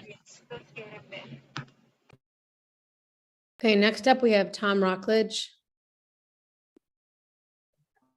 Thank you. Jose was skipped. The second Jose, there's more than one Jose, was skipped the first round. So he's going to start. Then I'll go. Hi, good night, everyone. Tom contacted me. Many reporters after Draker spoke last week offering interview with our people. No one replied. He contacted Caribbean News, an organization that he thought that will help because we have the Caribbean behind us here. They didn't answer. He went to the address list and his non-profile was actually an individual apartment who was found guilty of breathing lawmaker in 2011, including Charlie Strangel. He could have received 5 years, but he only got 6 months probation. I've seen this before in Venezuela. Thomas told me the superintendent's wife released a paper of the superintendent's plan before I was announced. His wife made money on this job. I've seen before. I have lived it. This is where it starts. Corruption in the name of the equity. I learned in many gas stations. Chavez took money and gave some money and they didn't have to work. Time.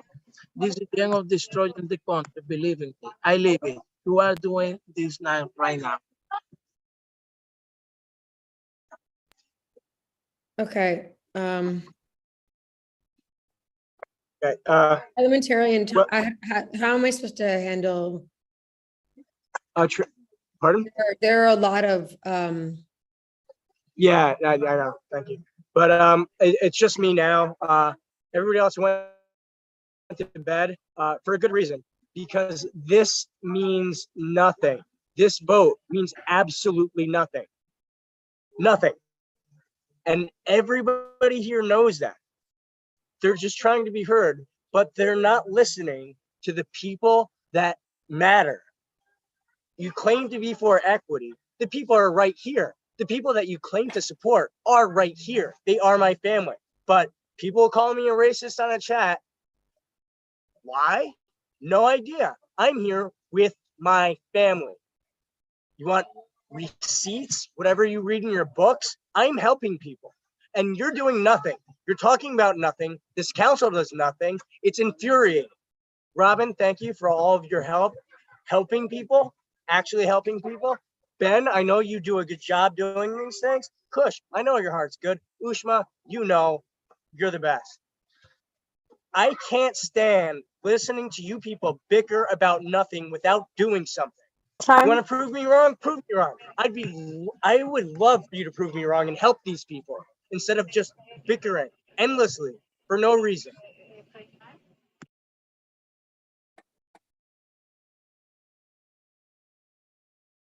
All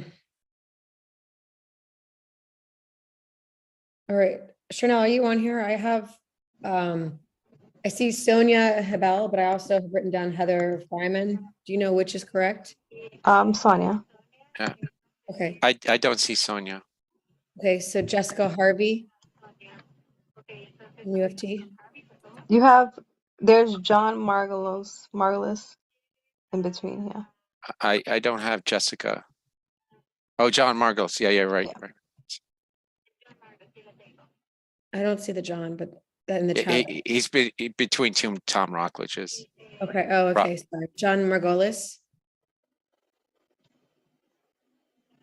Thank you, Robin. I have a D2 child in PS3. I'm in opposition to the resolution, and I'm in opposition to the vote of no confidence. And I don't support the timing and fashion that this meeting was presented to the community. It appears to be an abuse of committee procedure. I fully support Superintendent McGuire and the middle school proposal. Some claims against him seem to be politically motivated and personally motivated. However, I support equality, as do the mass majority of D2 parents. And thank you and Ben and the committee for this opportunity to speak in this evening's program. Thank you. Good night. Thank you. Okay, so now I think we have Sonia. No, Sonia spoke. I'm sorry. I couldn't find some. Okay. Musammed Rahman.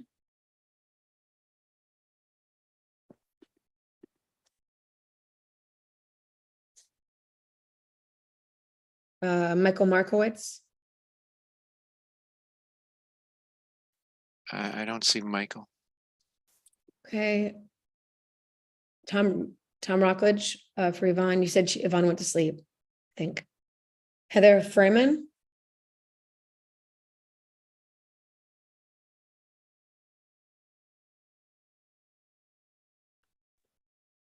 Stefan evening. Lautner. No, I'm here. Sorry. Sorry. I stayed up way past my bedtime to express my support for Superintendent McGuire and the proposed middle school admissions policy. I am the parent of a 7th grader at LMC and a middle school teacher who has taught in District 2 for 20 years.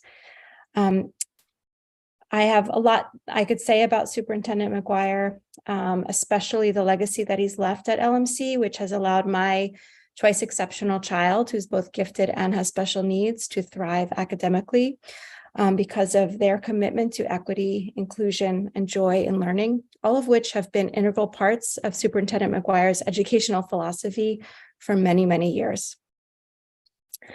The ranked lottery system in Brooklyn has been overwhelmingly positive, and it has shown a really interesting light on what makes a good school.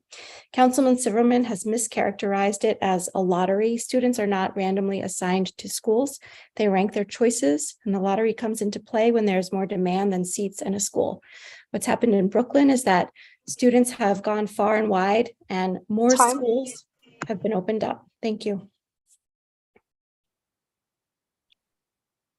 Ben, can you please make co-host? Next up, we have Stefan Lautner. Thanks for the time. And I admit that it's extraordinarily late for this.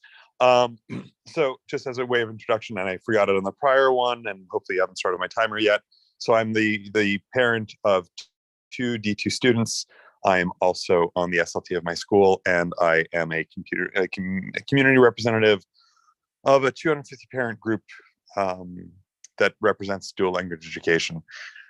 There's been a lot of talk tonight about prior council and the infighting on it. There's been a lot of talk about infighting on the current council. I think the one constant that has been on this is the superintendent on this. And what's unfortunate is when we have talk of presenting a plan that is good for all parents and that we've listened to the community, if there wouldn't be all this discussion about it if the community had been listened to. So I'm dismayed by that, and really that's why I support this resolution. We shouldn't be in this position if actually people had been listened to. I think also it's a fallacy to say that this plan was easily understood. What does that say of the community here when other districts have had plans that have included everything that was needed? you know, to have all the choices that were on the table. Apparently this community is not able to understand a plan that, you know, is only one option. It has more than one option. I just don't, I don't understand. Fire Stenbar.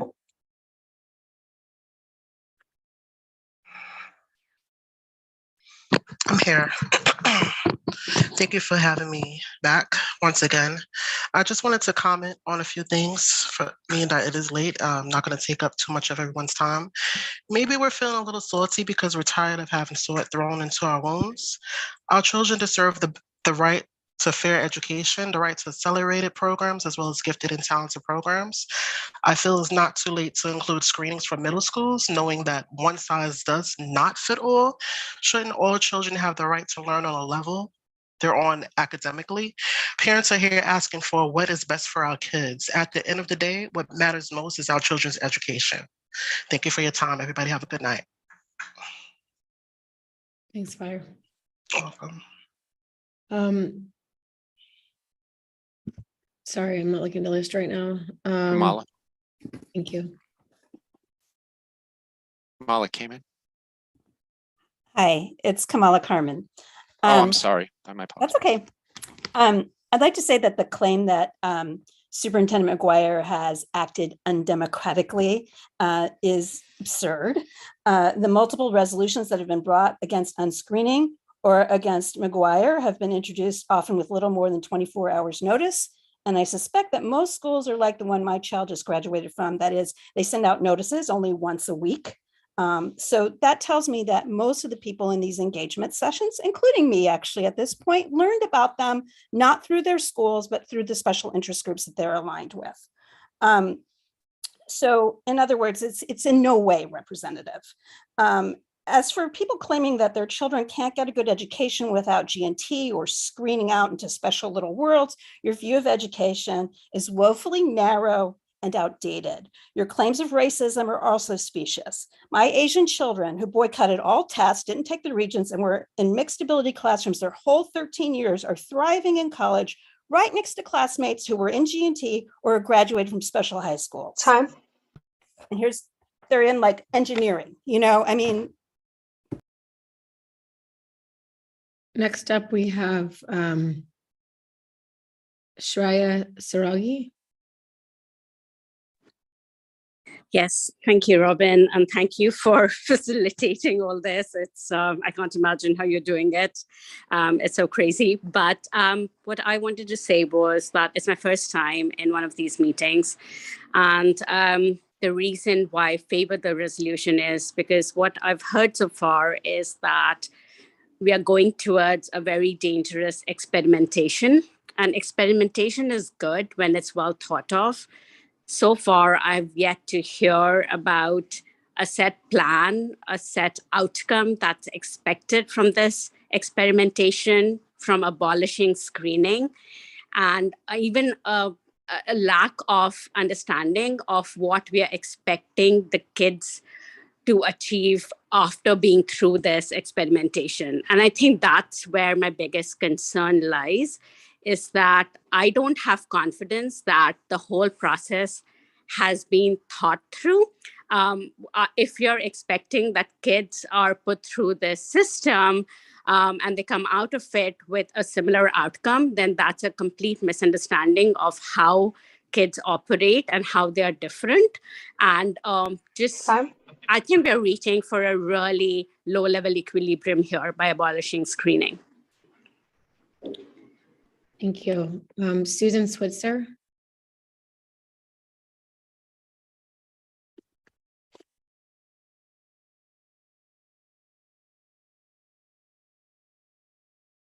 I don't see Susan. Okay.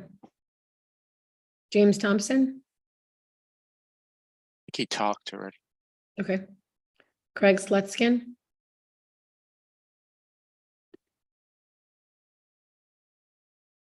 You hear me?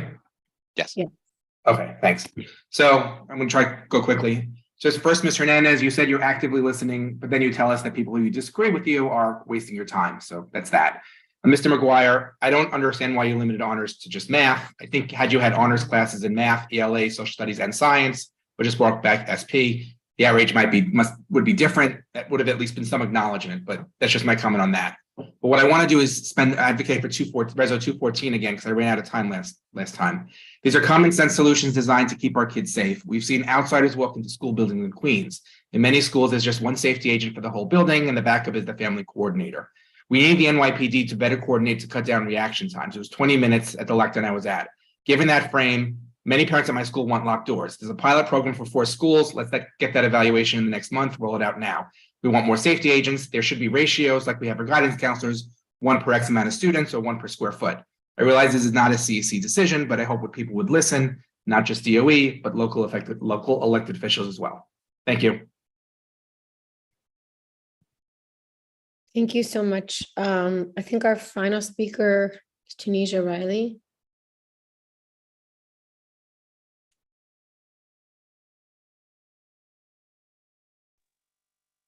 Good evening. I just want to say that I'm not against Kelly. I respect him highly. I'm for my children. And I also want to say that I am thankful for the fight that they're continuing to have, because the fight is for my children, for my 2E child and for my other child who goes to bed at night crying like he did tonight, hearing all of you say that his thoughts, his choice, and his feelings are not valid, for his hard work being not valid, and making him feel that everything that he's done is not worth anything, and that it should be the luck of the draw and not about the effort that he's made his entire life. And so my child once again has gone to bed crying because he is not being heard, and because you are thinking that I am punishing my child somehow because I am asking him as a young man of color to advance in a country that has been always against him. And so you are taking my rights as a Black woman away. Once again, thank you very much. I'm telling you, I'm not against anyone. I am for my children. I am asking you to give us all a choice. I don't want to take away choices from kids with IEPs. My son has a disability. I want to give every child a choice. I don't want to be robbed. I don't want my child to be robbed. You know what? I'm asking you to compromise and give us all a Hey, what's up choice. with you? Please share, compromise. Don't punish because things were unfair before. And I'm using the word unfair. Things were unfair before, so don't make them unfair now. Compromise and be caring to all, including my child who went to bed crying again, once again tonight.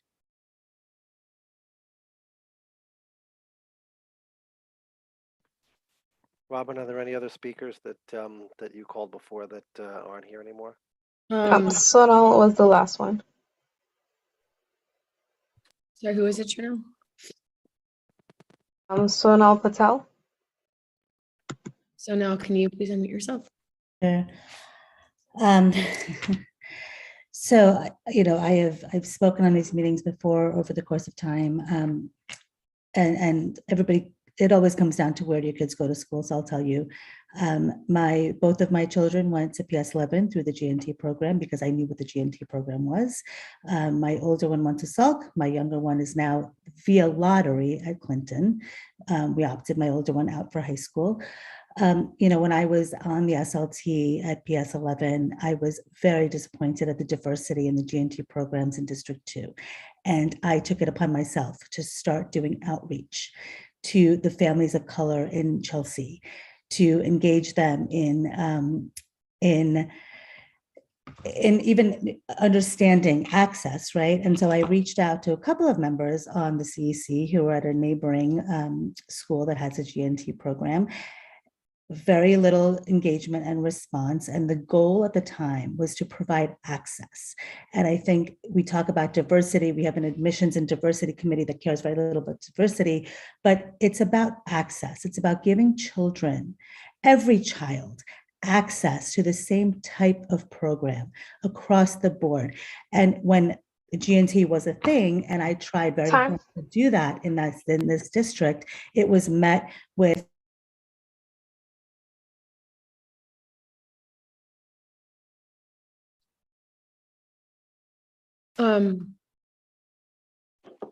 Are we picking and choosing who we're muting? because I mean, everyone can see this, and it's really unfair. There are many speakers that were against this resolution, and they were all cut off and they were all muted, and I think it's extremely unfair.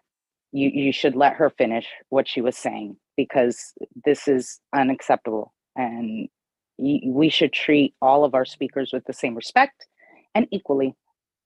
If you're going to let others go over their time just a little bit, then you should do the same with the next.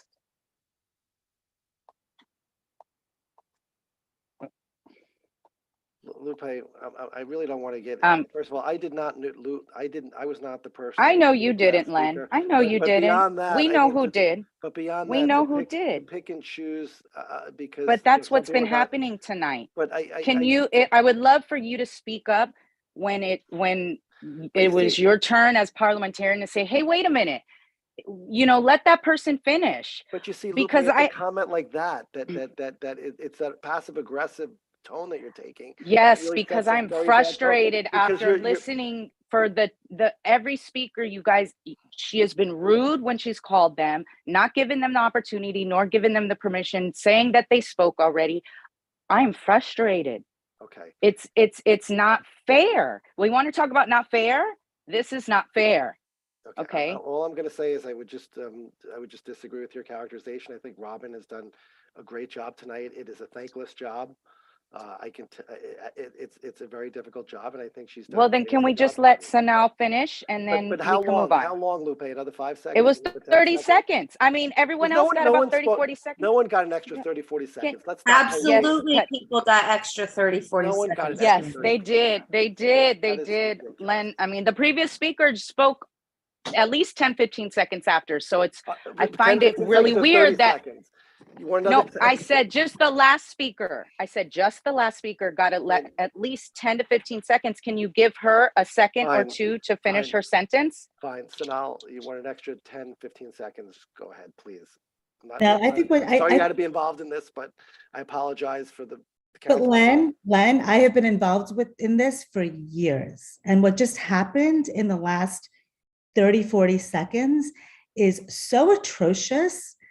You cite all these statistics about who comes out and supports this and that. The majority of parents, if you want to go by your stats, majority of parents who showed up tonight were anti this resolution, and yet you're all still going to vote for it, and it's going to pass. So let's just call the farce the farce. Let's just call the intentions the intentions, and let's not tout the CECD2 as some bastion of democracy, because it has never been, it is not. And I can cite examples, I have recordings, I have photos, I have all kinds of things that I have really, it grates on my skin. I am a public educator, a public school parent, and I see the thing. One council member is chomping away the entire time. That's another minute. All right. It is not appropriate. I appreciate it. I'm going to mute you, not because I don't like what you're saying, but because you now have gone an extra 20, 30 seconds or whatever. An extra minute. Extra minute. Okay. So sorry. Please present whatever you want. It's fine. We're going to, are there any other speakers, Robin? That's it, right? Am I correct? That's all. Okay. I can check with Chanel. Chanel, that's anything, anyone else? Okay. And I apologize to the members of the public that have to deal with this. The next item on the resolution is the vote on, the next item on the agenda is the vote on resolutions. So I'm going to call, I'm going to call, we have a resolution 213. I'll make a motion to approve resolution 213, which is to provide families with lottery number information and group cutoff GPAs. Does anyone second that motion? I second the motion. Okay, can we please have a roll call vote?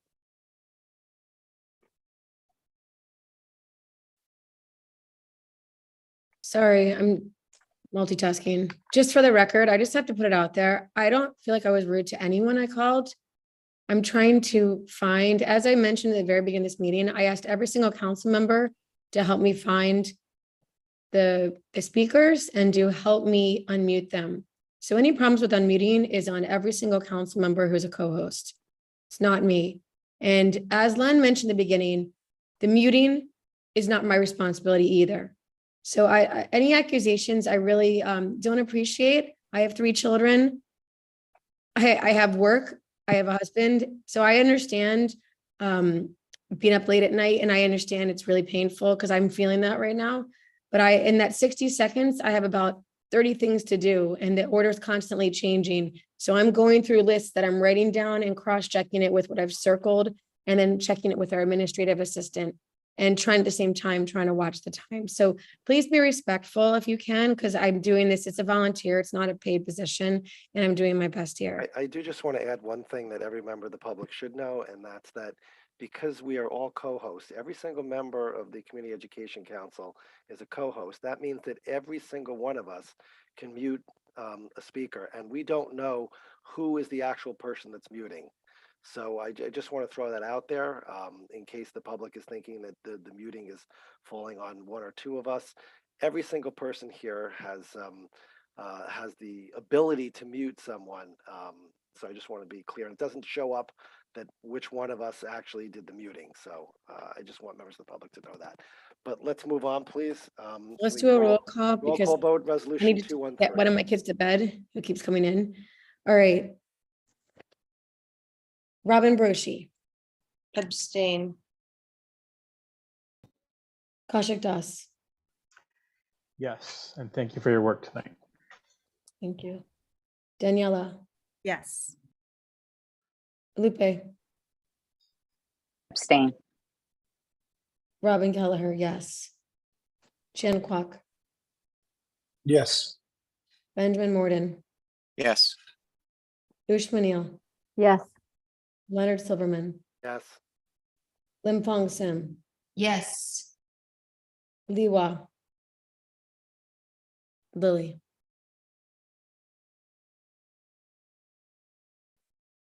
Can a council member whose hands are not with pen check to see if Lily's on? She's on. I see her on.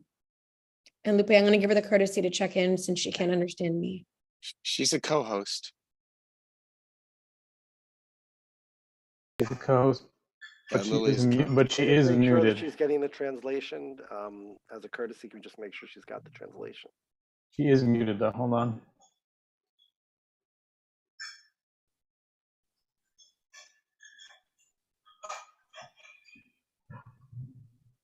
Can the translator ask her if she can unmute?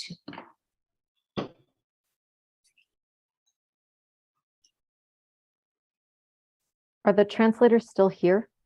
Yep, they're on. Yes, we're Right. still here. My partner is just on the line.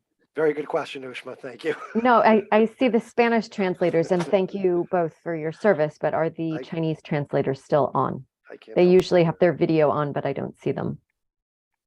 This is Jaime, Spanish interpreter. I'm currently communicating the message through the Spanish line, but I'm not getting any answer. Okay. And yes, thank you. I was asking whether or not the Chinese interpretation was still on the line. We see you and we thank you for your work. We refer to it as Mandarin, I think. Mandarin, thank you. Lily, 你能投票? I had to look up the word for vote in Chinese, sorry. Okay, we'll just give her a very. Okay, so as it stands, we have 8 yes, 2 abstain, and then how do we count Lily? Absent? Yeah, I would count her as a no vote. Okay. Okay, let's move on. The 214. The next resolution is 214 and continuing support of school safety. I would like to make a motion to approve resolution 214. A second. Wait, I have to finish, which is the resolution in continuing support of school safety. Robin seconds? Okay. I second it. Can we please have a roll call vote? Yes. Robin Broshi, No. Kaushik Das, Yes. Daniela Igorov, Yes. Lupe Hernandez, No. Robin Kelleher, yes. Chen Kwok, Yes. Benjamin Morden, Yes. Ushma Neal, Abstain. Leonard Silverman, Yes. Lim Fong Sim, Yes.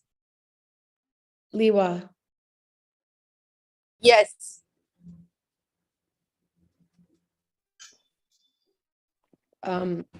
parliamentarian, do you want to ask Lily or do we just move on about We've the last? already moved on to, Okay. we passed. No the problem. That's good.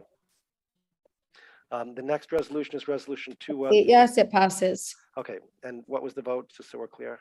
8 yes, 2 no, and No abstentions, correct? Oh, no, there were abstentions. one One abstention. abstention. One I abstention. messed it up then. That's right. Okay. Yep, All right. it's 8 yes, 2 no, 1 abstain. Yes. Okay, thank you, Chanel. Okay, the next resolution on the agenda is resolution 215.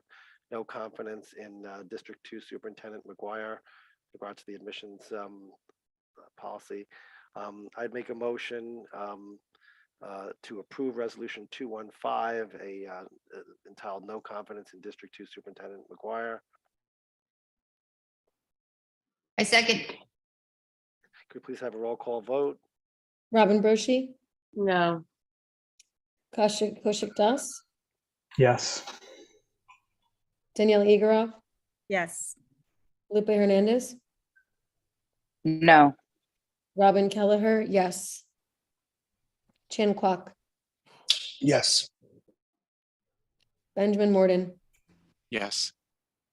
Ushmanil, No. Leonard Silverman, Yes. Lim Fong Sim, Yes. Liwa. Yes. Okay, that passes the 1, 2, That's 8 yes, 3 no. 8 yes, 3 no. Mhm. So all 3 resolutions pass. Okay, the next item on our, there are no more resolutions. The next item on our agenda is approval of minutes. Do we have the minutes? I don't think we do. I'm going to just ask that we. Yep, I We do. emailed We it do, to okay, everyone perfect. already. Do. Can Yeah. someone please post them up? It's posted on the website and to It's the linked. emails. It's Okay. in the agenda. A motion to approve the minutes. I second. And we need any amendments as written? Okay. All in favor? I don't think we need a roll call vote. Everyone in favor? Aye. Okay. Any abstentions? I'm sorry, any opposed? Any abstention? Okay, minutes are approved. And just for the record, which we're talking about the minutes from last month, correct? Yes. October 2022 minutes. Okay, just want to make sure it's clear. New business. Is there any new business that we'd like to? Len, there were 2 wait. documents. There was Oh. minutes and there was a votes, a document too. So Okay, we're I approving didn't- both. Okay, so I don't have that in front of me. Can someone please describe what that second document is? It's all the votes that we took place during the October calendar meeting and business meeting. So I'm just a little confused, man. What are we doing? We're approving this document? Yeah, because we've been using a 2-document format because FACE does allow for that. Okay. So a motion to approve document number 2, the record of recorded votes for the I guess October 2022 calendar meeting. All in favor? Anyone opposed? Okay. Anyone opposed? All right. Anyone abstaining? Okay, that document is approved. All right. The next item on the agenda is new business. Do we have any new business to discuss? Lupe, you have your hand raised. Can you please unmute? Yes. Okay. Thank you.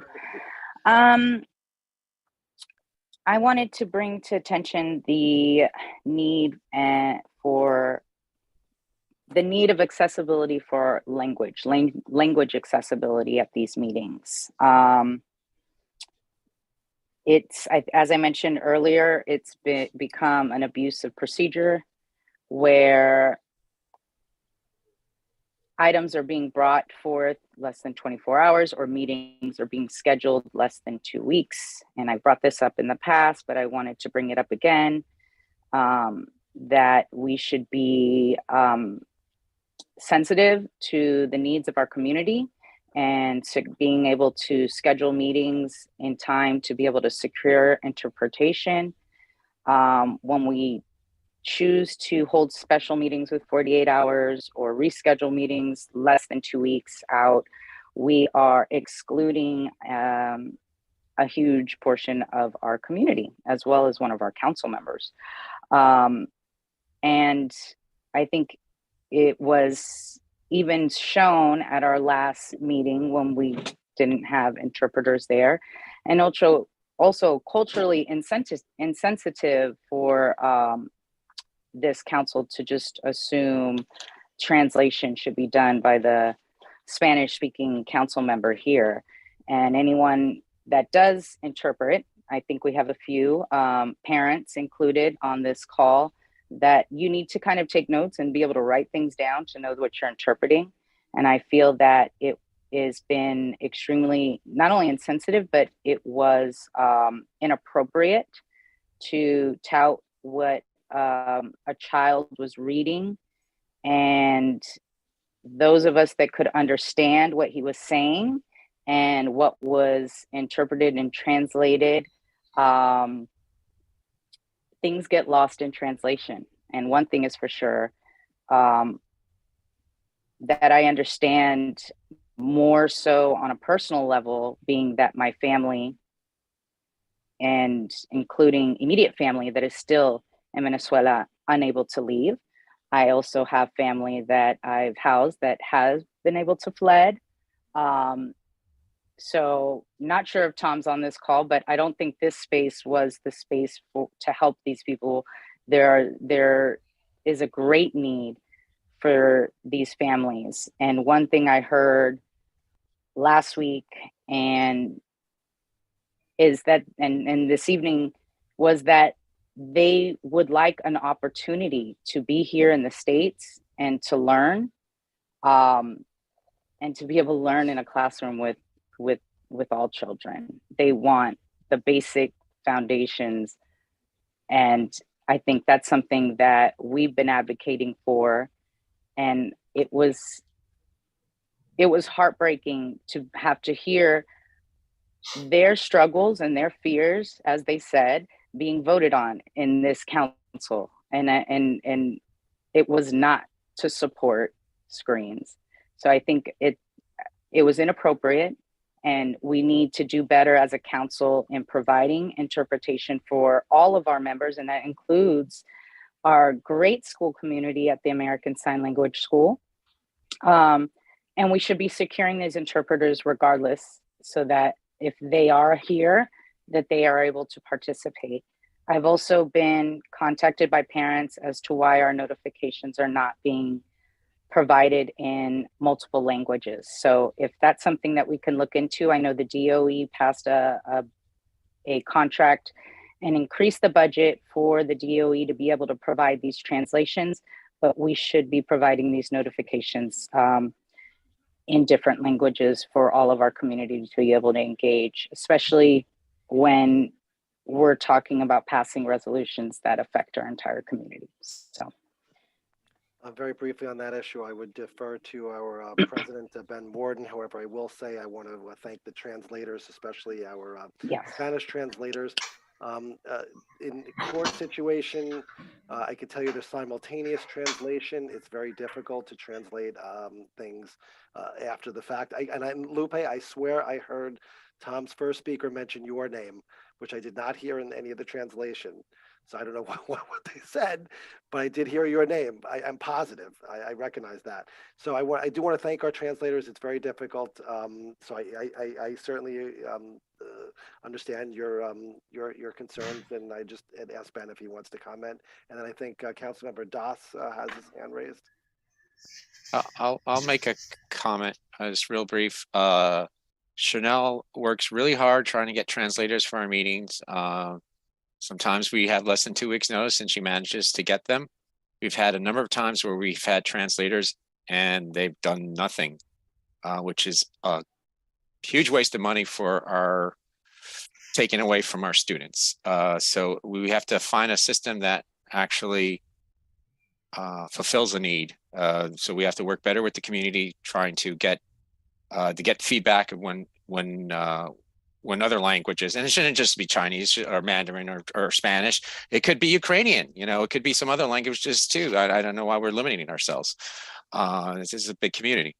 And in terms of American Sign Language, they've asked us not to use their services when there's an ask for it, because it is expensive, and it is and there are limited resources.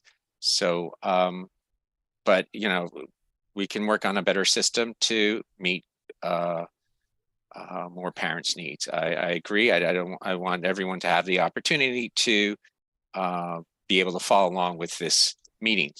That said, if you go to, we do have all our videos on YouTube.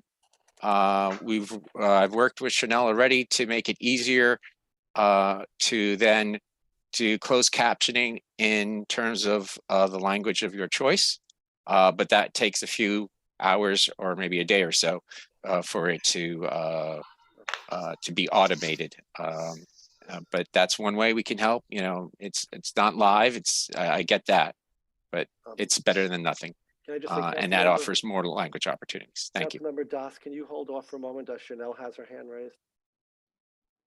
Yeah, just like an announcement. If anyone has a language they would like an interpreter for, they can email us at the info@CEC or CECD2, and we will get it once it's within 10 days of that meeting.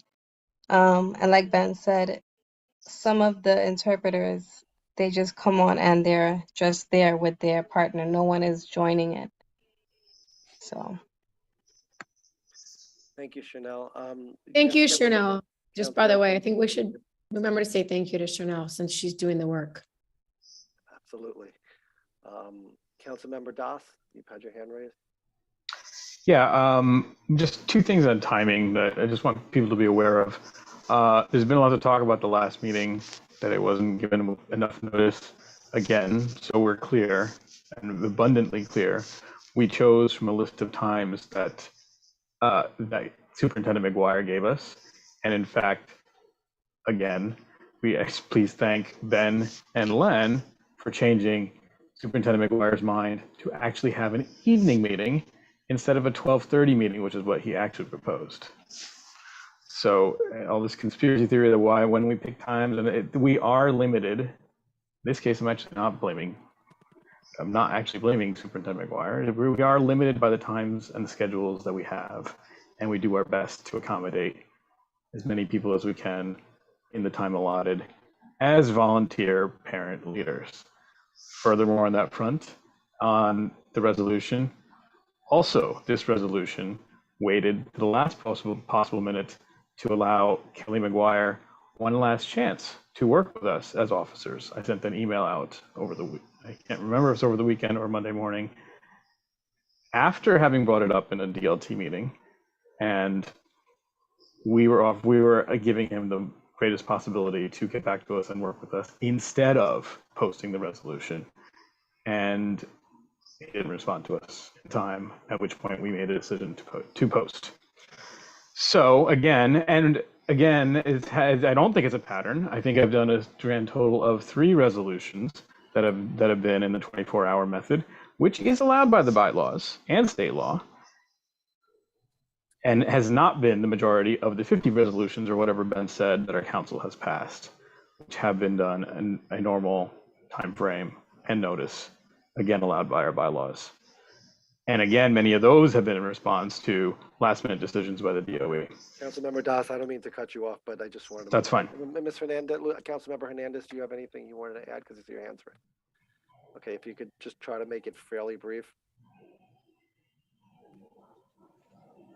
Yes, thank you. I just wanted to, I will agree that we know that it takes 10 days to secure our interpreters, and there was a communication between my liaison school, the American Sign Language School, whom I got a chance to go with Kelly to see that great marathon rally, which was really uplifting. And I denounce any council member not caring about our children being uplifted in such a great way. And in fact, I remember telling Kelly, it filled my heart. It was exactly what I needed, especially what we go through in this council. So it was some of that good work that we do here.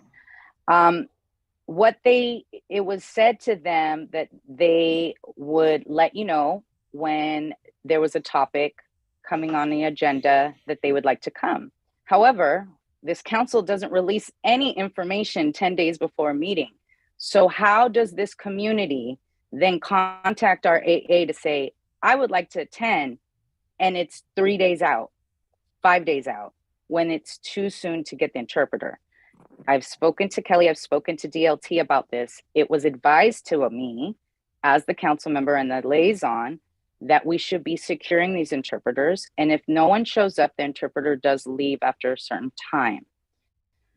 I don't think we're wasting any students' money. This is the CEC budget we're talking about that's used to help facilitate to our community. And if someone doesn't use it at that point, it doesn't hurt anybody for us not, but it would hurt if we had someone from the community that wanted to be here and we can't secure the interpreters. Like I feel like I'm talking in circles. Like it's common sense.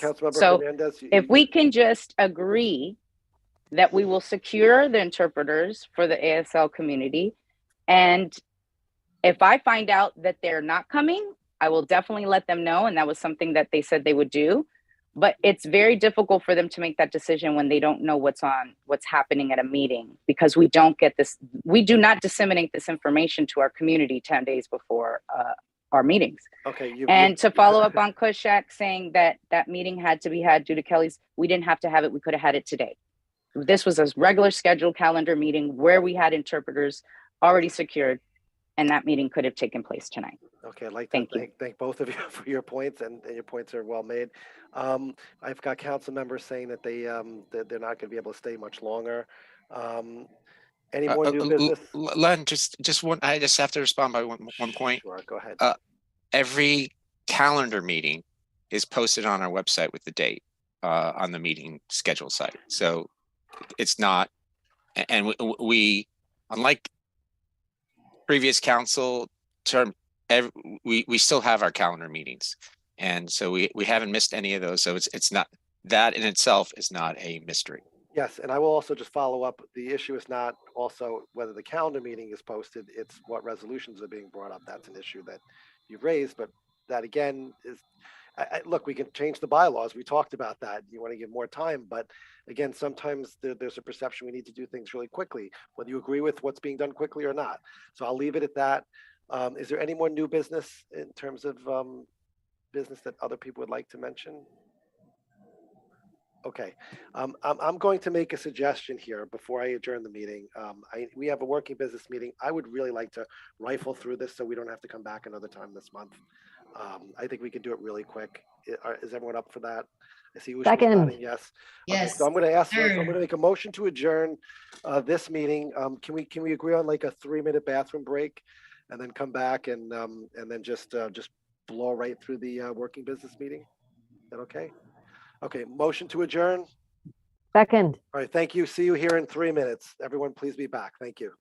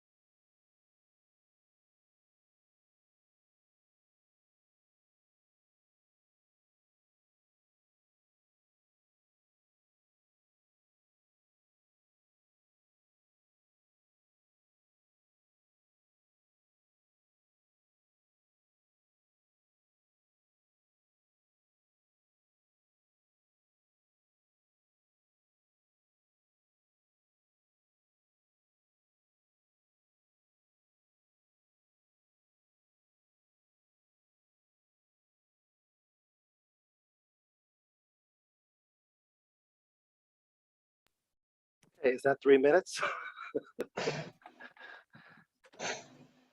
We'll give some of our council members, Ben, Lupe, Ushma, I love your perseverance tonight. I'm sorry I arrived late. I Let's had a have kudos to professional Spencer commitment. Silverman for, I'm sure he has a lot of homework that will be getting done at 2 o'clock in the morning. I don't, do we have quorum now? I'm not sure we do, by the I way. don't know. Is Robin still here? I don't see her. Or any of the Robins? Well, we're gonna have a problem.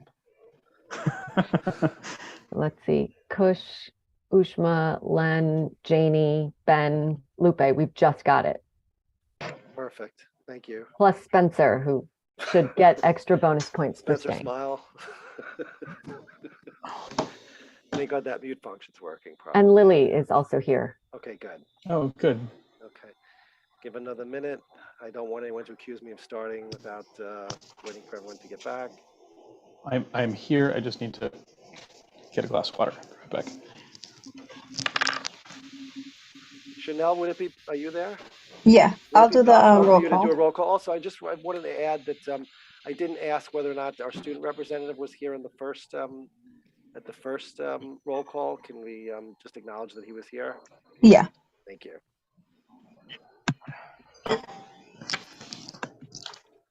See Ben. All right, Lupe, we're going to give you another minute. And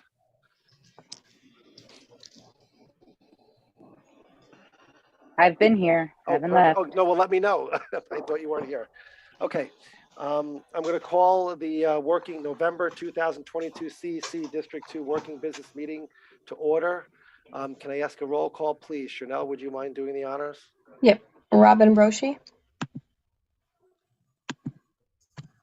Kaushik Das. Here. Daniela Igorov.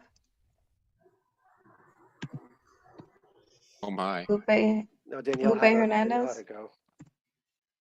Here. Robin Kelleher. Chen Kwok. Benjamin Morden. Here. Ushma Neal. Here. Len Silverman. Here. Janie. Here. Lily. Here. Spencer Silverman. Here. Okay, 8. Okay, we have a quorum. Okay, the first item on our, thank you all and thank you for the 34 people, including us, that are still here. The item number 2 on the agenda is our administrative assistant initiative to facilitate council member liaison school visits to determine capital improvement needs. I don't know who would like to talk about it. Chanel, is that you're talking about that?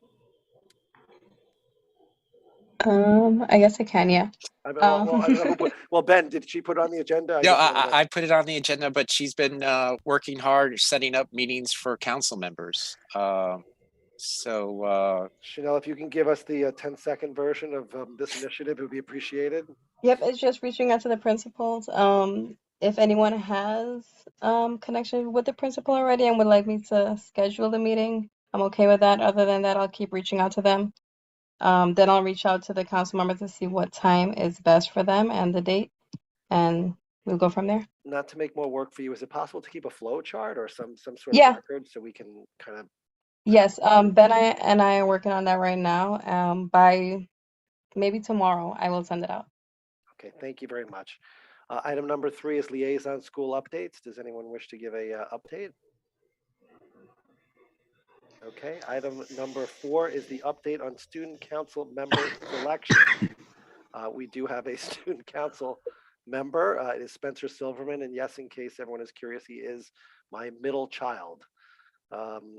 Spencer, just say hello. Hello. Okay. Len, which one of your kids is your favorite? I'm not going to answer that, although the youngest one is sleeping right now, so I might be able to. I guess we'll say Spencer's my favorite right now. Can I just say one thing? Sure. When that agenda item was added, I did not know there was going to be an announcement by the superintendent about Spencer Silverman. So I just wanted to say welcome aboard, and would love to. I'm glad that you have an initiative to bring other students into our council and you know, to learn about the council and learn how they can speak up and bring their ideas forward. Thank you. And I just want to add on a personal note, I think it's great, you know, that our kids are involved. For me, it's personal, like really personal, but Spencer, you know, thank you for being here and thanks for your patience. And I'm looking forward to some good things from you the rest of the year. Next item on our agenda is to Wait, discuss- one more, sorry. Oh. Spencer, who's your favorite parent? It's a good question. Hurry up, Spencer, hurry. It's late. You mean between the two, or Yes, come on. let's see. I All right, can't, go. I can't answer it. I can't All answer right, it. see, he's very diplomatic. Okay. Oh, council member Lim Fong Sim, you have a. Yeah, I just want to say, Spencer, I really appreciate the fact that you put yourself out there for other students to reach you. I think that's an incredible initiative, and I'm very interested and eager to see, you know, kind of what students think. Yeah, and again, I'll also follow up too. I just think that you know, we're as parents, we don't realize, you know, that you don't see too many kids here. You really don't, and I think that's something that we really should try to improve. Not just as props, because I think there's a sense that sometimes people just bring kids to, you know, as props, but as real thoughtful members of our community that really have important things to say that we all want to hear and listen to. So thank you. Next item is the discussion location of December 2022 calendar meeting and working business meeting. Ben, can you elaborate on this item? Yeah, it hasn't been determined yet if the mayor will extend the emergency order. So I just want to get council approval to have it at the 333 7th Avenue conference room there in case it doesn't get extended. Isn't that your old school? No, that's Oh, that's right. I'm sorry, I'm just kidding. I thought you were talking about PS 33.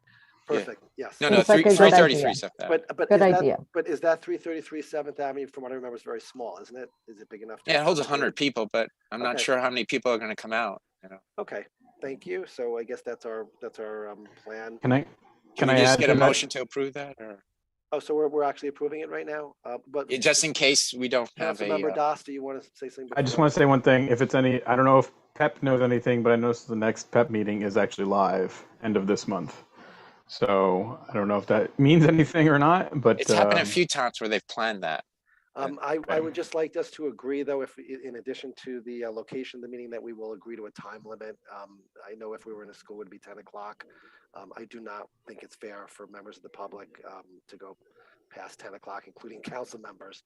Can we just agree that even though we may not be thrown out of the building, we can have an end time of, let's say, 10 or even 9:45? I think you would be thrown out at 10. Okay. I'm okay with being thrown out at 10. That works for me. Okay, so 10 o'clock at 333 7th. No, not 10. Let's meet before. No, well, up till 10. Okay, so I guess I would make a motion to approve the location of 333 7th Avenue for the next December 2022 calendar meeting.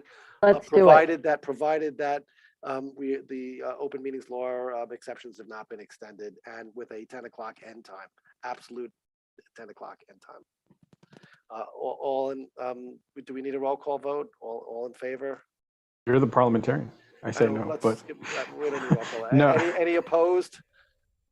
No, Any not opposed. abstentions? Okay, motion passes. Our next meeting will be at 333, provided we can't do it virtually.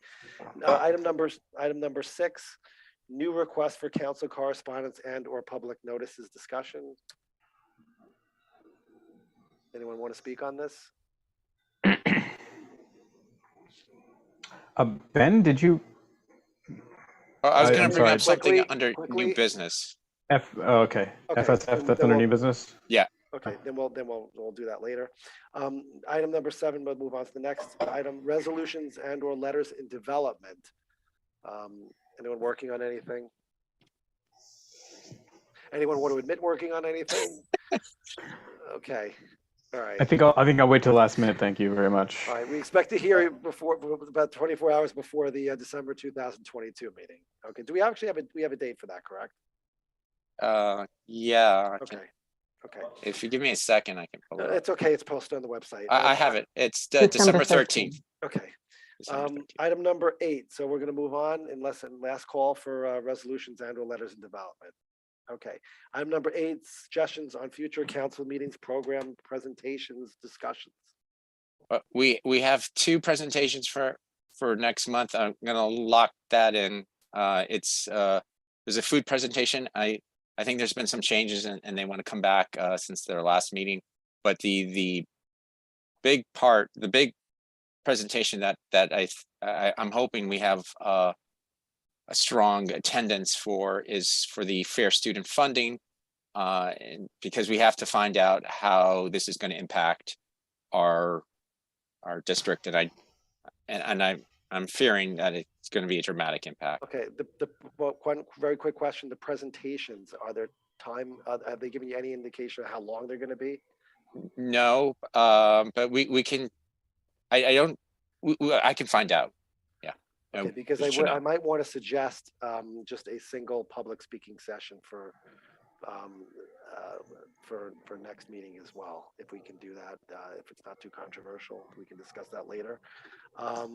Anything else on suggestions for future council meeting program presentations? I think Tom Rockledge brought up some issues related to immigration. That's something we could certainly discuss. I think it's appropriate, maybe if it was at a not necessarily at a general calendar meeting, but maybe at a subcommittee meeting or a committee meeting might make sense. Any thoughts on that? Yeah, I agree with you. I think a committee meeting to discuss what he's brought up and to discuss migrants and asylum seekers in general would be worthwhile. Do you have an idea of who you would want to speak? Can we agree? Yeah, that's a good question. I'm open to. We could even bring, we could even reach out to people who are here now and maybe ask them if they want to make a few comments about how that process has been. I don't know if you want to put people in that situation, but I don't know if it raises any legal issues, but anyway, it's just some food for thought we can discuss it another. If you don't mind me speaking without raising my hand, I think that as much as it's a good idea, you have to have a good idea of who it is you want to, or what kind of a perspective you want to have presented. Sorry, Lupe, I cut you off. You got your hand raised. Okay. Well, can you unmute yourself? Or... Yep. I just wanted to share, and maybe I could send this to Chanel and we can send it out as a public service announcement, or any of you council members that talked to Tom Rockridge. This was something I was going to send to him. It is a event happening virtually this Thursday evening. That's Thursday, November 17th from 6 to 7:30 p.m. It is the Newest New Yorkers, a community teach-in on recent migration. NYC has recently welcomed thousands of migrant newcomers, and this discussion actually brings together specialists in Venezuelan politics, refugee education, migrant health, and a recent newcomer to help members of the community better understand this recent influx. So I would love to share this. I will be at this event, and for any of our community that would like to learn more, this will be a great way to bring the whole community together in this effort that we've been taking on as New Yorkers, welcoming our new neighbors. But it is a community teach-in, and I think it's perfect. It's exactly what you guys were describing, and it's already happening, and we don't even have to facilitate. That might be better. Yeah.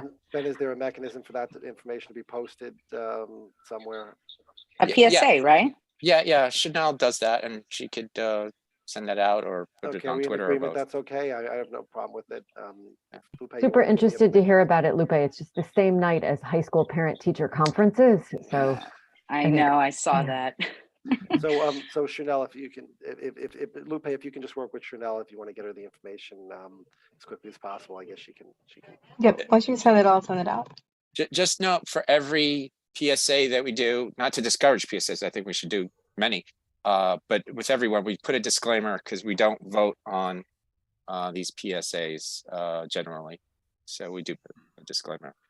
And I do think there should be some sort of consensus if we are going to do something, but I certainly, does anyone here have an issue with it offhand? I mean, okay, so let's move on. Calendar updates. Ben, any calendar updates you wish to make? Well, I guess so. The STH meeting has been canceled. Mr. Chanel, were there any other meetings coming up that besides our December 13th meeting? I don't And for think members so. of the public, STH is students in temporary housing. Yeah, May not and be students with familiar economic need. May not be familiar with the abbreviations. Mm. Okay, any other calendar updates, Ben? No, go Ushma, ahead. you had a, No, Go ahead. sorry, it's not a calendar update. I'll wait till new business. okay, new business. I think we have a couple people. Ben and Ushma, you guys wanted to say something? Yeah. Ushma, speak, just go ahead. I wasn't sure if it was any kind of a formal process towards making someone a co-chair of a committee, or if we just do it. Oh, I think It's by the the president's bylaws. prerogative. It's the Yes, president's president. prerogative. All right, well then can I please request, Ben, that you make Robin Kelleher a co-chair of the STH-SEN committee? Does she She will she agreed to it? Yeah, she requested and Okay. I felt bad that I didn't suggest it before. Yeah. Okay, then then I approve Just go like this. Robin Kelleher as a co-chair of the STH-SEN committee with Ushma Neal. Ben, you have to go like this again, sprinkle some, holy water on it. It makes it official. Thank you. I would hate for other people to show up and find out that at the working business meeting, they were appointed chairs next morning. Okay, any other new business? Anyone else have any new business? they wanna bring up? Yeah, there was a fair student funding letter that I just received. I don't even remember what day it is anymore. The other day, and I thought it was signed by a number of council members in our council, so I wanted to bring it to attention. So I put it as a public document. And Trish, I believe you're one of the signers. If you want to discuss it at all, and then I just want to share with our committee. I mean our council, and then it should be part of the discussion. Certainly at our next meeting as well. You're putting me on the spot. That was that was a document I wish I had read more carefully. But I know, but the broad strokes are, not that I didn't read it. I just other signers may have more detail than I. But basically, yeah, as you mentioned before, our district would be quite hard hit by fair student funding. Broadly speaking, there's, I don't know how to say it controversially, so I'll say it as I see it. I'll say it as I see it. I think there's a lot of high performing schools that are hit, and District 2. We always talk about District 2 being a high performing district, and I think that's the case again. I think there's also specialized high schools that are hit, as well as I think gifted and talented schools as well, but other schools in our district as well. In favor of our district's going to hit in favor of other districts. I think there's a number of us who volunteered for the Fair Student Funding Committee, as well as a number of members of other CECs who did, and we weren't considered. And so the letter is basically in opposition to that. But again, some of my other council members have a bit more color and detail on this. Okay, Ushma, you've got your hand raised. I have no objection to presenting that to our community, especially given how many council members signed it. I would ask, though, that if that is going to be sent out or posted, that the final report from the working group on fair student funding be posted, and one of the members of that working group also forwarded to me it is called the NYC DOE Budget Working Group Minority Report and Recommendations. So there were members of that team that disagreed with the majority view and have laid that out in a 39-page document. So I would ask, if we are presenting opinions on this, that we both put up the working report for people to see it, as well as what some others on that group. Full disclosure, I have not read all 39 pages of either. I'm happy to forward them. Yeah, Ushma, can you please forward? I have not seen that, so I've not heard about that. Wait, the minority one is just, correct me if I'm wrong, that's the one with 2 members, I believe. Correct. Mike Gaffey and Ted Leather. Ted Leather, correct? Yep. Lupe, you've got your hand raised. Yeah, I was gonna actually bring up that minority report. And just also, I know we have the Fair Student Funding Group actually presenting, but maybe we should invite a member of the working group to also kind of discuss their process, I guess, from their perspective. I did attend all 4 of the forums and feedback forums that they held, and they were all very informative. They were collecting feedback from the community, and they were providing different mechanisms to show how the certain recommendations would affect each funding weights in the formulas and how that would adjust. And I think listen, this is the second time and that they've done this. And I know many people that worked on the first working group or task force, as it was called. And I wish they would have had more time this year, to be honest with you. I think I'm sure they would have liked to have more time. But we'll see what comes of this. But I do think it is preemptive for us to kind of denounce something that really is just finally being presented to the chancellor, as opposed to him making any decisions on these recommendations just yet. And just a caveat to what you mentioned earlier, Ben, to clarify for our community, the contract for excellence lawsuit that you were referring to is not the Fair Student Funding, but Fair Student Funding has been around for 20 years, since mayoral control. And we've known it to not be equitable, to be able to support not only our students and their supports and their needs, as with students with disabilities or our multi-language learners, they were not given adequate weights. Our students in temporary housing were not given any weights. So part of a lot of the recommendations were to be able to lift weights for these students.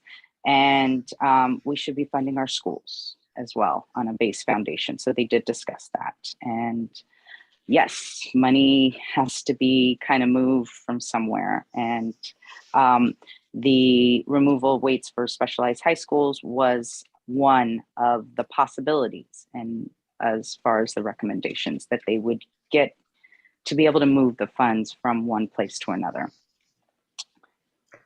Lupe, you mentioned my name, and you're saying I'm denouncing the Fair Student Funding work that they did? I didn't say you denounced it. Yeah, No. well, you said denounce. I did Let's not say you denounce it. denounced it. Okay. I did not say you denounced it. I said you I said wanted let's to not denounce it. clarify.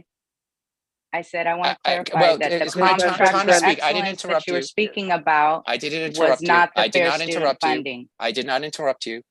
Okay, Ben, say what you need to say, and then Lupe, Right. you'll have a chance to respond. When funding, I'm not looking to take away funding from anyone else. I would love to add funding to other schools, but when a plan is going to take away millions of dollars, I don't know what it is, 1 million to 20 million from our 48 schools, I'm going to stand up for my district, and I'm going to speak up, and I'm going to alert families that this may happen. And we invited DOE, Chanel, if you can help me out, Sonny from I forget which department he's in exactly. He's gonna try to see if he can get someone once they have everything ready. Yeah.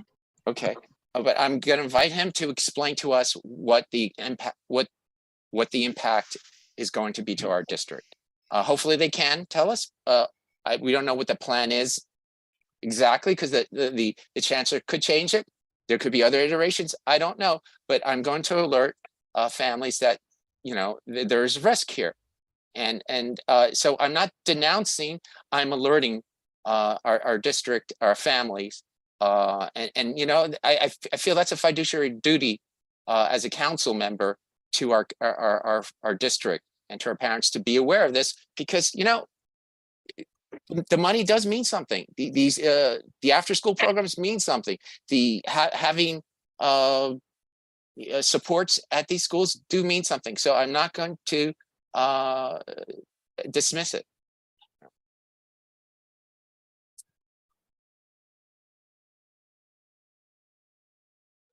Lupe, do you wish to respond? All I wanted to say is, I'm sorry you thought that I said you denounced something. I'm not sure where that came from, but what I was saying is before we as a council denounce with this letter, I didn't say you, Ben. So my apologies if that's how you interpreted that. But overall, the recommendations were to uplift the weights for students and their needs. I think that's important. Well, you say denounce, but then you're implying people who have already signed it are denouncing it, and so then I'm back within Ben's camp and say you say uplift, but it comes at the expense of D2 schools predominantly. It's specialized high schools. And specialized high schools and other high performing schools, and you know, we always claim to uplift things, including smaller class sizes, but the hardest hit schools are always the specialized high schools and District 2 schools and high performing schools. Okay, Kush, I mean, I understand your points, but maybe we can bring them up when we That's actually fine. discuss this. Fine, but that is the reason why several council members have signed on. No. So and that is in more than one scenario. That many of the things I said are true, and yeah, that's why council members have signed on, and people should be aware. Just one other item of new business, I would just ask, because it's very late, that our president excuse those council members who were here for the calendar meeting for failing to make the working business meeting, that they be considered excused and not penalized because it's late. I don't know. I agree with that, but I believe only the calendar meeting is where Okay, yeah, where it's an issue, not the business meeting. But thank you all for attending the business meeting. Yes, but does anyone have any other new business that we wish to discuss? Okay, then I want to thank for the members of the public. There's no speaking session for the working business meeting. Thank you for those of you who have spoken and had the patience and fortitude, especially fortitude and constitution, to stay on to this meeting this long. Thank you very much. Ushma, thank you for, and everyone, Lupe, Janie, Kush, Ben, Lupe. I mean, Lupe, you're there twice, so it's all confusing. But thank you all of you for staying on. I'm glad we were able to get the working business meeting. Lily, I think you forgot. Oh, Lily, I'm sorry, Lily, and a special thank you to Chanel and Spencer. Thank you for staying as well, and to our Spanish interpreters.